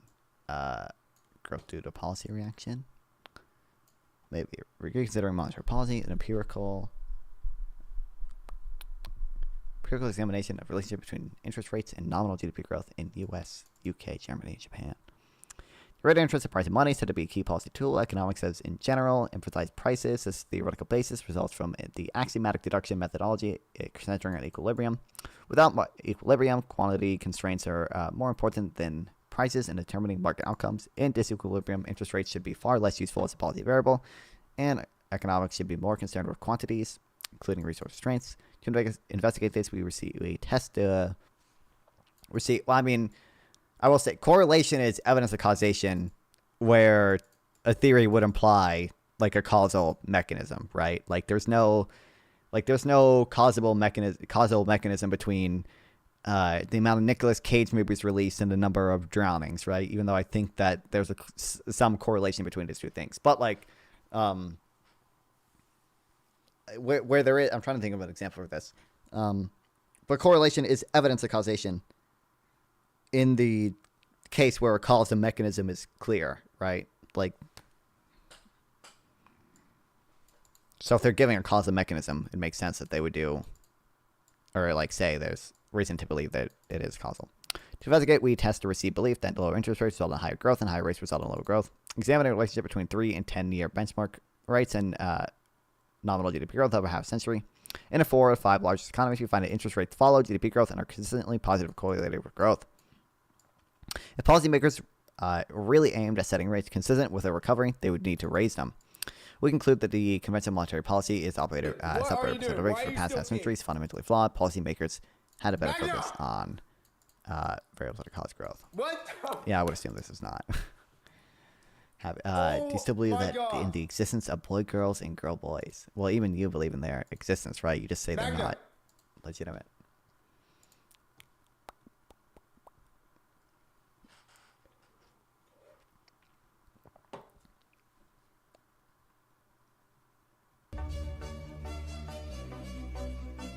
But when it says they follow it, yeah, that's it. Yeah, so yeah, I think you're right. Obviously, you would expect if the economy starts growing, the Fed to react by raising rates a bit.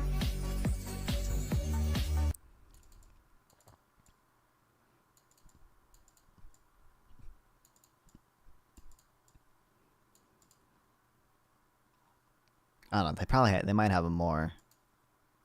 I would kind of be surprised if they didn't think of that, but Richard Werner debunked. True.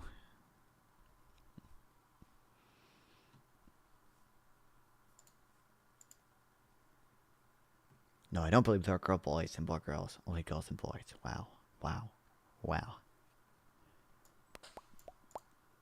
Get a homeless trans student banned for unsanitary feet.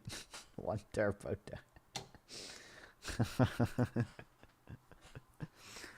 No, localist is just dumb. I don't know a good name. No, that's actually, he refers to trans people as just boy girls and girls boys. But yes, I think the quality standards for heterodox econ could be really bad. Probably. Is he even that? Are any of other Richard Werner's positions heterodox though? Other than the, credit creation theory? I don't know that much about him. I know localists would like him because he's a localist. He fucking wants a bunch of local banks instead of big banks. But I don't know anything about him other than the credit creation theory shit. So he could be he could be a normal fucking person. But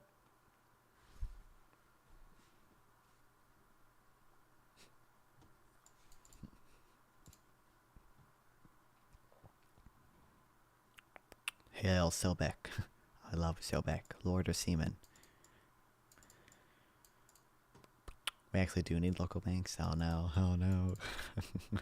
In 2008, killed local banks. Yeah, that's kind of fair, but.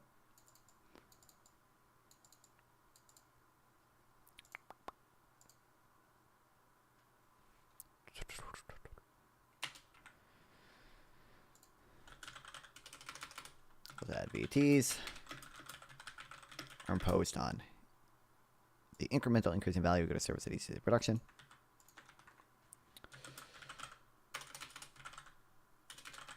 Whereas a sales tax is imposed on the total transaction price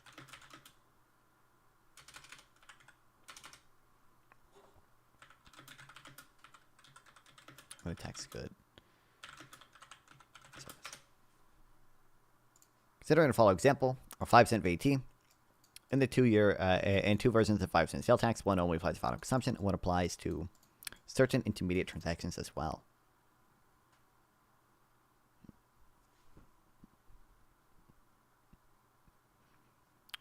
Crazy. Note that while VAT is imposed at every stage of production, the net effect is to apply the rate one time to the final sales price. The tax is collected in increments on the value added at each stage, but unlike sales tax, it does not double tax inputs. The VAT and ideal sales taxes share an identical tax base, and if imposed at the same yields, yield identical collections. U.S. sales taxes are typically destination-based, meaning taxes owed where the product is received or consumed. That was sad. You see that? Wait, you're writing an assignment? No, I'm not right. I'm just taking notes on shit I'm reading. To see this.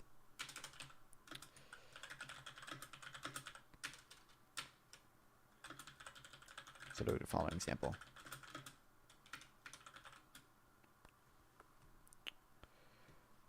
Bro, I think you gotta play an ad. Oh shit, the ad time. Hold on. 6-second ad in Twitch. Get fucked.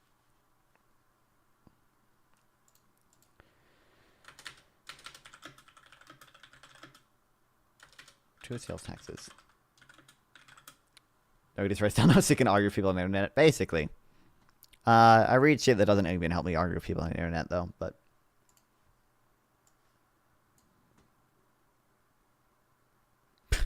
Jesus fucking, I didn't know it was this bad.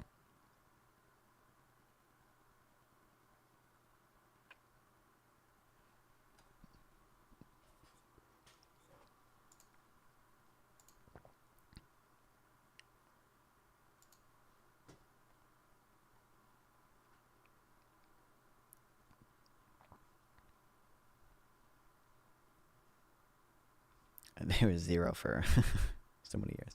How big do you have to be FDIC insured?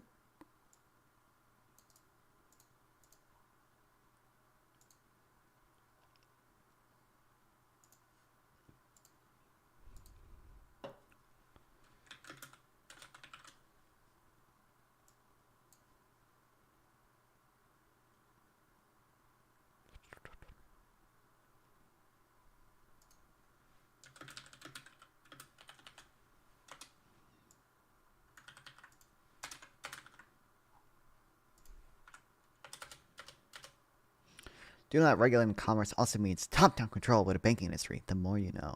I kind of want that though. Like, I think it makes sense. Eventually, we'll read the Charles Goodhart stuff. I don't know. It seems like banking kind of justified for that.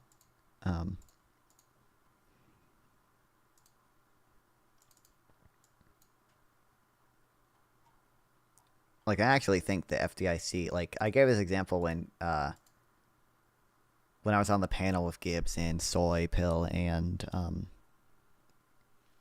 someone else. I think Gibbs was like, no federal program is going to be run perfectly. And it's a kind of a meme example because I'm sure there are issues you can find. But like, like the FDIC just seems like so good. Like, does anyone actually... Oh, Emerald, thanks for the sub. Hell yeah. Yo, bro, I wasn't lying. I got that Fortnite clip. You have to review it. You said you would. If you want to send the Fortnite clip, Kyle, you can send the Fortnite clip. If you don't believe in like dumbass like libertarian NAP philosophy, does anyone actually oppose the FDIC? The FDIC just seems like so goated. Like, I don't know what to... Like, is anyone actually... Like, maybe there's ways to make it more optimal, but, like... Alright, let's see this shit.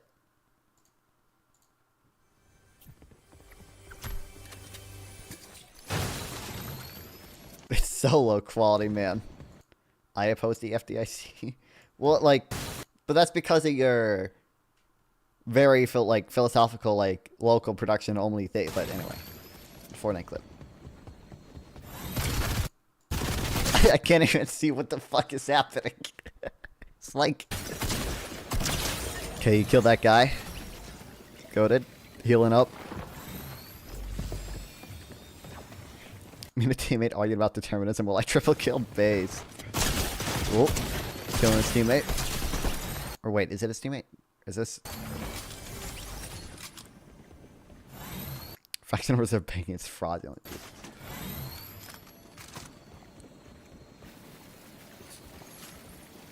So low, yeah.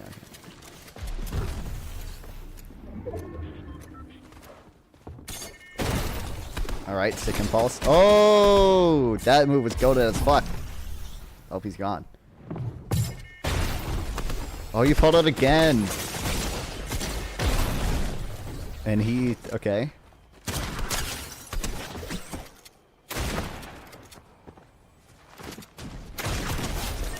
Dude, I can't even see. I can't even, like, see him at the final.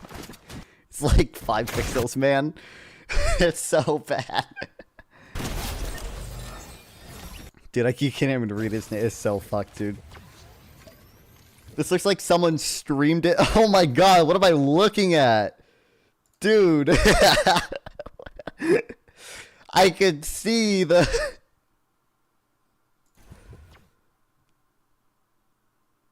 Anyway. W, I guess.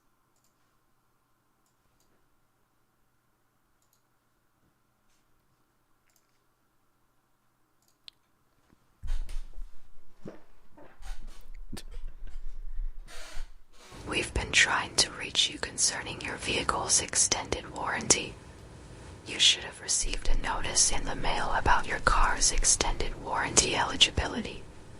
Since we've not gotten a response, we're giving you a final courtesy call before we close out your file.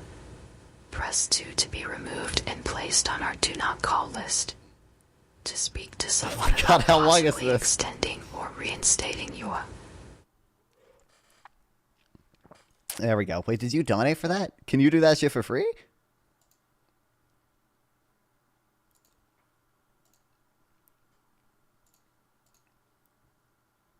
Wait, yes, you donated, or yes, you can do that shit for free?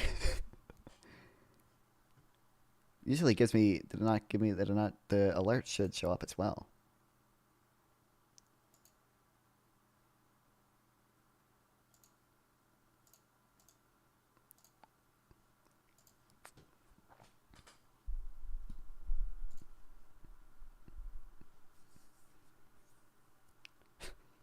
Made it to regionals. 50 bits. Wait, why didn't it tell me that? Oh, it does say it says you use 50 bits on my Twitch activity board.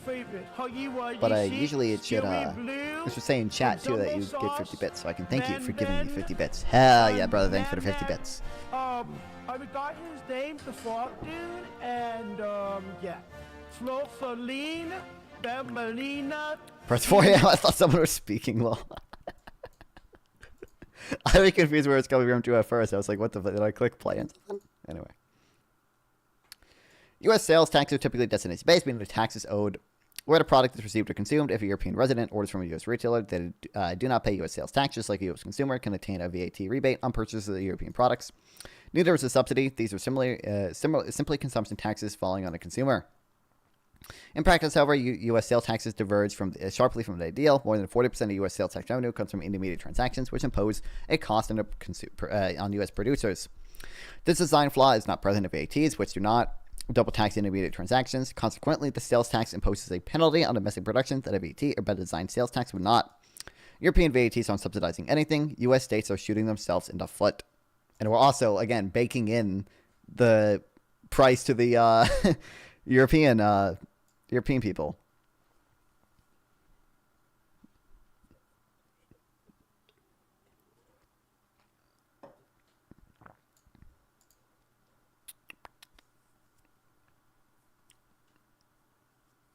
I went via the extension, not Twitch directly. Probably no normal. Okay. But I thought a social stream was supposed to tell me whatever. Whatever. I'll let us know whenever TTS Monster chats. I need to check how many bits it was in my Twitch activity thing.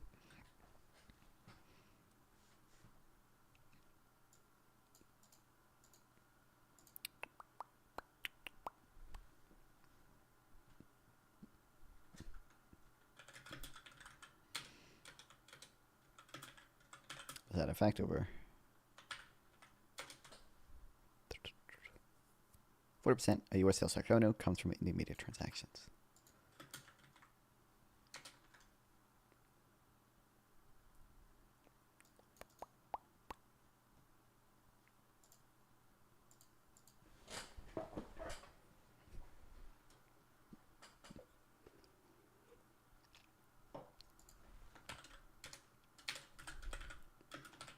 Both U.S. sales taxes.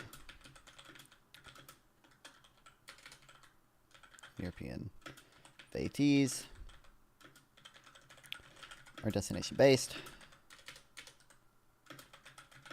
Best time zone is GMT. Inaccurate. Best time zone is EST. Okay. I firmly believe EST is just superior. Okay. Everything should be playing at EST. Okay. Fuck these stupid people planning, like when Gibbs plans his panels in central time zones, or when I see people using fucking mountain time or whatever. Oh dang, are you white? No, I'm not white. I'm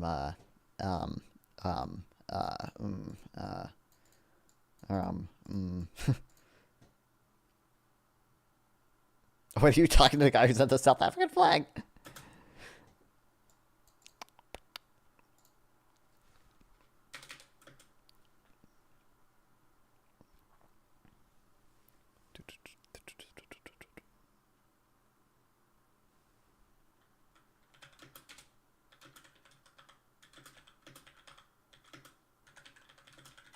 Nice Mexican, obviously. Dude, PPG, none of you guys know who PPG is because you guys are normal people who don't watch insane people PPG is Mexican, and he looks pretty white. He's pretty white passing.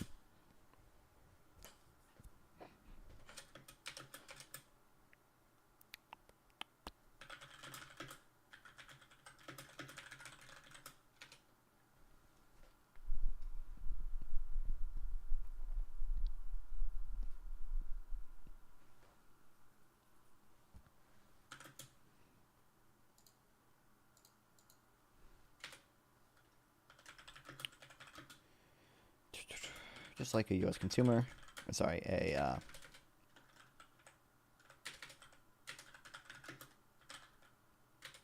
European resident doesn't pay U.S. sales tax when buying an American good.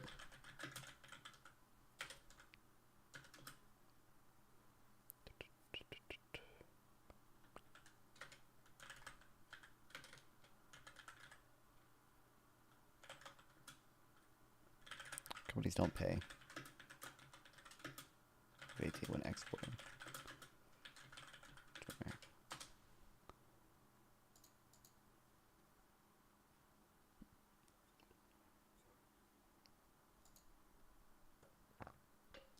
Can't see what skin off on A's. Let me know so you can have the right offensive word. What do you? I mean, I know I have like bisexual lighting, but like I'm pretty clearly white. Like I don't know what like. I'm very white. I'm actually 100, well, not technically 100% European. I took a DNA test that said 100% European. And eventually, 23andMe updated its database so they could, with more accurate results, okay, I was 99.8% European and 0.1% undefined. And another 0.1% fucking Levantine or whatever. Like from Jordan, Lebanon, Israel, that region. So I'm basically pretty. Oh wow, that's a good fucking scene I have. Basically, it explains a nose. True. That wouldn't even be. Jewish is a ethnicity on 23andMe. I'm 0. I don't know why everyone thinks I'm Jewish. I'm literally 0% Jewish. Literally 0%. Also, 0.1% would not. I just have a big nose. 0.1% would not give me the nose.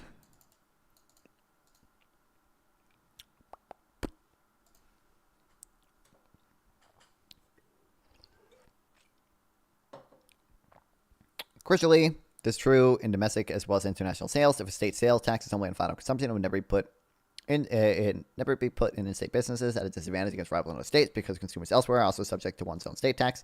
A Maryland resident pays 6% sales tax regardless of where she orders. That's subject to Maryland's sales tax.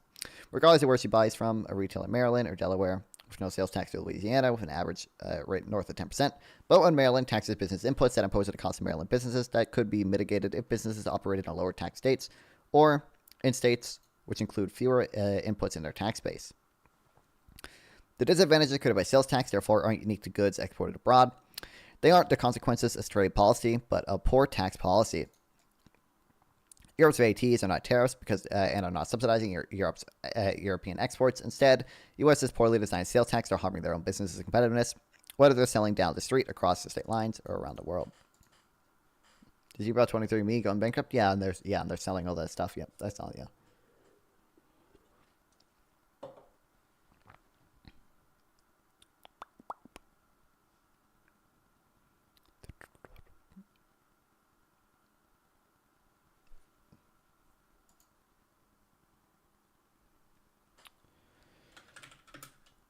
Because a VAT doesn't tax intermediate transactions,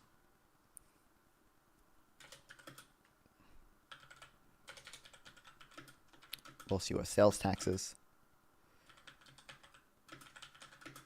often do.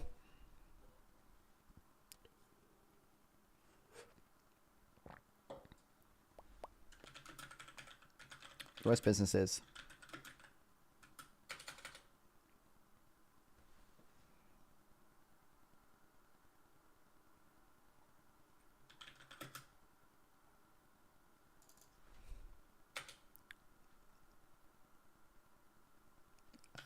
face higher costs. What was the term they used? Yeah.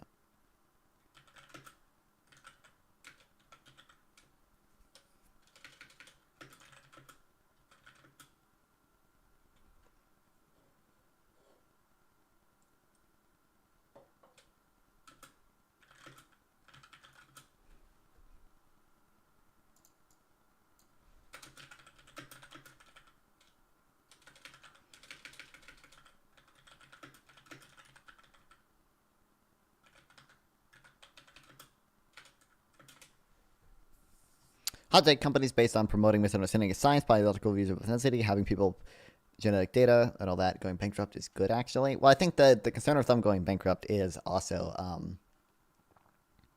is that like other companies are now able to buy like the DNA data of other people, and that, I mean, people don't want that to happen or whatever. I don't know how big of a deal it actually is, but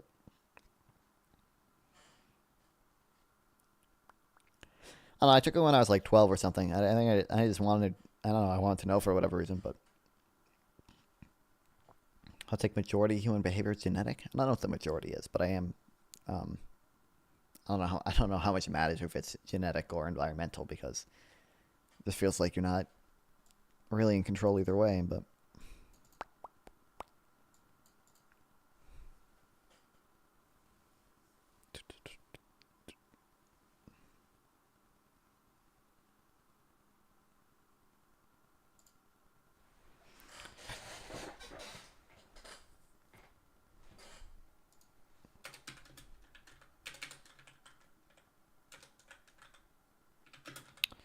Europe's VTs aren't subsidizing their exports, but American states are shooting themselves in the foot.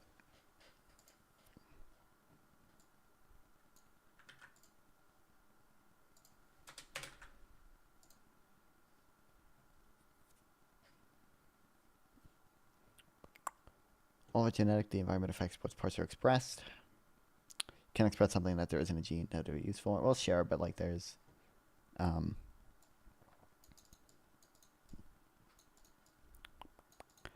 mean, how much to like, I don't know, how much it, I mean, it depends on how far you go, obviously, but like, I don't know, I wouldn't say like most of your brain activity is just kind of like genetically determined or whatever. I would just like, a lot of that seems environmental, but it's not like the genes being expressed or like changing super often, like in real time in response to your environment in the same way like sort of regular brain activity does, right? Like,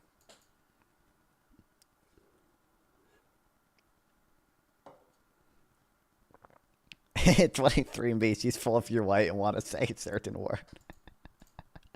True. That's the actual reason I took it. And I was disappointed. But then I started dropping in bombs anyway, all the time, you know. As you guys know. Nonfon.gg, by the way.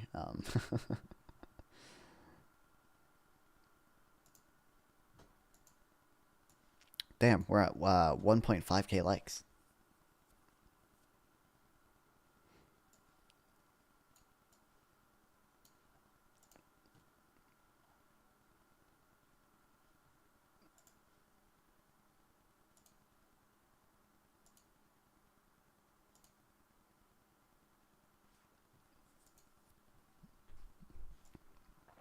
Just like the state sales tax system, currently competitive disadvantage for its producers, certain elements of the federal income tax system harm incentives to invest domestically. Despite progress made by the 2017 Tax Code and Jobs Act, U.S. maintains long depreciation schedules for structural investment that now require amortization for research and development expenses, and is phasing out bonus depreciation for machinery and equipment investment. The absence of full immediate deductions for investment increase the cost of capital and thus discourages investment and wage growth. Rather than focusing on tariffs, which increase the cost of operating in the United States and reduce total output and productivity, fiscal policy reforms to improve the structure of the federal income tax system can better boost competitiveness and manufacturing of the U.S. manufacturing sector. Yeah, crazy. Okay. The lack of Full expensing. Harms U.S. or like harms.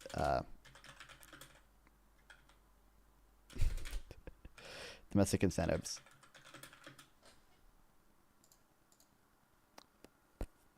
I'll say harm incentives too. Invest domestically.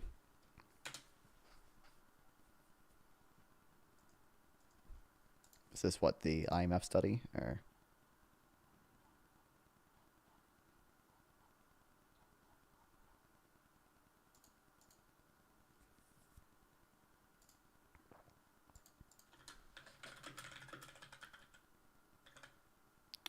Implement tariffs, which increase the cost of operating in the United States.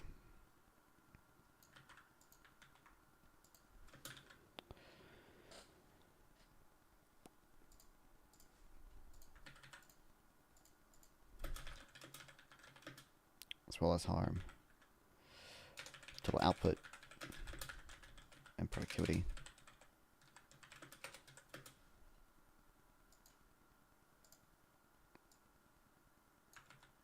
These both linked to the same thing, right? There was the alternative tariff, yeah. This is just, oh, a DBCFT guy, guys. I'm Erica York. Have you heard about a DBCFT? That's my impression of Erica York. I'm sorry, I love Erica York. I was joking. That's being mean.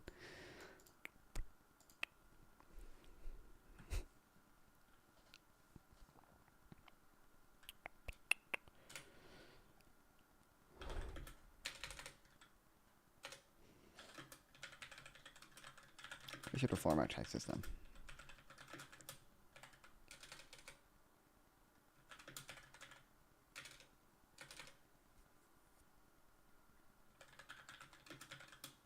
To improve the structure of federal income tax, better boost competitiveness.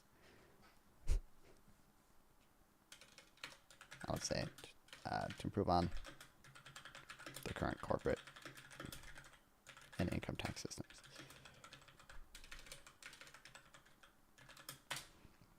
Conclusion, countries have many reasons for why they apply different tariff rates to different products. In the case of the United States, some tariffs date back to the 1930s, while other trade barriers take on non-tariff forms. The Trump administration appears to be moving to a reciprocal policy direction, despite the significant economic consequences for American consumers of across-the-board tariffs on goods coming to the U.S. However, EU's VAT system should not be used as justification for retaliatory tariffs.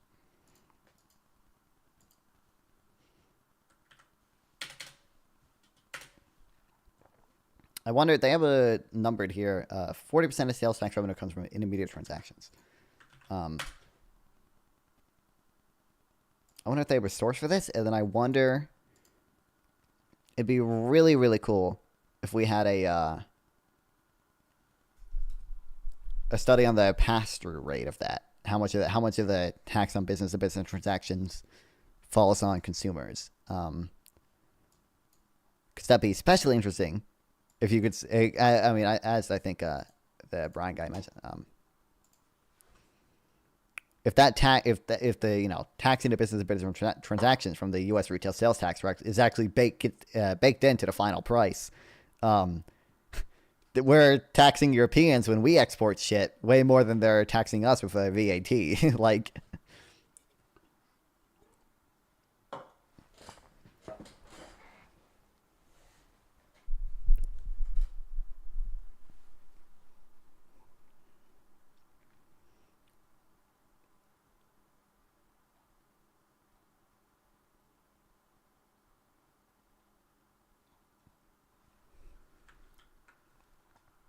No, fuck. Why did add a bookmark? Oh, on average, 40% of retail tax revenue comes from intermediate goods. The authors say. Who is the authors? Why don't they just link to them? Brookings, come on.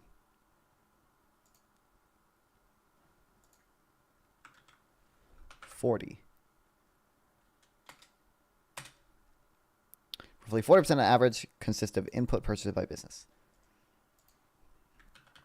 What year is this? 2018?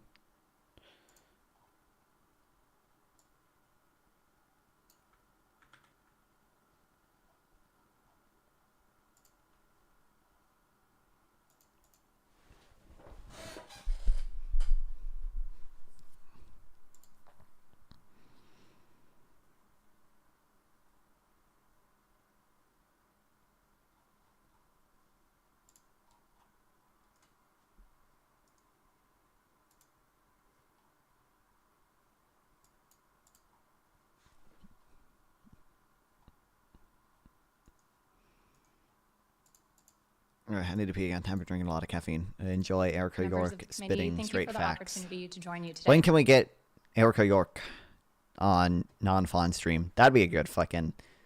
That'd be a good. Podcast. I guess I could revive the podcast. Which I think I'm not committed to this. Not committed to this. No one go tell Isaac I'm committed to this. If we go to TwitchCon, which I'm not sure me and Isaac will, we would probably film podcast episodes there. But anyway. I want to begin by saying the goals of boosting U.S. competitiveness, increasing manufacturing productivity, and growing opportunities for American workers are worthy. In my area of expertise, tax policy, these goals are best achieved by reforms that enhance the simplicity and neutrality of the tax system, not by policy changes that introduce new distortions, no matter how well-intentioned. For our conversation, I want to focus on the U.S.'s recent attempt to use tariffs to achieve these goals, why they fell flat, and how better tax policy, particularly moving to a consumption tax base away from an income tax base, can foster greater investment, productivity, and competitiveness. Debates about American manufacturing often focus on jobs rather than on output and productivity. While it's true that manufacturing employment has declined, that decline follows broad global and historical development trends where workers first shift from agriculture to manufacturing in early stages and from manufacturing to services in later stages. The most relevant policy question for the manufacturing sector is what can be done to boost productivity for the benefit of American workers, because without long-run productivity growth, we cannot get long-run wage growth. Now, tariffs are often presented as a tool to do such, but they have consistently failed. If we look at the experience of the 2018-2019 trade war tariffs, we see that they resulted in a smaller U.S. economy on net, with higher prices for consumers and businesses as tariffs passed through to U.S. import prices, less manufacturing employment, both due to higher input costs and due to foreign retaliation, and depressed investment growth.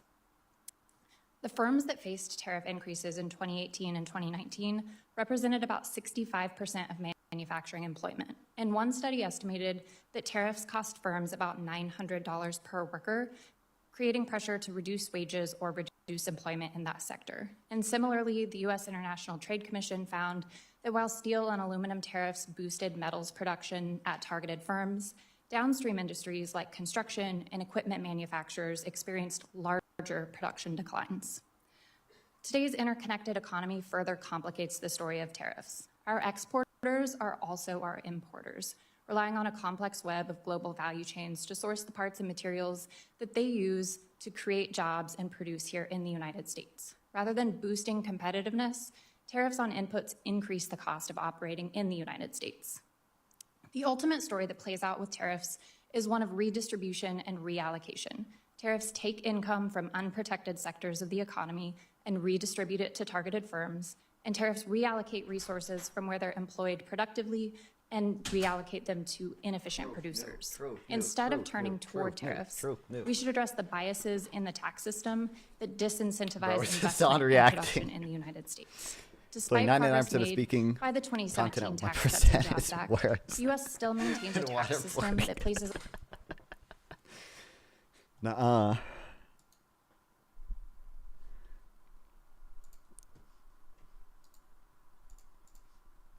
Truth, nuke Isaac.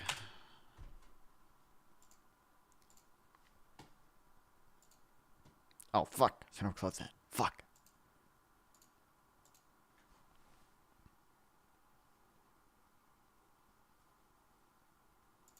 Oh, I think this was a thread that I didn't quite understand. More Twitter likes. More Twitter likes. Dopamine, dopamine, dopamine, dopamine. Am I at 1.6k yet? Am I at 1.6k?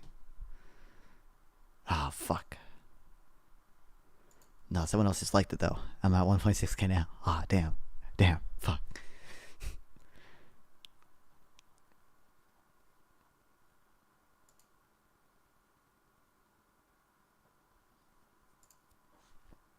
Okay.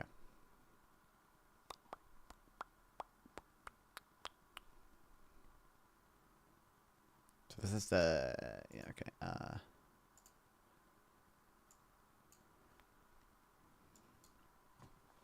Okay, this was the,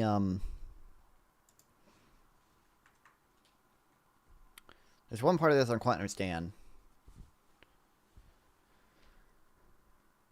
Exporting to the UK is not just a normal alternative to selling a product in a home. When you sell at home, you get USD, but when you sell over there, you get GBP. And as it turns out, from a tax perspective, GBP is a great currency to have as an American. You can either keep reinvesting it within the UK, or you can eventually effect an exchange of a UK asset back for UK goods and services, effectively completing the trade round trip. And here, you suddenly get this crazy awesome advantage. There's no tax at all on the completing the round trip. The UK goods and services you get back are VAT free, unlike Great Brits, who, thanks for the follow. Oh, it's a bot. What's this? I don't know. Some anti-Semitic. I'm going to be very honest with you. I'm going to be very honest with you. I don't know. I don't even know how many. I would say 65%. Okay. I have 1.6K. 1.6K. Fuck. VAT goods and services you get back of VAT free. Unlike the Brits who pay the VAT when they get the UK goods, Americans holding GBP get to shop tax-free. Crazy, right? So it turns out you really enjoy having GBP, but the UK has made them hard to get because you have to pay the VAT border adjustment. All this makes the GBP more valuable.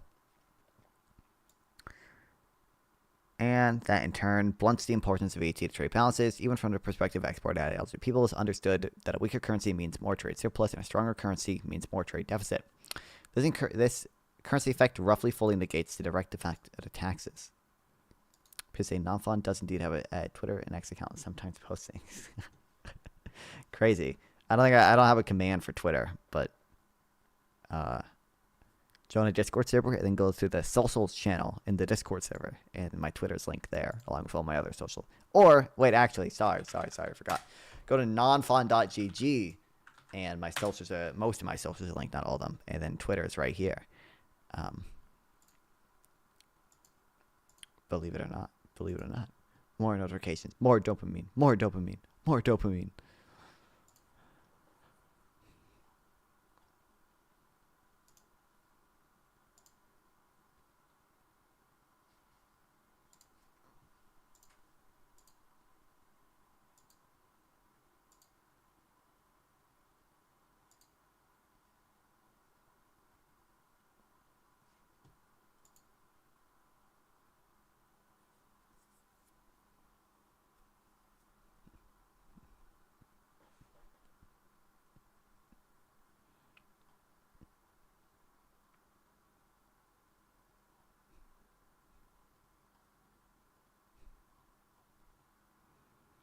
The link goes to Nonfon. Wait, what? I just clicked on it. What do you mean? It works for me.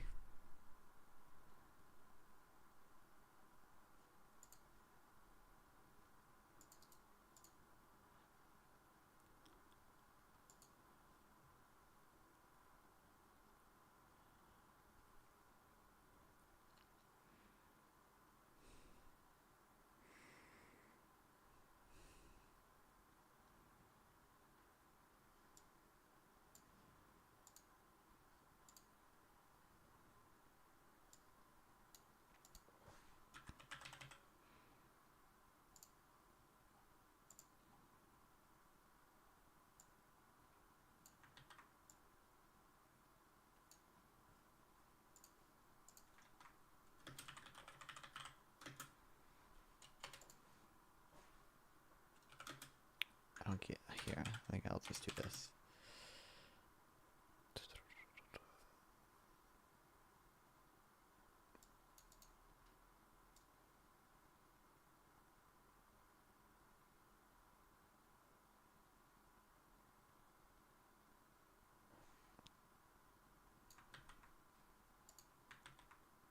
Oh, you got a Twitter. Fuck yeah.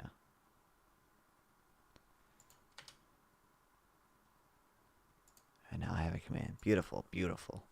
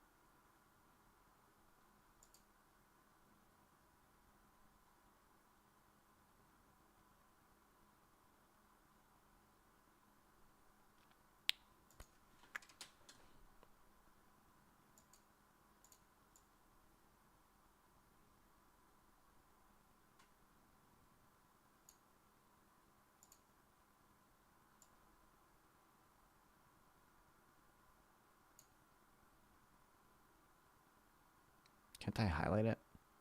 I can change the text color.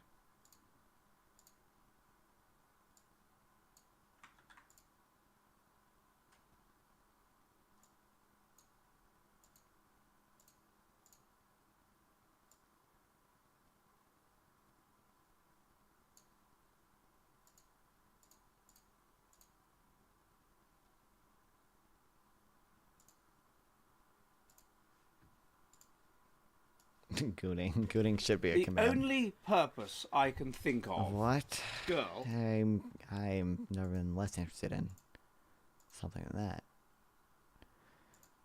Come on, 1.6K. Fuck. Is there any way for me to see the exact number of likes? Because I'm the fucking owner.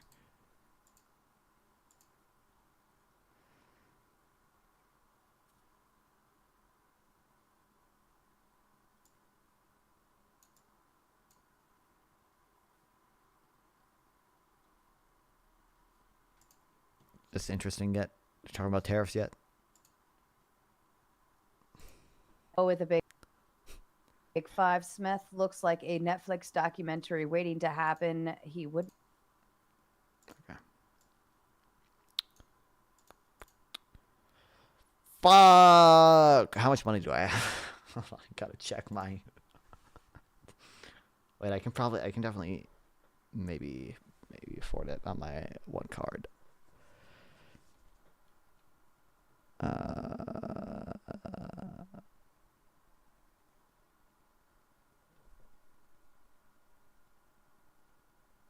Fuck, I spent too much money today. I spent $20 in fucking... God, I spent like $45 on the Indian guy to make the Discord thing for me. I spent $20 on that schedule one game. I must spend fucking $10 more so I can read Paul Krugman shit. But it's... Paul Krugman thing is the one that's most worth it, honestly, because, base. $7, that's fine.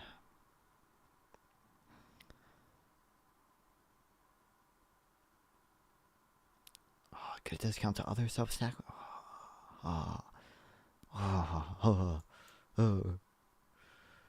don't know. I could get a Conaboy for only $4 a month.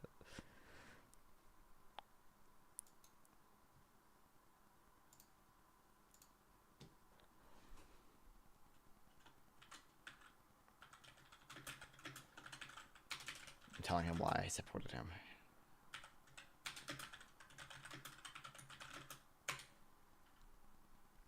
Conaboy AI? No thanks, do not want. A Conaboy Substack. What like? His Substack is goated, bro. Is he still here? Hold on. I think I can check. What? Send gifts? Okay. Jesus.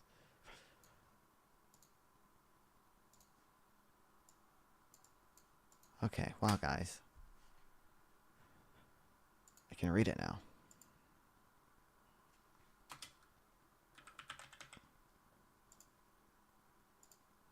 Fuck you, Notion. Where did that even go?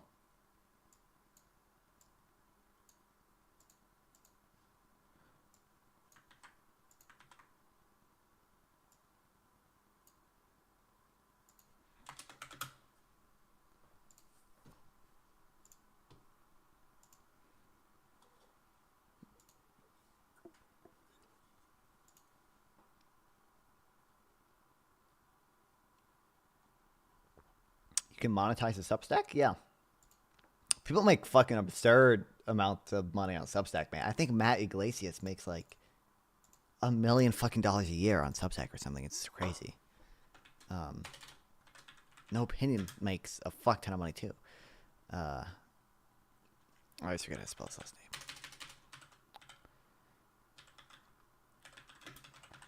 Substack income.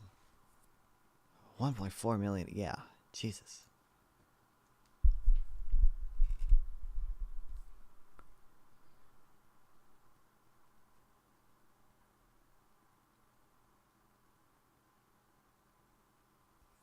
Starts with full-time editing assistant. Iglesias' only full-time employees are himself and the newsletter managing editor, Kate Crawford, who happens to be his wife. Yeah, people make a fuck ton of money. I think No Opinion also I think no opinion also, no opinion.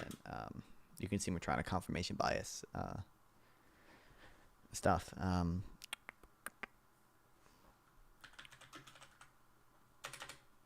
I think he has like almost 100,000 paid subscribers or something.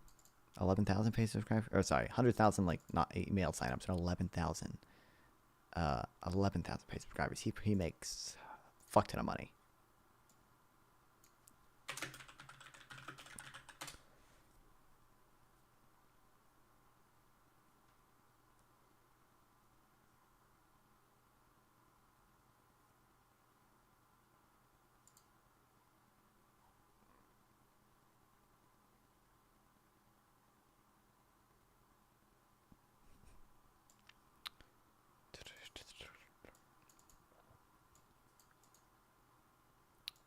$10,000 subscribers, X 100. Which by the way, I think that's the lower option or whatever. Oh, thanks for, well, it only like the last four of my card number, but whatever. Annual's $100 a year. This $10 a month, but you can be a founding member and choose to donate more, which some people definitely do. So the real play for economists is not to make 300K at Amazon, but to have some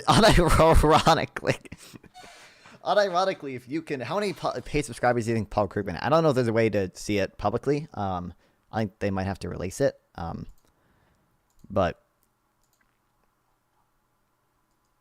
Paul Krugman probably makes fucking bank on Substack, man. Because let's just compare. No Opinion has 10,000 paid subscribers, right? Or I think he said 11,500. This post 14 hours ago, 149 likes. This post 17 hours ago, 1,500 likes. March 30th, 600 likes. March 28th, like 1,600 likes. Like 27th, 1,800. He has 27th, 400. Although that's paid. Although I think you can like it even if you haven't paid. But 500 on the 26th. Did he have something on the 26th? 2,500 on the, like, Jesus.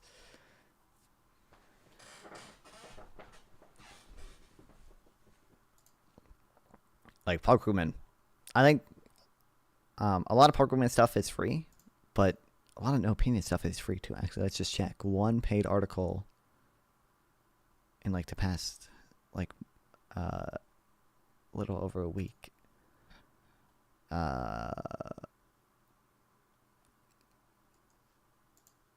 This was paywalled at least.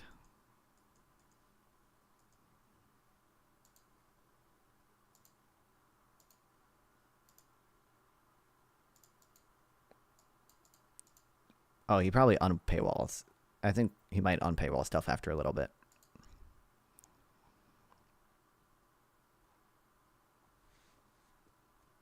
Yeah, beyond the paywall.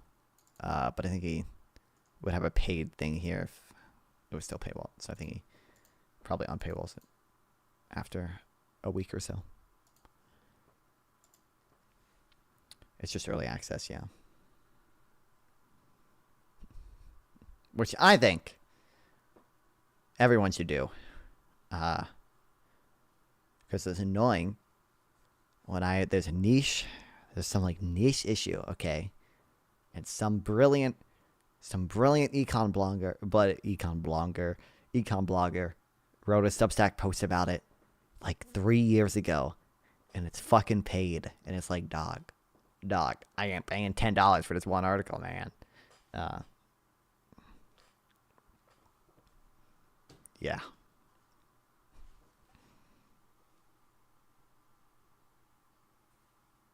If it's paywall, they aren't very brilliant. Well, what do you mean? I mean, that's how you make money. Hello, subscribers. I know some of you want me to write some sort of primer on tariffs and Donald Trump's latest diktat seems to be providing the occasion. This post, practically a working paper, will at least at first be paid for subscribers only. While my weekly rants are always free, those of you who have contributed should get a few perks for your generosity. And something like this, a fairly big project that I hope people find informative, but isn't part of understanding what happened in the past 24 hours seems like a good candidate. For those of you who are deciding, whether to chip in, here's what's behind the wall. First, a survey of actual levels of tariffs around the world. Second, a summary history of how advanced economies, all of them, not just the United States, got from the protectionism of the 1930s to nearly free trade, at least in manufactured goods. Third, a brief overview of a quite different history of tariffs in emerging economies, which had very high tariffs until the 1980s, and then finally brought them down, although they're still higher than in the advanced world.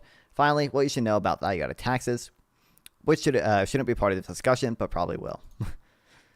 Okay, let's get started. How do you know if it's good if it's paywalled? Well, I mean, some of it's before paywall, obviously. The purpose is to get attention to influence policy and opinion. Paywalling is counterproductive. Most econ bloggers are not trying to do that, buddy. That's out of the realm for most Substack bloggers, man. That's I don't think most of them are interested in that.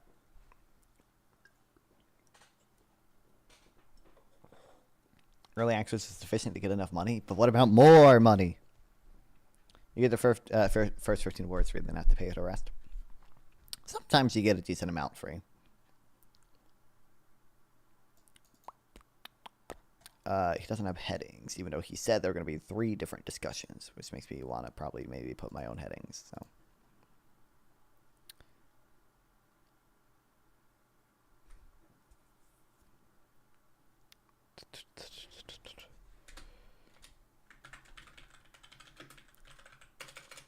Tariffs around the world.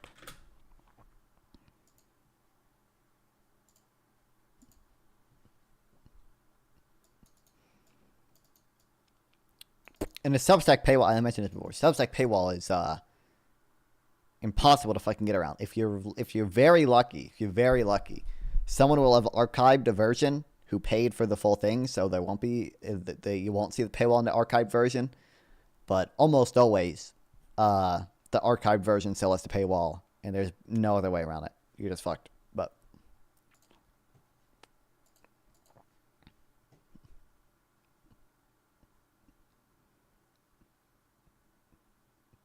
so far, there have been 3 phases in Trump's now you see it, now you don't trade war.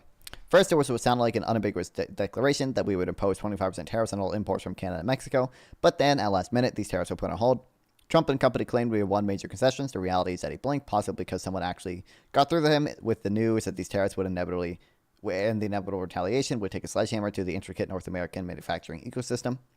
Then the tariffs on steel and aluminum. As I pointed out, these tariffs were ugly. We reneged on an agreement that Trump himself signed, and largely targeted Canada, arguably our closest ally.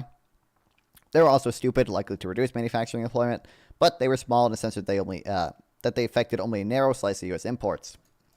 Now Trump has announced that he will impose reciprocal tariffs on everyone, doing unto others what they do to us, but not until April, after a period of study. What will that mean? So far, I can see why you like this guy. What, Krugman? I love Krugman.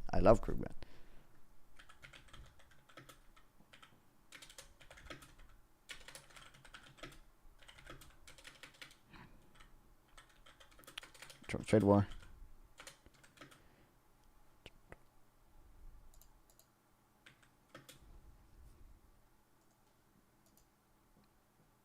I feel like we might just... Fuck, why did I click on that?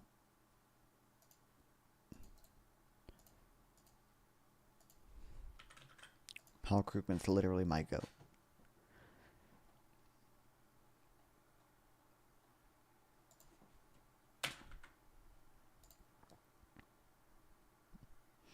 The only economist who even comes close to Paul Krugman is this little-known streamer known as Fabian Liberty.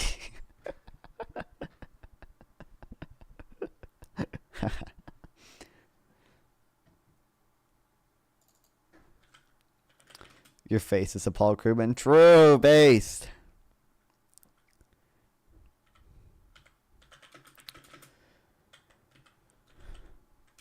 Declaration of 25% tariffs on all goods from Canada and Mexico. Before we back down, does he also have to be a massive snooze? What do you mean a massive snooze? What? Paul Krugman is fucking... the opposite of a massive snooze. Paul Krugman, unironic, who's actually a pretty he's a good he is able to make the reason he's so popular. He's able to make econ interesting to people who don't normally like it. Like that's why he's that's part of the reason why he's such a popular blogger, author, Nobel Prize winner.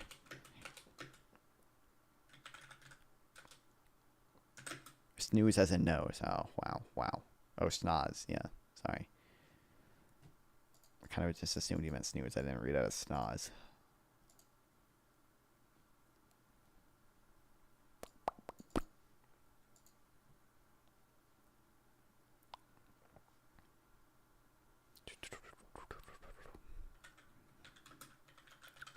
The tariffs on steel, aluminum.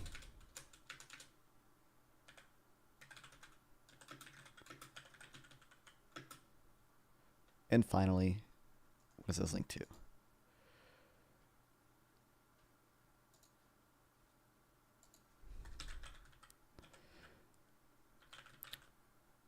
Reciprocal tariffs on everyone.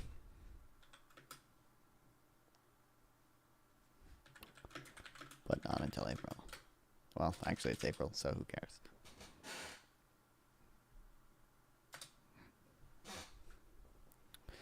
What will this mean? As with most of Trumponomics, nobody really knows if Trump actually stops with what he seems to be saying and impose tariffs on foreign exports equal to tariffs they impose on the U.S. It will be a nothing burger. But I think we can assume that he doesn't know that, and the question is what people around him will come up with to feed his conviction that America is being treated unfairly. So what do tariffs around the world look like right now? Tariffs on the eve of destruction. Trump. Wow.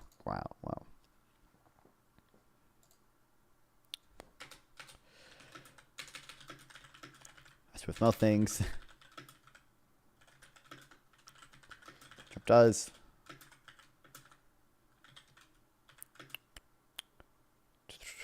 Does he say everything? Does he say anything everyone doesn't already know? Who? Krugman?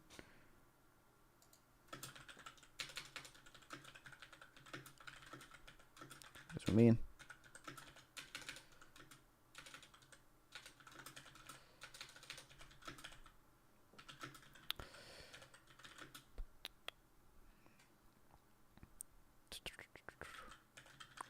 Yeah, he's stating the obvious. So true.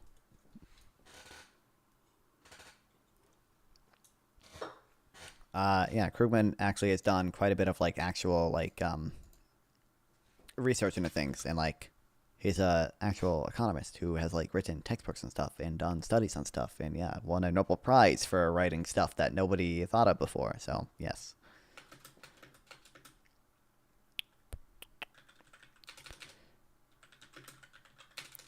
Equal to those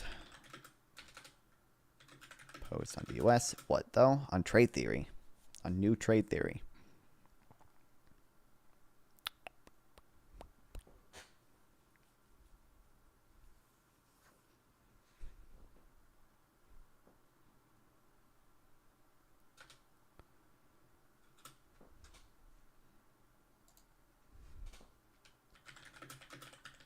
What specifically though?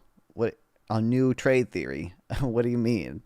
On a it was a theory 1980s that describe basically the fundamental thing is that the ordinary basically trade theory kind of implies that countries will trade a lot with countries that are very different from them because they'll be very good at making kind of entirely different things. But if you look at empirically, that just seems to not be the case. Countries actually tend to trade with countries that are pretty similar to those, whereas it doesn't make sense since they should be good at making similar things. And his theory basically describes how a bunch of fixed cost and things like that will mean that a lot of countries trade with countries similar to them. Collection of economic models, international trade theories, focusing on the role of increasing returns to scale and network effects, which were originally developed in the late 1970s and early 80s. The main motivation for the model was that contrary to what traditional trade models, such as old trade theory, would suggest, the majority of world trade takes place between countries that were similar in terms of development, such as structure and factor endowments. Traditional trade relies on productivity differences to explain international trade. New trade theorists relax the assumption of constant returns to scale and show that with increasing returns can drive trade flows between similar countries without differences in productivity factor endowments. With increasing returns to scale, countries that are identical still have an incentive to trade with each other. Industries that in specific countries have industries in specific countries concentrate on specific niche products, gaining in economies of scale in those niches. Countries then trade niche products to each other, specializing in a particular industry or niche product. Trade allows the countries to benefit from larger economies of scale.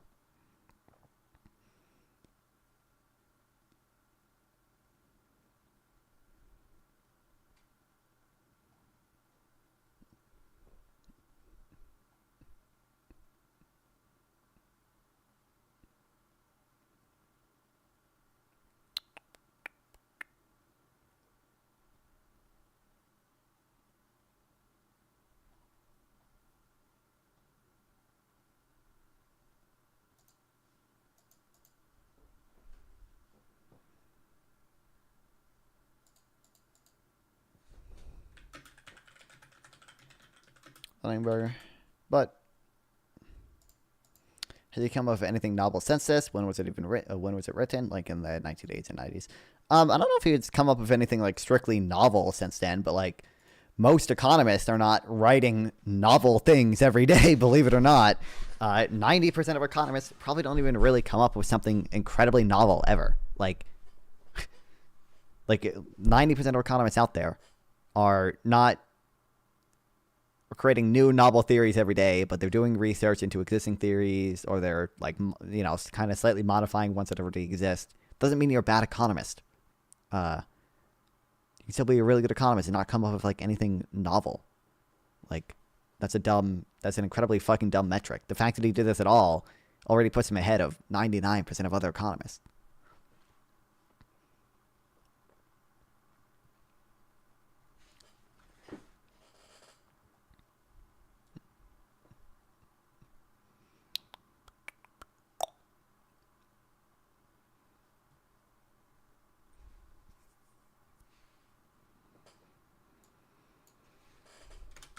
Yeah, but article has nothing to do with what. Well, yeah, because I've already read a lot of these articles are going to start out with stuff I already know. Because believe it or not, I've already read a lot of trade theory stuff. So, like in the introduction, it's gonna talk about things that I already know a lot. Yes, Jesus.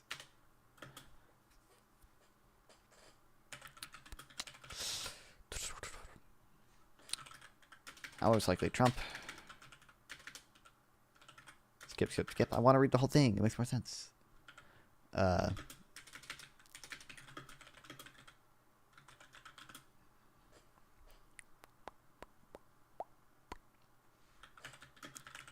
fine.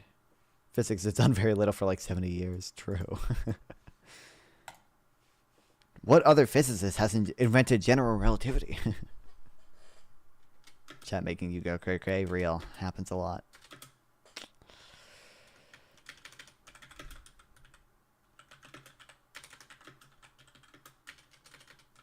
Justify.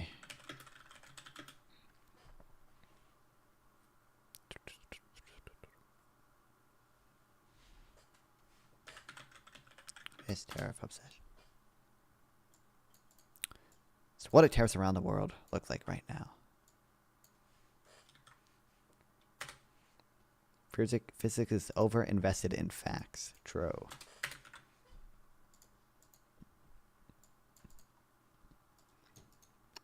When looking at the realities of trade policy, it's important to distinguish between agriculture and manufacturing. Trade in agricultural products is nowhere close to being free. Farmers and wealthy nations get a lot of protection in the forms of tariffs against imports and other trade restrictions, sometimes benefit from export subsidies, and in general receive huge amounts of special treatment. In some cases, especially in the United States, this reflects the overrepresentation of the electoral system. Wyoming has 2 senators along with 1 House member, yet it's fewer people than, say, New York's 14th district, which sprawls across parts of the Queens and Bronx and has 1 House member AOC. Farmers also benefit from a sentimental attitude towards traditional way of life, whether it's the real America of small towns and family farms, or La France Profonde. In any case, given both the asymmetry policy and the special role manufacturing plays in the idea of making America great again, it makes sense to focus on trade and manufacturing.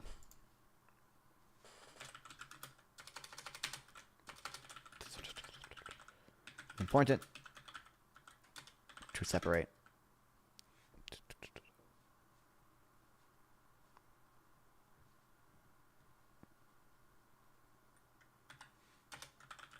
between trade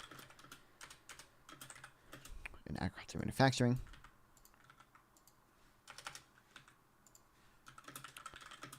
Trade in agriculture. It's nowhere near free. With farmers around the world.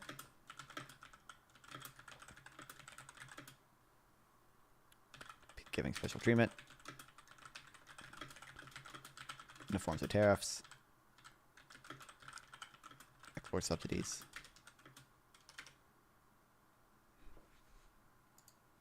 or I mean really just subsidies in general. Doesn't even have to be specifically export subsidies, but additionally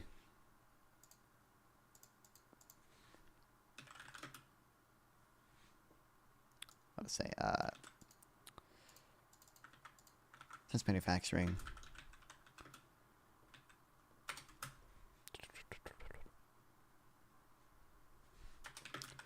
is a more important role.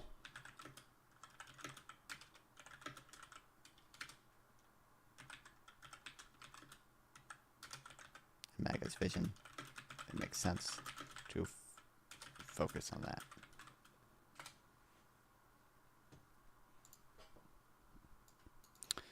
We know Trump imagines trade and manufactured goods to be like, in his worldview, America's a big sucker, letting in foreign goods with little or no tariff, while other countries impose high tariffs on our exports. But in reality, the reality is nothing like that. Here's a map of average tariffs on manufactured goods in 2022 from the World Bank, where darker color meaning higher rates. China is a special case. There's so much government intervention in the economy that its low formal tariff rates aren't meaningful, but the message you should take away from the rest of the world map is that in all advanced economies, North America, Western Europe, and the developed nations at the Pacific Rim have low tariff rates, generally under 2%, and we have a free trade agreement with Canada and Mexico. Contrary to Trump's view that the U.S. listing goods with little or no tariff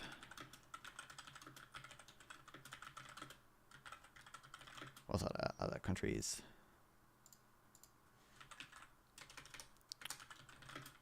place high tariffs on us.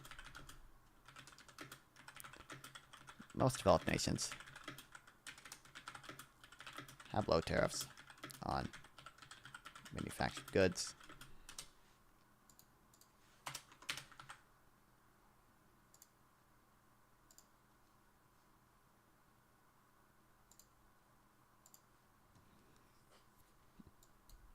Furthermore, if we look at the United States, who trades with it, it's mainly countries that have very low tariffs, just as we do.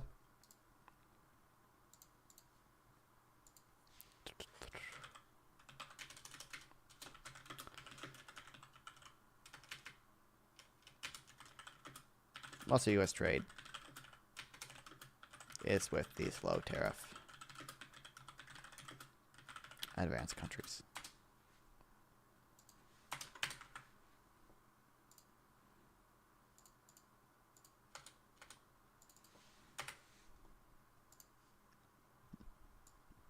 Who's in the everyone else category? The main players are India with 10% average tariff to Brazil with 9%. If those numbers are lower than you expected, that's because no country is remotely as protectionist as it used to be, but we'll get there in a bit.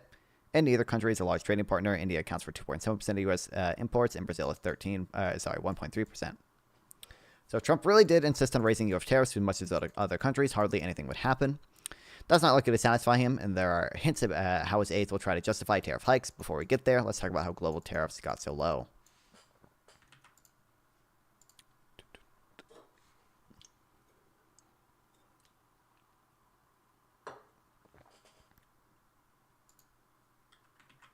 Oops, I should hit dismiss there. So if Trump did truly reciprocal tariffs,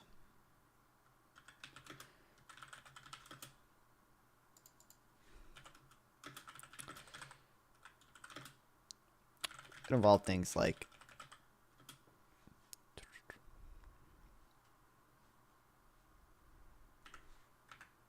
terms of tariffs. On India.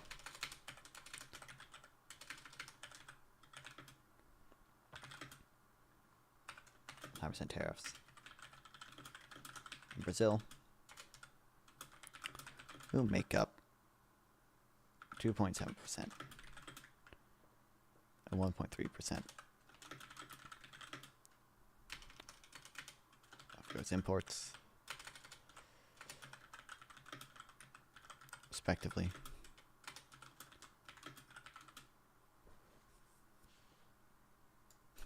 All of that, like, certainly not helpful.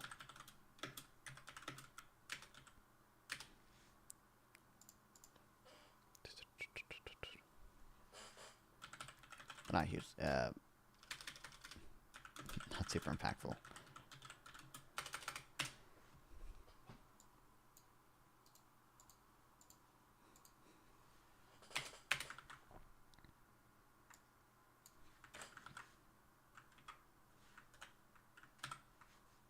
How did I click that?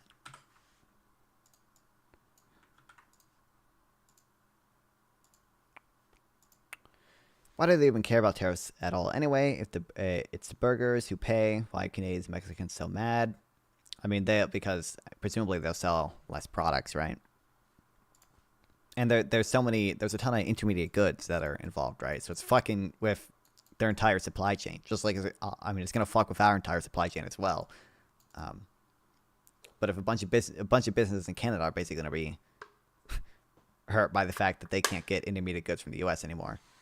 Skill issue. I mean, it hurts us too. It hurts both of us. So it's just bad. Just a bad thing. But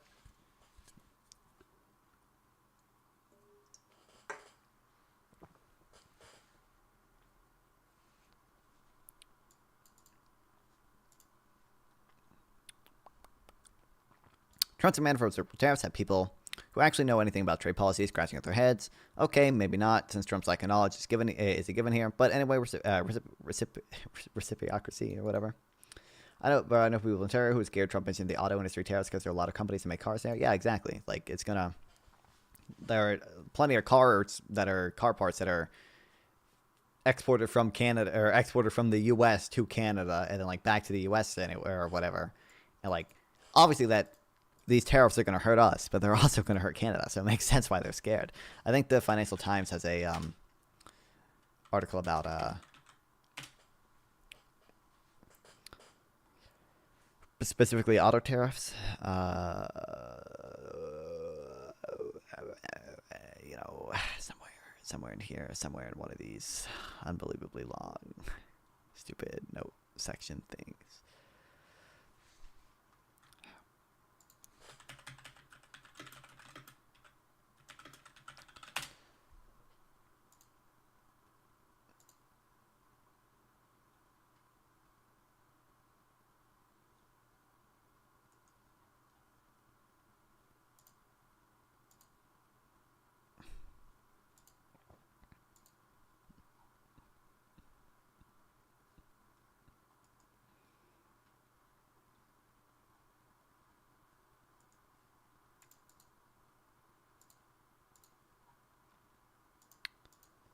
It's all fucking stupid shit.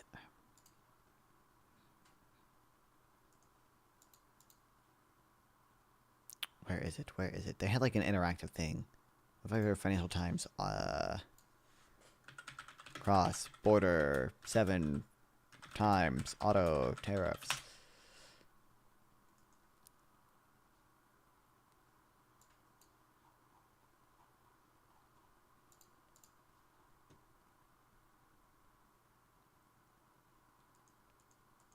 I think it's this.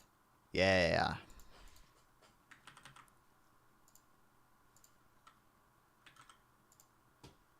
Yeah, unemployment rates are high in Canada right now, so everyone is scared to lose a job in this sector. Yeah.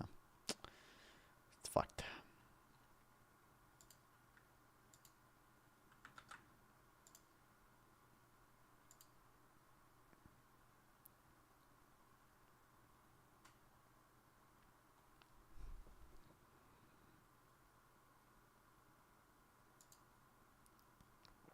If Canada doesn't tariff back, how would it affect their intermediate goods? Just people would buy, like, shit, I understand it affects their exports, but like people would start substituting away from their the intermediate goods they produce towards U.S. produced goods, presumably.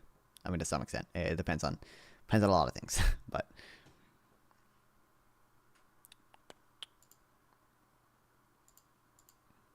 I mean, if there's no economy, there will be economies, right? So everything fixed, true, based.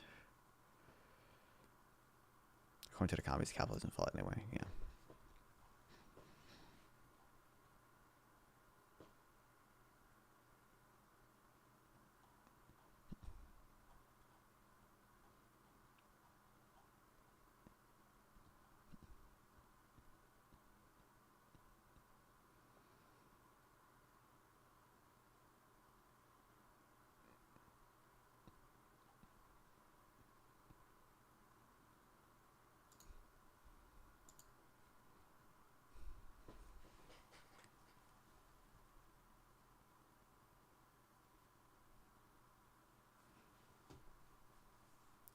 At least I would say Mexico might be better off than Canada. They can export elsewhere. These industry, not many people want. So, trade with Mexico and Canada is pretty like heavily specialized. That's the whole. That's why I'm talking about these intermediate goods and everything. There's just there isn't a big overseas market other than the U.S. for like what's something made in Canada here, for like some of these car components. Like they just aren't like these are cars that are maybe only the final assemblies in Mexico, maybe only the final assemblies in the U.S. There's not really an overseas market for a lot of these fucking things. Like,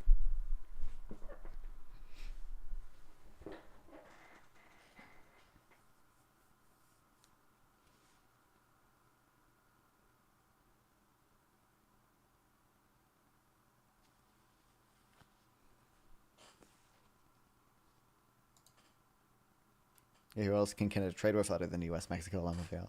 I mean, I don't know. I don't even know how much Canada trades with other people to begin with. Yeah, but I think Canada. I think the U.S. is probably Canada's largest trading partner. But there's just not a good market for these things other than in the U.S. where all the infrastructure is already U.S. and Mexico, I guess, where all the infrastructure is already fucking built out. For these things.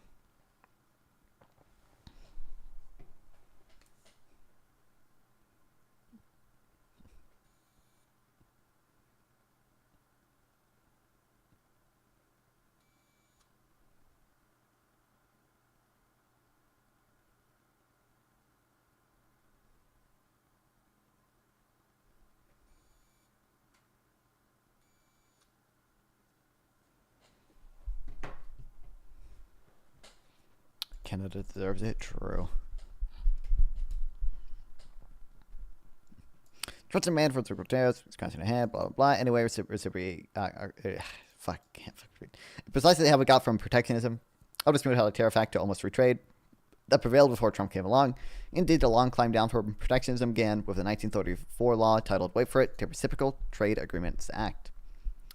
To understand why the RTAA was necessary, start with the fact that many people say Coca-Cola made in Mexico tastes better than Coca-Cola made in the United States. As far as a black coffee guy, I have no personal view. Why the immediate answer is that Mexican Coke is sweetened with cane sugar, while U.S. Coke is sweetened with high fructose corn syrup. Behind the difference lies trade policy. U.S. imports of sugar are limited by import quota, which has effects similar to those of a tariff. As a result, raw sugar is considerably more expensive in the U.S. than it was in the rest of the world, and using high fructose corn syrup is a cheaper alternative. It's hard to come up with an economic rationale for limits on sugar imports. For technical reasons not worth getting into, the sugar quota is even more harmful to U.S. interests than a typical tariff, and a great majority of Americans are hurt by higher sugar prices because there's sugar in almost everything. But these costs are very diffuse, a few cents per person, too small to inspire political backlash. In fact, they're so small, hardly any consumers even know that sugar quota exists. There are, however, only a few hundred U.S. farms growing sugarcane. And you'd expect, and you better believe they know how to import, about the import quota and lobby hard to keep it in place. So imagine your FDR in 1934, believing that high tariffs are economically destructive, with the Secretary of State, Cordell Hull, who believed that world trade was a force for peace. How do you overcome the special interest politics that made tariffs reduction so bad? The answer is to make deals with other countries. We'll cut our tariffs if you cut yours. The RTAA was a way to make deals and submit them to up and down votes in Congress, which critically lacked any means for individual representation to insert special provisions for benefiting industry in their home districts. By linking tariff cuts to reciprocal tariff cuts in other countries, the RTAA brought domestic exporters as countervailing political force against the power of special interests who supported tariffs. True free trade is peace. There does seem to be empirical evidence that free trade increases peace, but remove tariffs on Iran. Dude, I don't even know if we have tariffs on them or if I think we just like sanction them and like totally prohibit trade with all these people. But there is evidence that countries are less likely to go to war with each other if they trade with each other. There seems to be evidence for that.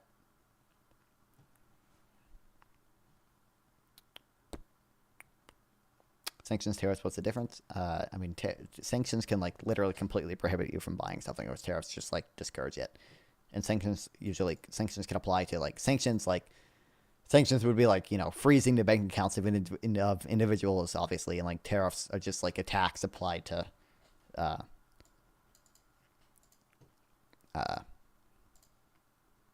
goods imported, usually not applied to services. Anyways, remove both. So true. There are obviously national security justifications for sanctions and tariffs. It's just that, like, generally speaking, if countries trade with each other, they seem to be less likely to go to war. Give Germany the cheap gas back. True. Well, Germany kind of got their cheap gas back anyway, right? Didn't they just build out their own shit by now? Aren't energy prices in Germany basically stable by now? Ophelia. I don't think Ophelia's here.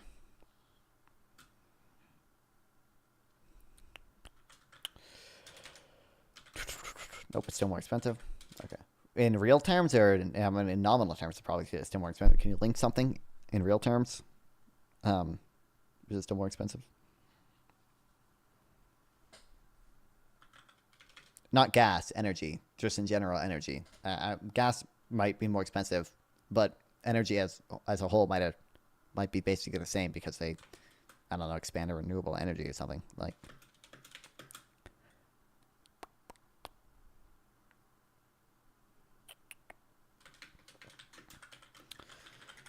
Big reason. U.S. tariffs are still low. In the first place, it's because of the household energy prices in Germany are what the fuck? Almost a third higher than before Ukraine war started. Yeah, okay, makes sense. Average household paid 31% more on average for energy than pre-war 2021. Okay.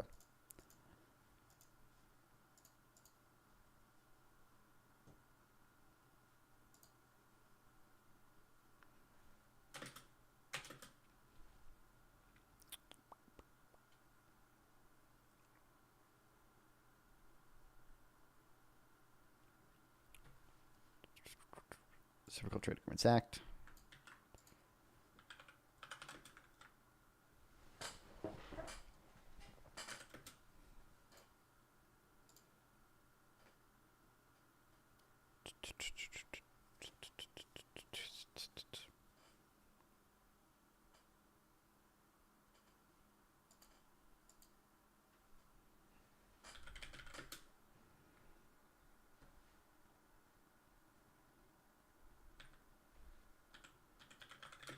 Allowed other countries to cut tariffs on us.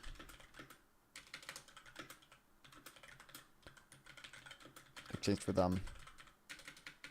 Sorry, in exchange for us cutting tariffs on them. Thanks for the 5 bits. Gamer boy, you're a little bitch. Gamer boy, you're a little bitch. Gamer boy, you are. I've said it. I've told Gamer Boy he's a little bitch in VC, dude. I should make that the one of him saying, "This is the problem with dudes like Non-Fon and Destiny." I should make that an alert.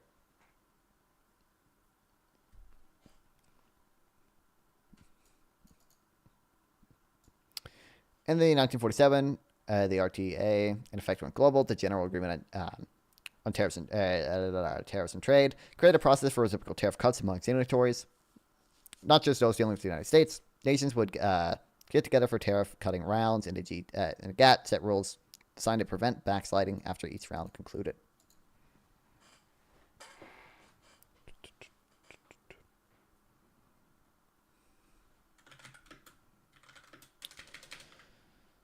In 1947,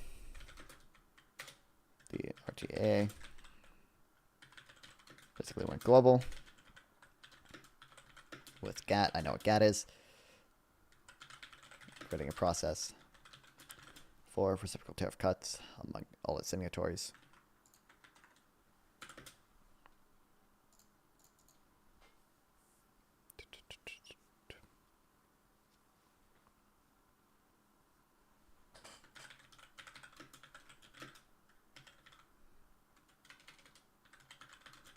Nations would agree on tariff cutting rounds.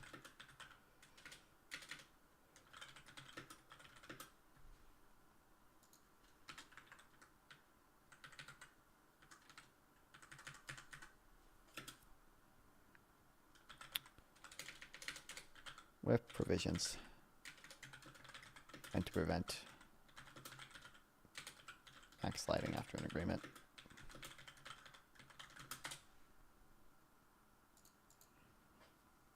I wish they'd hurry up and take over Greenland. Well, fucking see, man. JD Vance was just there, right? So, alright. It was like 2 or 3 days ago by now, but. The 8th and so far last round was the Uruguay round of the early 1990s, named after the country where the opening ceremonies were held. Actual negotiations took place in Geneva. That round's main achievement was the creation of the World Trade Organization, which greatly enhanced monitoring a nation's adherence to the GATT. The GATT. What's the TikTok brain rot? How do you pronounce the this is GATT. That's the TikTok brain rot is the Y GATT. Skibidi Riz provided much faster, more effective system for resolving disputes. Why is this history relevant to the current situation? Because it tells you the Trumpian story about how we ride at low tariffs is all wrong. In a world, according to Trump, America, blinded by free trade ideology, basically opened itself to imports while the rest of the world snickered. In reality, we've spent many decades practicing the art of the deal, cutting tariffs, only in return for reciprocal tariff cuts in other nations. So tariffs working or not? Not really. Not a ton have gone into effect yet because they've been delayed twice. The big ones have been delayed twice by now. We do have tariffs on steel and aluminum again, and 10% tariffs on everything from China. So, not that we have, we don't have like peer-reviewed studies on them so far, but like stock market did not react well to them.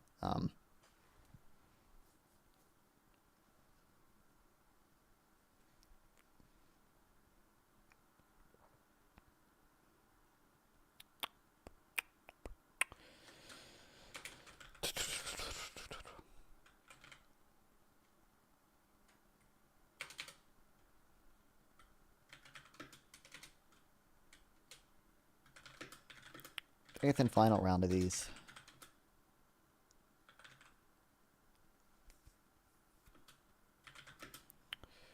So you're going around our 1990s, which ended up creating the World Trade Organization.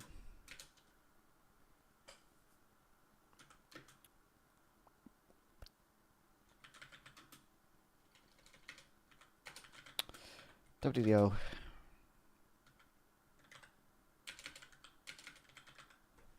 Greatly enhance the monitoring nation's adherence to the GATT and provide a much faster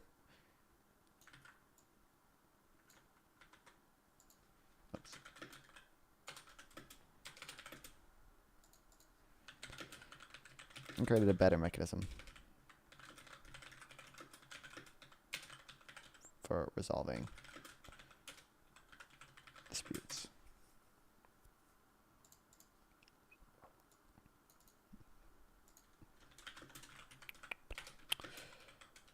So run for you of how we got to low tariffs. It's wrong. Matter in the U.S. Quickly bringing down tariffs.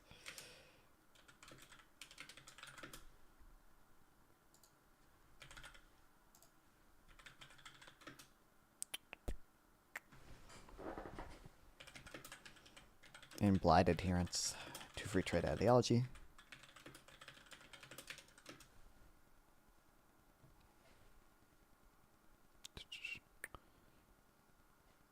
We spent many decades practicing the already deal, cutting tariffs only in return for reciprocal tariff cuts in other nations.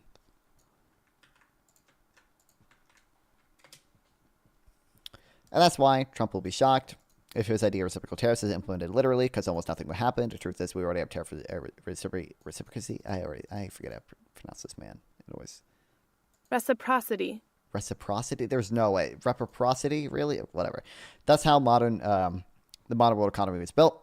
America has low tariffs, but so do our main trading partners. The reality of world trade will give Trump almost nothing to work with. Okay, emerging markets, mainly India and Brazil, are somewhat different stories, so let's look at them. Let's look at that quite different history. They're working, but there's no... How would we even assess if they're working by now? The GDP projections are down. I don't know if we consider that working, but they're employed clumsily, so they're not going to achieve their goals. So they're not achieving their goals and causing more issues than they are solving for real.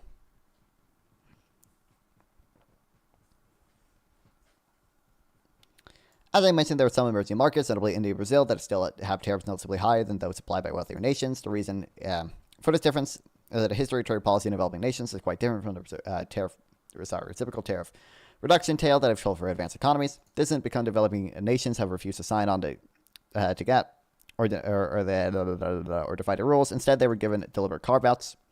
Article, what is this? 18? Yeah, 18.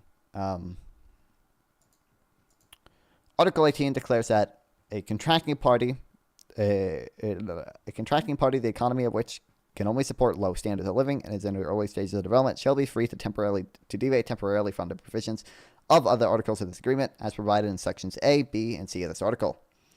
Why this carve-out? At the time, many economists still believed that import substitution, building up manufacturing capacity behind tariff walls, was the first step on the road to economic development. Indeed, many believed this was the story of America in the 19th century, and the creators of GATT wanted to give the less developed countries a chance to follow the same path. Why they were, especially the United States, willing to make an exception. As I wrote recently, the Pax America, for all its flaws, was an enlightened regime by the standard of past empires. In particular, U.S. leaders believed that widespread prosperity would help promote general stability and peace, so they were willing to give strategies for industrialization in poor nations a chance. And many poor countries did indeed impose higher tariffs in an attempt to promote development. Unfortunately, import substitution didn't live up to its promises. Developing countries with small domestic markets, limited technological capacity, couldn't produce a wide range of manufactured goods efficiently. By the 1960s, there was widespread disillusionment with import substitution. From the late 70s onward, there was also a growing awareness that the same developing countries in Asia were having great success with industrialization strategies aimed at export markets rather than protected domestic markets. Economic crises, the Latin American debt crisis in the 1980s, the Indian balance of payments crisis in 1991, created a climate in which governments were ready to make major structural reforms, including large reductions to tariffs. Here, for example, is what happened in Brazil. MFN, by the way, means most favored nation. The most trade agreements stipulated that signatories will pay no higher tariffs than anyone else. That is, they will enjoy most favored nation status.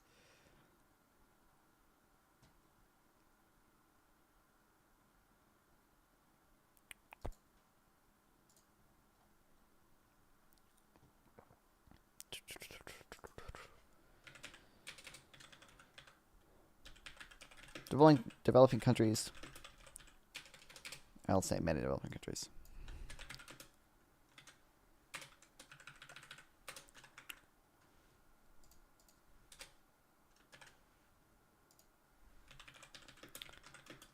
Still have higher tariff rates.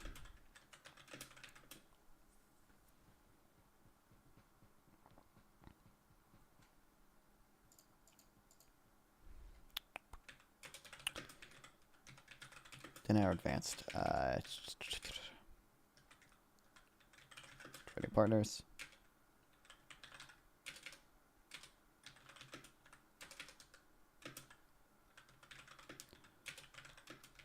History. It's very different for them. An example of it working as intended. What, just Hot Wheels moving to the US?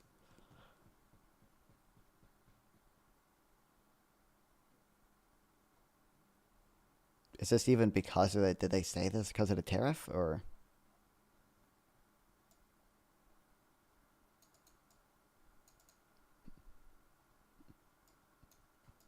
I mean, it could be, but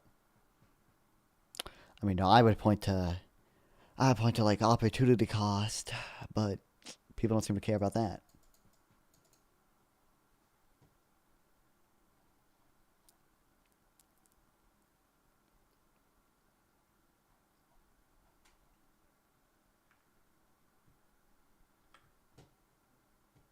Duty and tariff free. Okay, sure.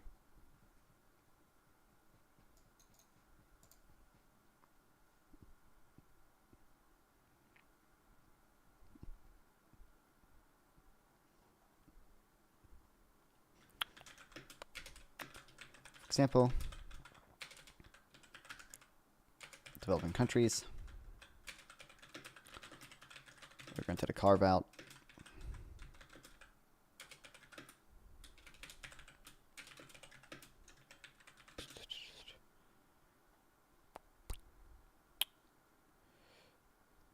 Again, it's allowed them.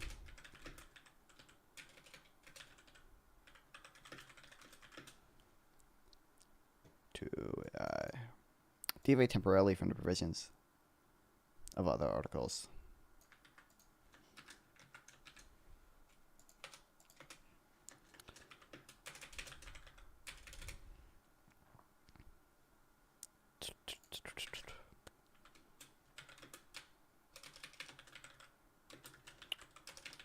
The GATT was signed.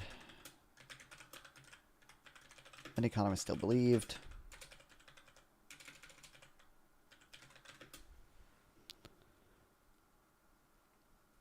Still linked to. That might be a good paper to read.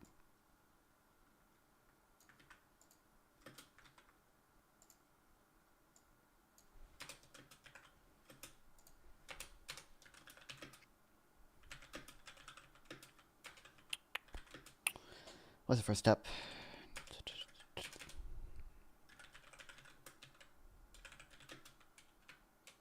It should take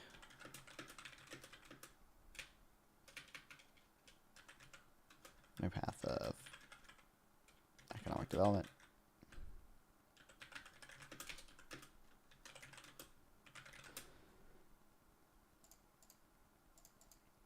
Since I know over import substitution, it's fallen out of favor.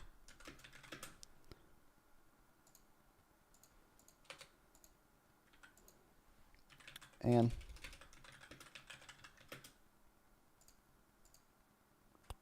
even tariffs in developing countries.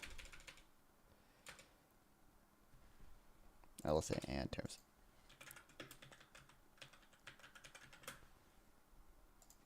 Developing countries. Fallen as well. Take, for example, Brazil.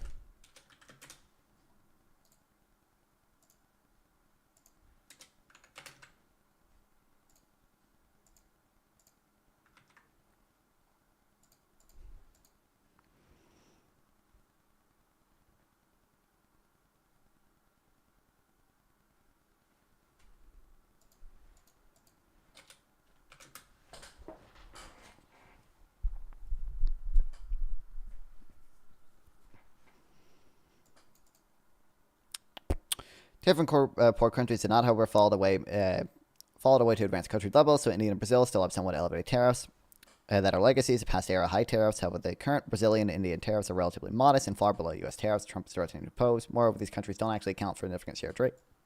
So while imposing reciprocal tariffs against emerging markets won't be a policy, as completely toothless as tariff threats against advanced economies, it would still fall far short of the kind of major change Trump seems to expect.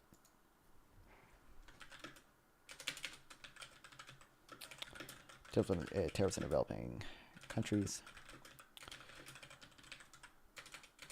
are still above the levels of those in advanced economies.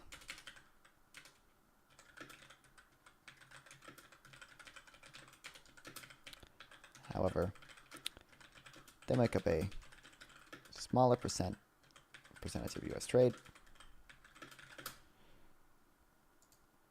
I'll say they aren't as large as some of the tariffs Trump has threatened to impose.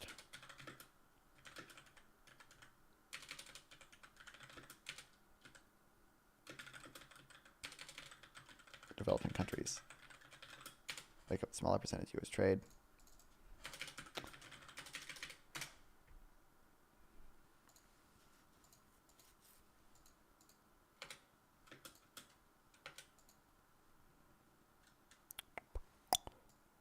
So imposing reciprocal tariffs against emerging markets, it would be read that. So will Trump admit he misunderstands the realities of tariffs and stand down?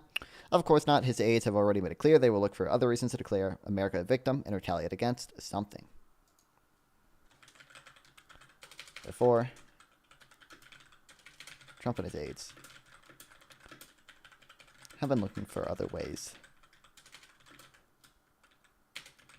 to make America a victim.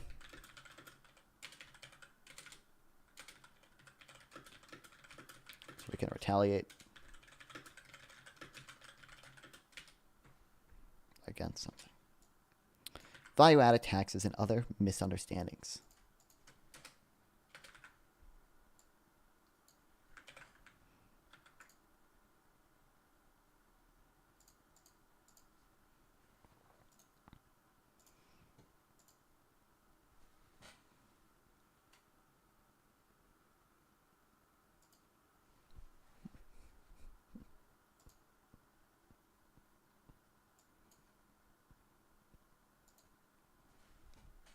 Gotta find a playlist. My other one ended.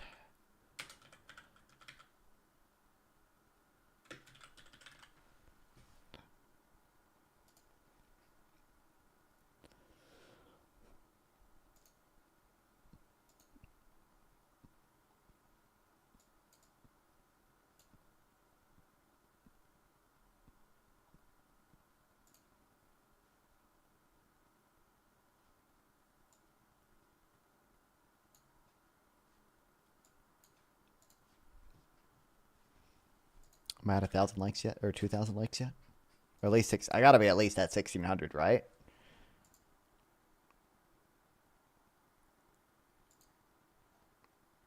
$1,800. Let's go.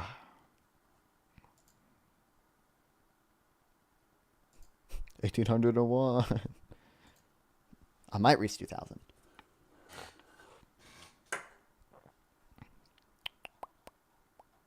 Okay, I think I'll read this and then we'll see.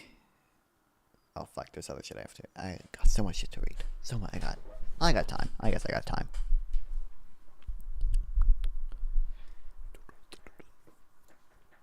After Trump, how did you pronounce it? It wasn't pronounced the same way reciprocal was. It was like reciprocity. Reciprocity. After Trump's repressosity. I'm throwing the. I'll be back in a second, man. I gotta throw my trash away, dude. It's over. It's over. It's over.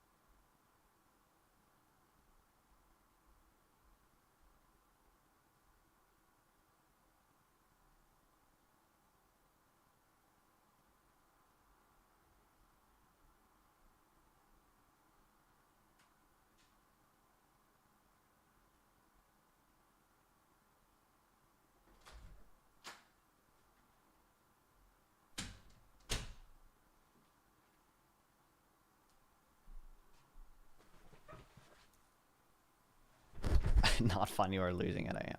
By the way, I realized as I were considering reaching for more caffeine, I actually don't have I don't have a ton of time just because I have to wake up at I have to wake up super early tomorrow at like 12 p.m. So don't worry, guys. I'm drinking tea, which only has like 38 milligrams of caffeine, I think. Which for me is like, that's an undetectably low amount of caffeine at this point. Oh, 22 milligrams? Yeah, I ain't feeling that. Jesus, this early tea is based. This isn't even like real tea. It's like Lipton, like watermelon iced tea shit. It's probably like, it's fake tea. Water, sugar, malic acid, those are the first ingredients. Green tea is like 5 things down. But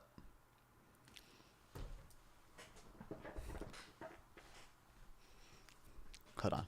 I got reminded something. I gotta text my friend real quick. Every day I drink decaf pumpkin spice tea. First of all, decaf, cringe. Second of all, that sounds cool as fuck.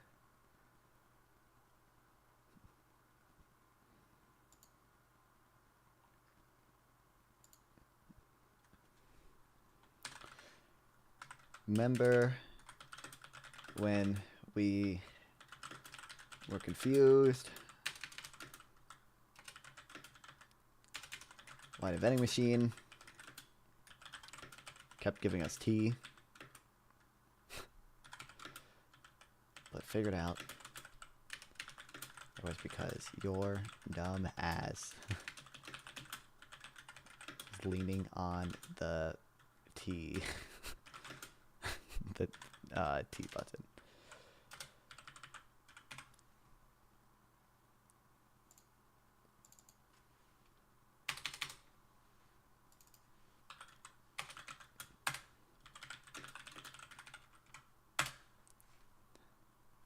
Anyway. After Trump's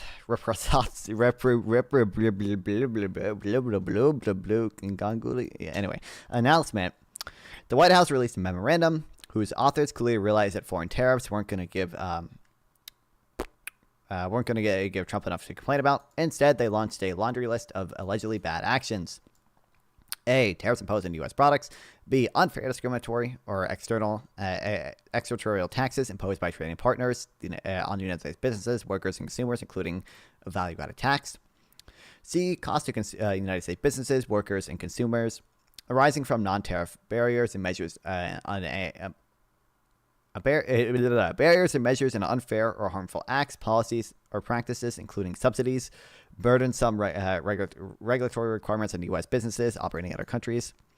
D. Policies and practices that cause exchange rates to deviate from their market value to the detriment of American workers, wage suppression, and other mercantilist policies that makes United States businesses and workers less competitive.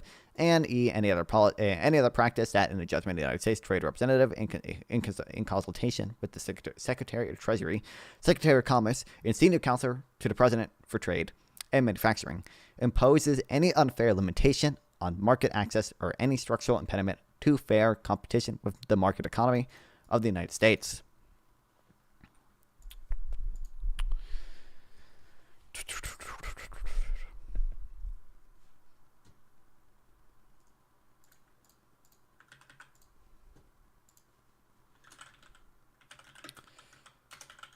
Other thing, foreign tariffs can justify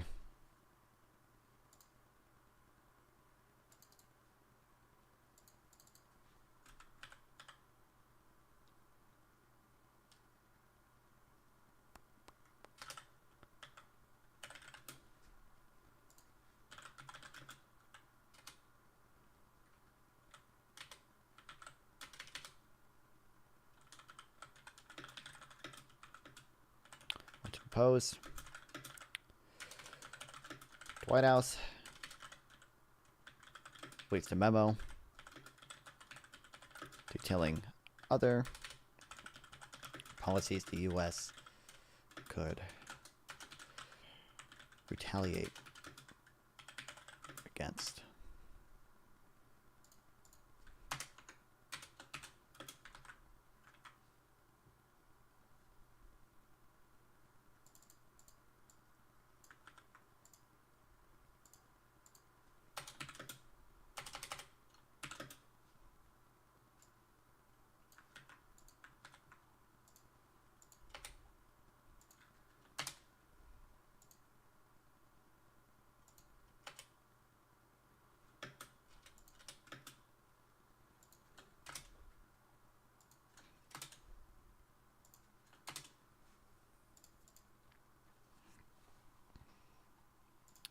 I bolded value-added tax because I think it's the issue we're most likely to say and do destructive things. Before I get there, however, a word about exchange rates. On Friday, Scott Bessent said the Treasury Secretary declared, we're also looking at currency manipulation. The U.S. has a strong dollar policy, but because we have a strong dollar policy, it means that other countries, it doesn't mean that other countries get to have a weak dollar policy. When his quote began circulating economic grapevine, a number of colleagues expressed skepticism that Bessent could actually have said anything that's stupid, but he did. Apparently, he describes to woebegone the theory of exchange rates in which every currency should be above average. But the big thing here is value-added taxes, which Trump officials have confirmed are a possible target. When I saw that, my first reaction was, "Oh no, not again!" I mean, I co-authored a paper on the subject in 1989. And even the fallacy of treating VATs as some kind of unfair competition was well understood, but these days, every old fallacy is new again.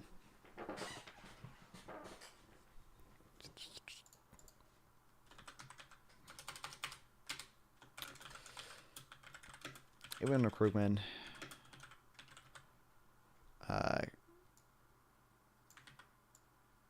co-authored a paper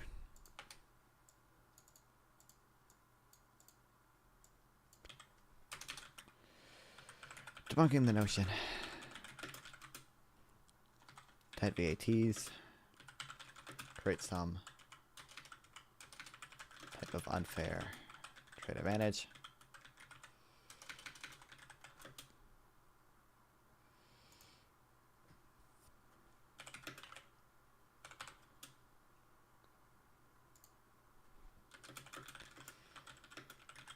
It's well understood. VATs built to store trade.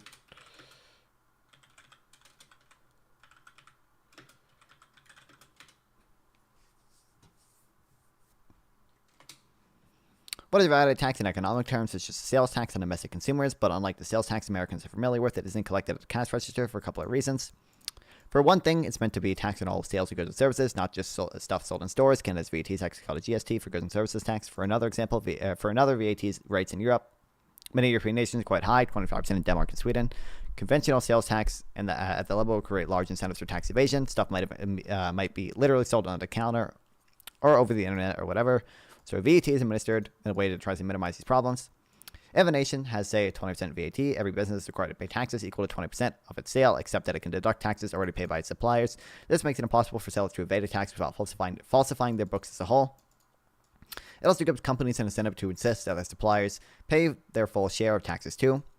The downside is that VATs require firms to fill out a lot of paperwork, but in most advanced countries, other than the U.S., consider that a price worth paying for a tax that collects the revenue needed to support a wide range of social programs.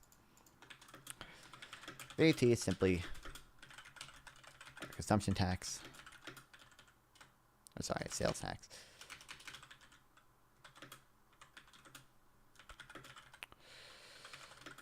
On domestic consumers.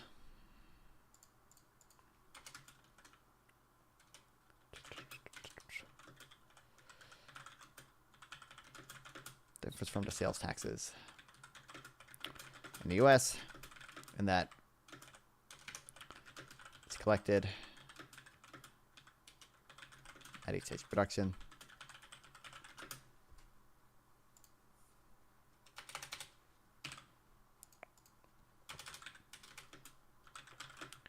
And then over to cash register, or rather than at a cash register,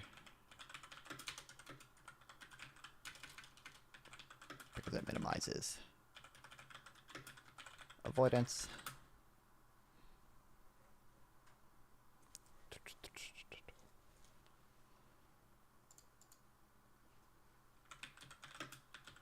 And taxes all.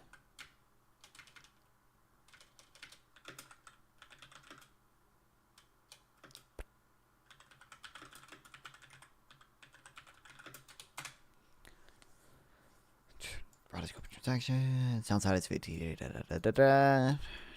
But how do VTs handle international trade? Again, they're basically sales taxes on domestic consumers. It doesn't make sense to exempt foreign goods from those taxes. So imports coming in must pay the full VAT. It isn't supposed to be a tax on foreign consumers. So exports get a rebate on any VAT they suppliers that may have paid.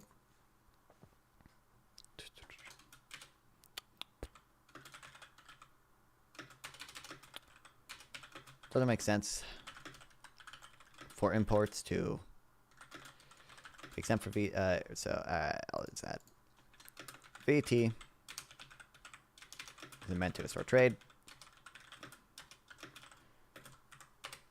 So it doesn't make sense for imports to be exempt from VAT.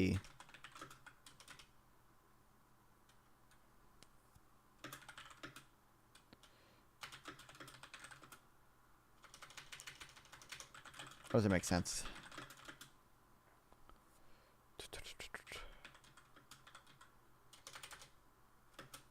What's up, Rumpoy Roy, artist? Welcome.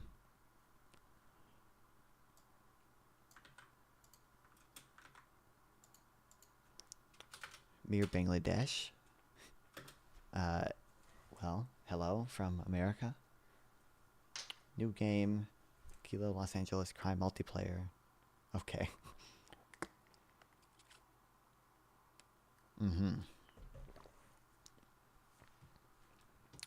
No, I'm hearing ya. Yeah, new game is there. I don't really need to hear about the new game thing. I think I'm gonna time you out.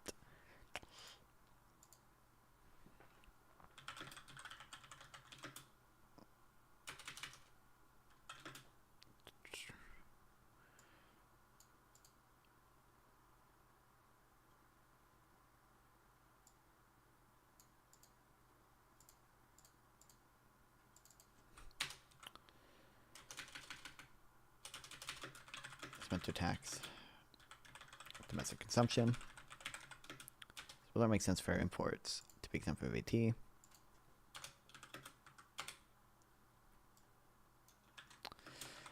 VAT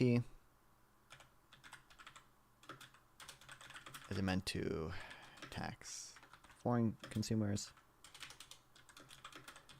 So exporters get a rebate on any VAT they or their suppliers may have paid.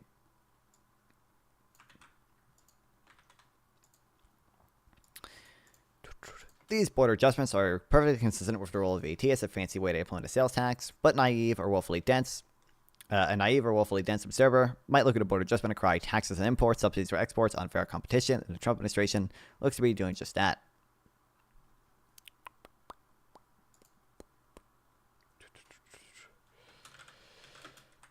Border adjustments.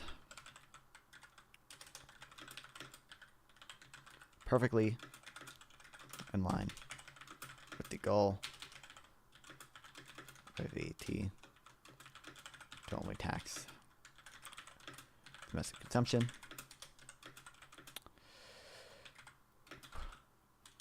But an uneducated or ignorant person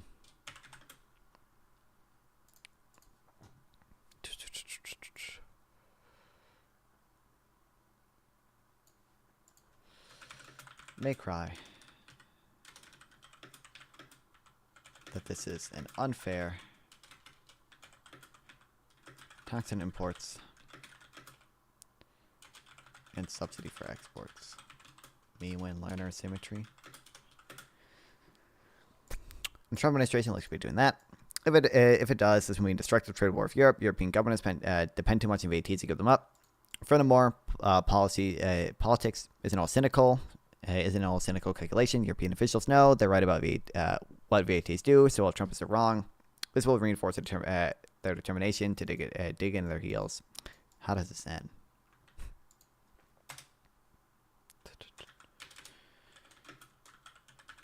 If Trump goes through with this, the reciprocal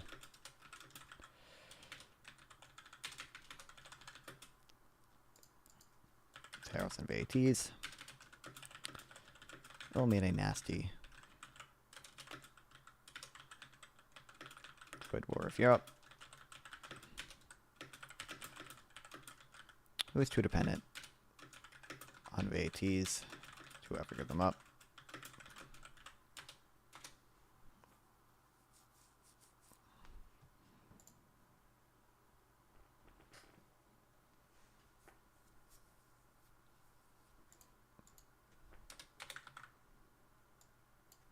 How does this all end?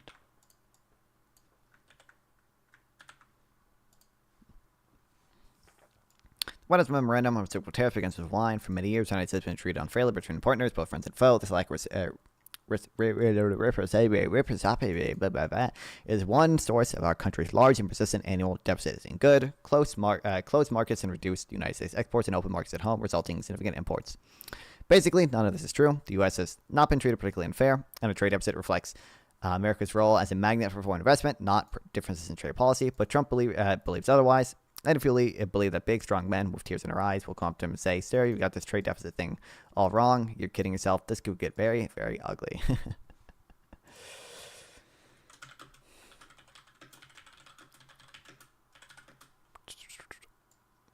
Tariff.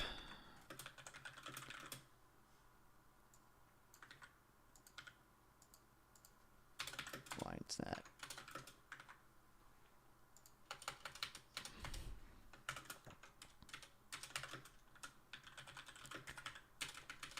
Basically none.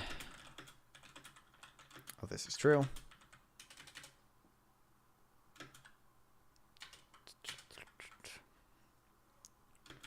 But no one. Yippee! I'm here for the gooning. Thanks for the sub. Gibbs. I'm here for the gooning. Yeah, brother. Always goon. Always a goon.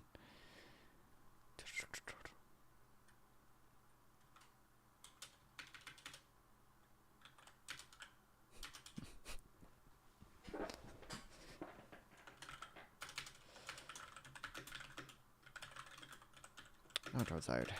Be willing. Don't tell him. He's got this whole thing wrong. What does the guy look like? Mrs. Wallhammer, the flashing guy? He might be. Fucking is. Oh wait. Oh wait, hold on. I think it might be. I don't know. Am I not? You know the Mr. Hammer, the Twitch Pro guy? It might be fucking him. I don't know of him, but like it's a funny gif. So like he's a fellow lefty based. I should know about him then, but it's not him. Okay. I don't know. I thought it might be popular enough. Now you're way more based. Oh, good to know. He's like sea level. What does sea level mean?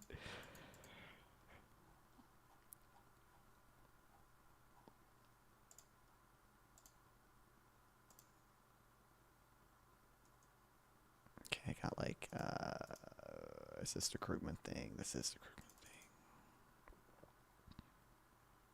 Like D-, not good grades. Yeah, but I meant like in terms of I understand, but like is he sea level in terms of like just his effectiveness in making arguments, or like in terms of like how dumb his ideas are, or like come like gooning? Both? Okay, good to know.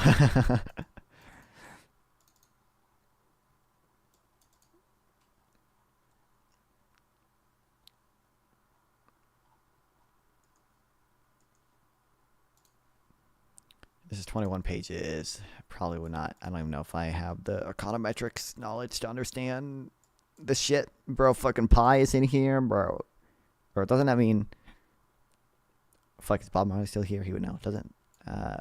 Because pi's in a Taylor rule, but it doesn't like literally mean pi, right? It's just...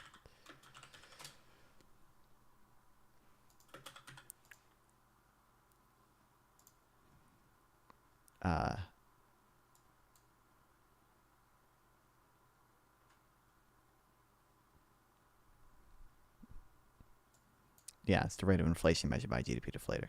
I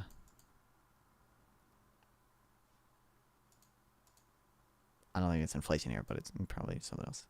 Oh,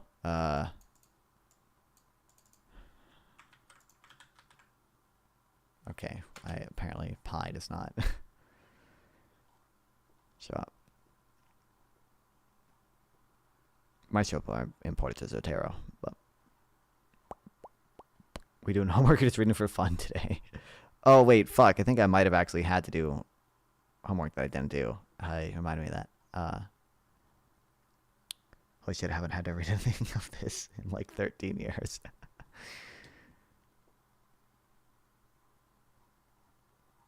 I see it hasn't changed. Well, I mean, this is like fucking. It is more than 13 years old. This is 1990. I think technically it was 1989. This is like a republish of it. But it says "com," which is funny.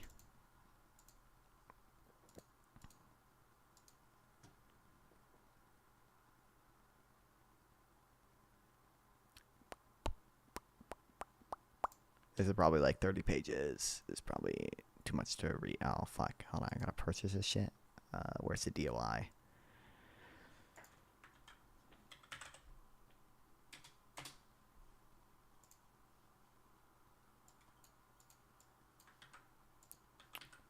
It's like Pi's income tax rate? Okay, thanks, Catrix. Hell yeah. It's the fine in the paper. I figured it was somewhere. I just didn't see where it was. What? They don't got this shit?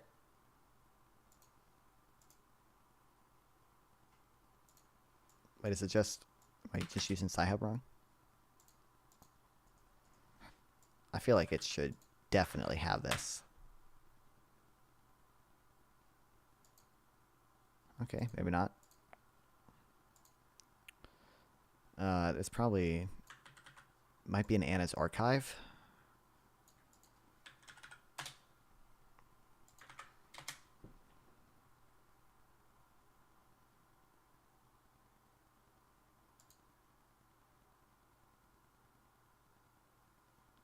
Oh yeah, here we go.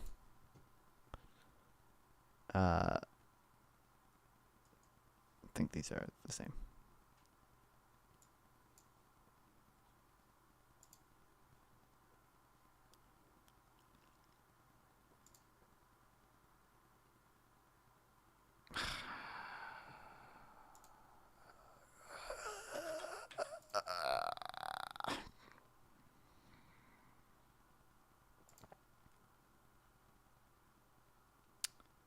Group Petroleum, rolled tobacco.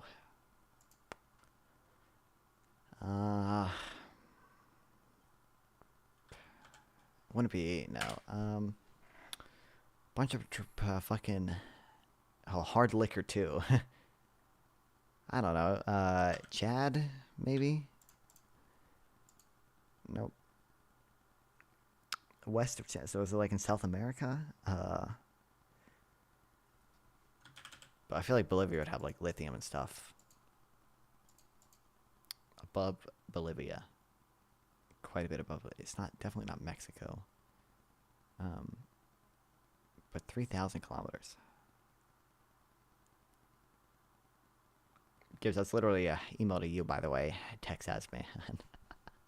I think I probably made it before. I mean I didn't draw that, but what a good chat, Texas man. I think it was probably drawn before.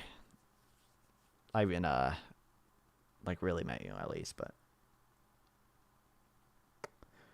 right, what place has fucking rolled to? I feel like a bunch of oil and tobacco. Maybe Guatemala has oil. Banned. To the east of Guatemala. Oh, it's gonna be a fucking island nation. Maybe it is Jamaica, dude. I don't feel like Jamaica. Oh, it's a pretty small country. I just realized that 206 million. Maybe Jamaica does have oil. Fuck. Southeast of Jamaica? It wouldn't be... Is it... I guess like Haiti and all that are... They're probably too close too. Actually, let me do Haiti. Fuck. Right below Haiti? I don't know what's right below Haiti. It's gonna be... It's like the fucking... British Virgin Islands or some shit. It's gonna be one of the island nations that I don't even know. I have no clue. This island like what the fuck? Haiti's French owned or was? Haiti's not French owned anymore yet. Like what? There's like 3 island nations down here. It's like who the fuck? Who the fuck gives about these places? Not real places. Fake news. Have you never been? No, I haven't been anywhere in the Caribbean. I don't think I've ever been outside the... No, I haven't been outside the country ever. Not from what? There's another bullshit island nation. This is like 11... That tiny ass nation was 200 million in exports. This is Fiji. So it's probably in the Caribbean. or somewhere. Cape Verde. No, that's even further away. I don't know. Like, what's that? Saint Kitts and Nevis or whatever the fuck. That's even further away. Wait, how am I? If it's not in the Australian island chain, it's to the west of that. But it's not. But if you move west from Australia, you're getting towards Africa. But Africa is further away. Saint Kitts and Nevis. I just. Okay. I don't. Maybe it's in the. Sri Lanka would be too big. Literally, what fucking. Maybe it's just in the middle of the fucking Pacific Ocean.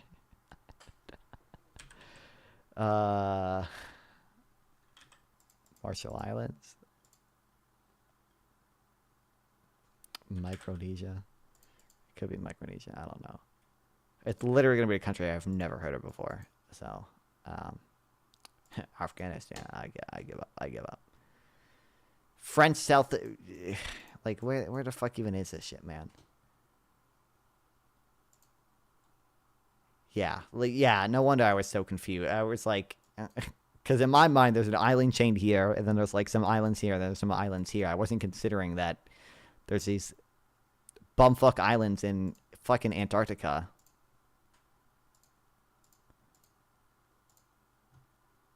What's funny is they don't even have. I don't even think they have like They don't have like Hong Kong, and they don't have like Liechtenstein. They're like some nations, like actual nations. What are you doing right now? I'm waiting 26 seconds for this file to download. So I'm playing this. Petroleum gas, crude petroleum. Well, no, I'm trying to guess which country exports. This is called Tradle. I'm trying to guess which country exports these things. Oh, 97%. Southwest of Kuwait. Kuwait is on the. Would it be Iran? I guess technically southwest of Kuwait.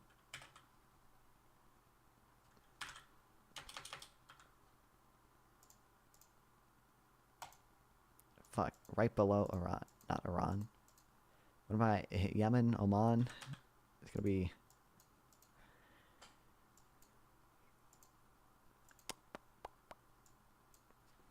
I guess Oman. Fuck.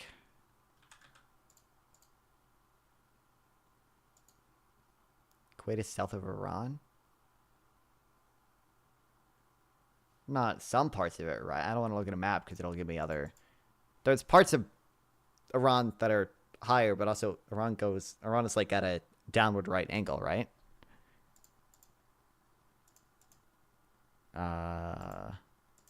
You might be right though, I don't know. Is it Jordan? Fuck, Saudi, what? Iraq is right next to Jordan, right? What the fuck? What? Qatar? Oh, that makes sense. I should have guessed Qatar earlier, actually. Damn. Hold on. I threw that one.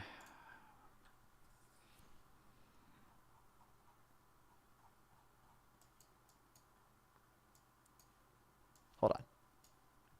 Yeah, see, look here. The parts of Iran are north. The parts of Iran are technically southwest of it. But I think actually it probably has the direction based on where the capital is, I think. I don't know for sure.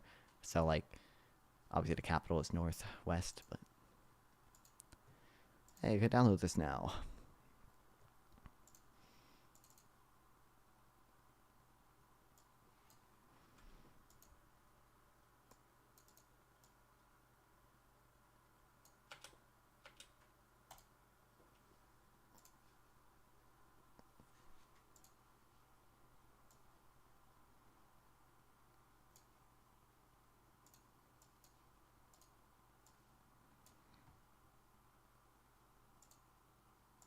Okay. Oh, 33 pages. Not super bad. Probably not worth reading the whole thing, but I might do this before. I think I might do a lot of these things. Or for a lot of the studies I have, might do the abstract introduction, like findings, conclusion, or whatever. Basically, just read like the first two headings and the last two headings. This guy on YouTube that's getting less and less coherent. He was at least speaking in English before. I'm surprised he stuck around this long after I timed him out. Typical American invading his countries for oil, not knowing where they even are. SMH based.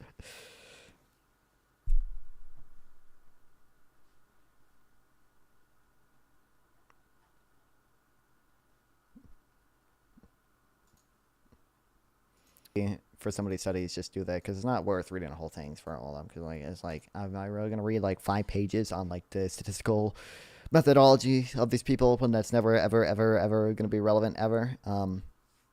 So I think, like I said, I might abstract introduction, like results, conclusion, or something, and then maybe if I really feel like I don't understand something, fill in the gaps by reading the other shit.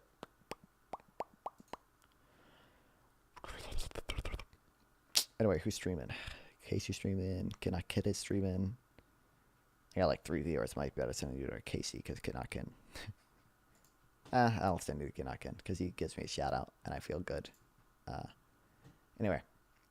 Fun stream today. Fun stream. I will stream again tomorrow, probably relatively early at like 3 or 4 p.m. EST or whatever. Something like that.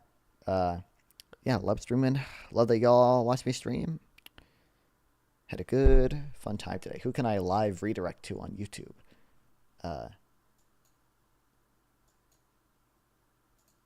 Edit, customization. Redirect ad. I guess Sarah. We'll do it, Sarah. Go over to fucking Sarah the Raging Tomato stream. Oh, wait, I don't even think it's... Hold on, I think that stream's like scheduled or something. Well, I already committed to rating Kid Not Kin, so too late, Gibbs. I feel like I might not be following her because I just scrolled through who I was following, but anyway, I'll see you guys tomorrow. Love streaming. Love you guys watch me stream. Yeah, really cool. Y'all sit here and watch me read shit. We got probably more debates coming up. I don't know anything for sure, but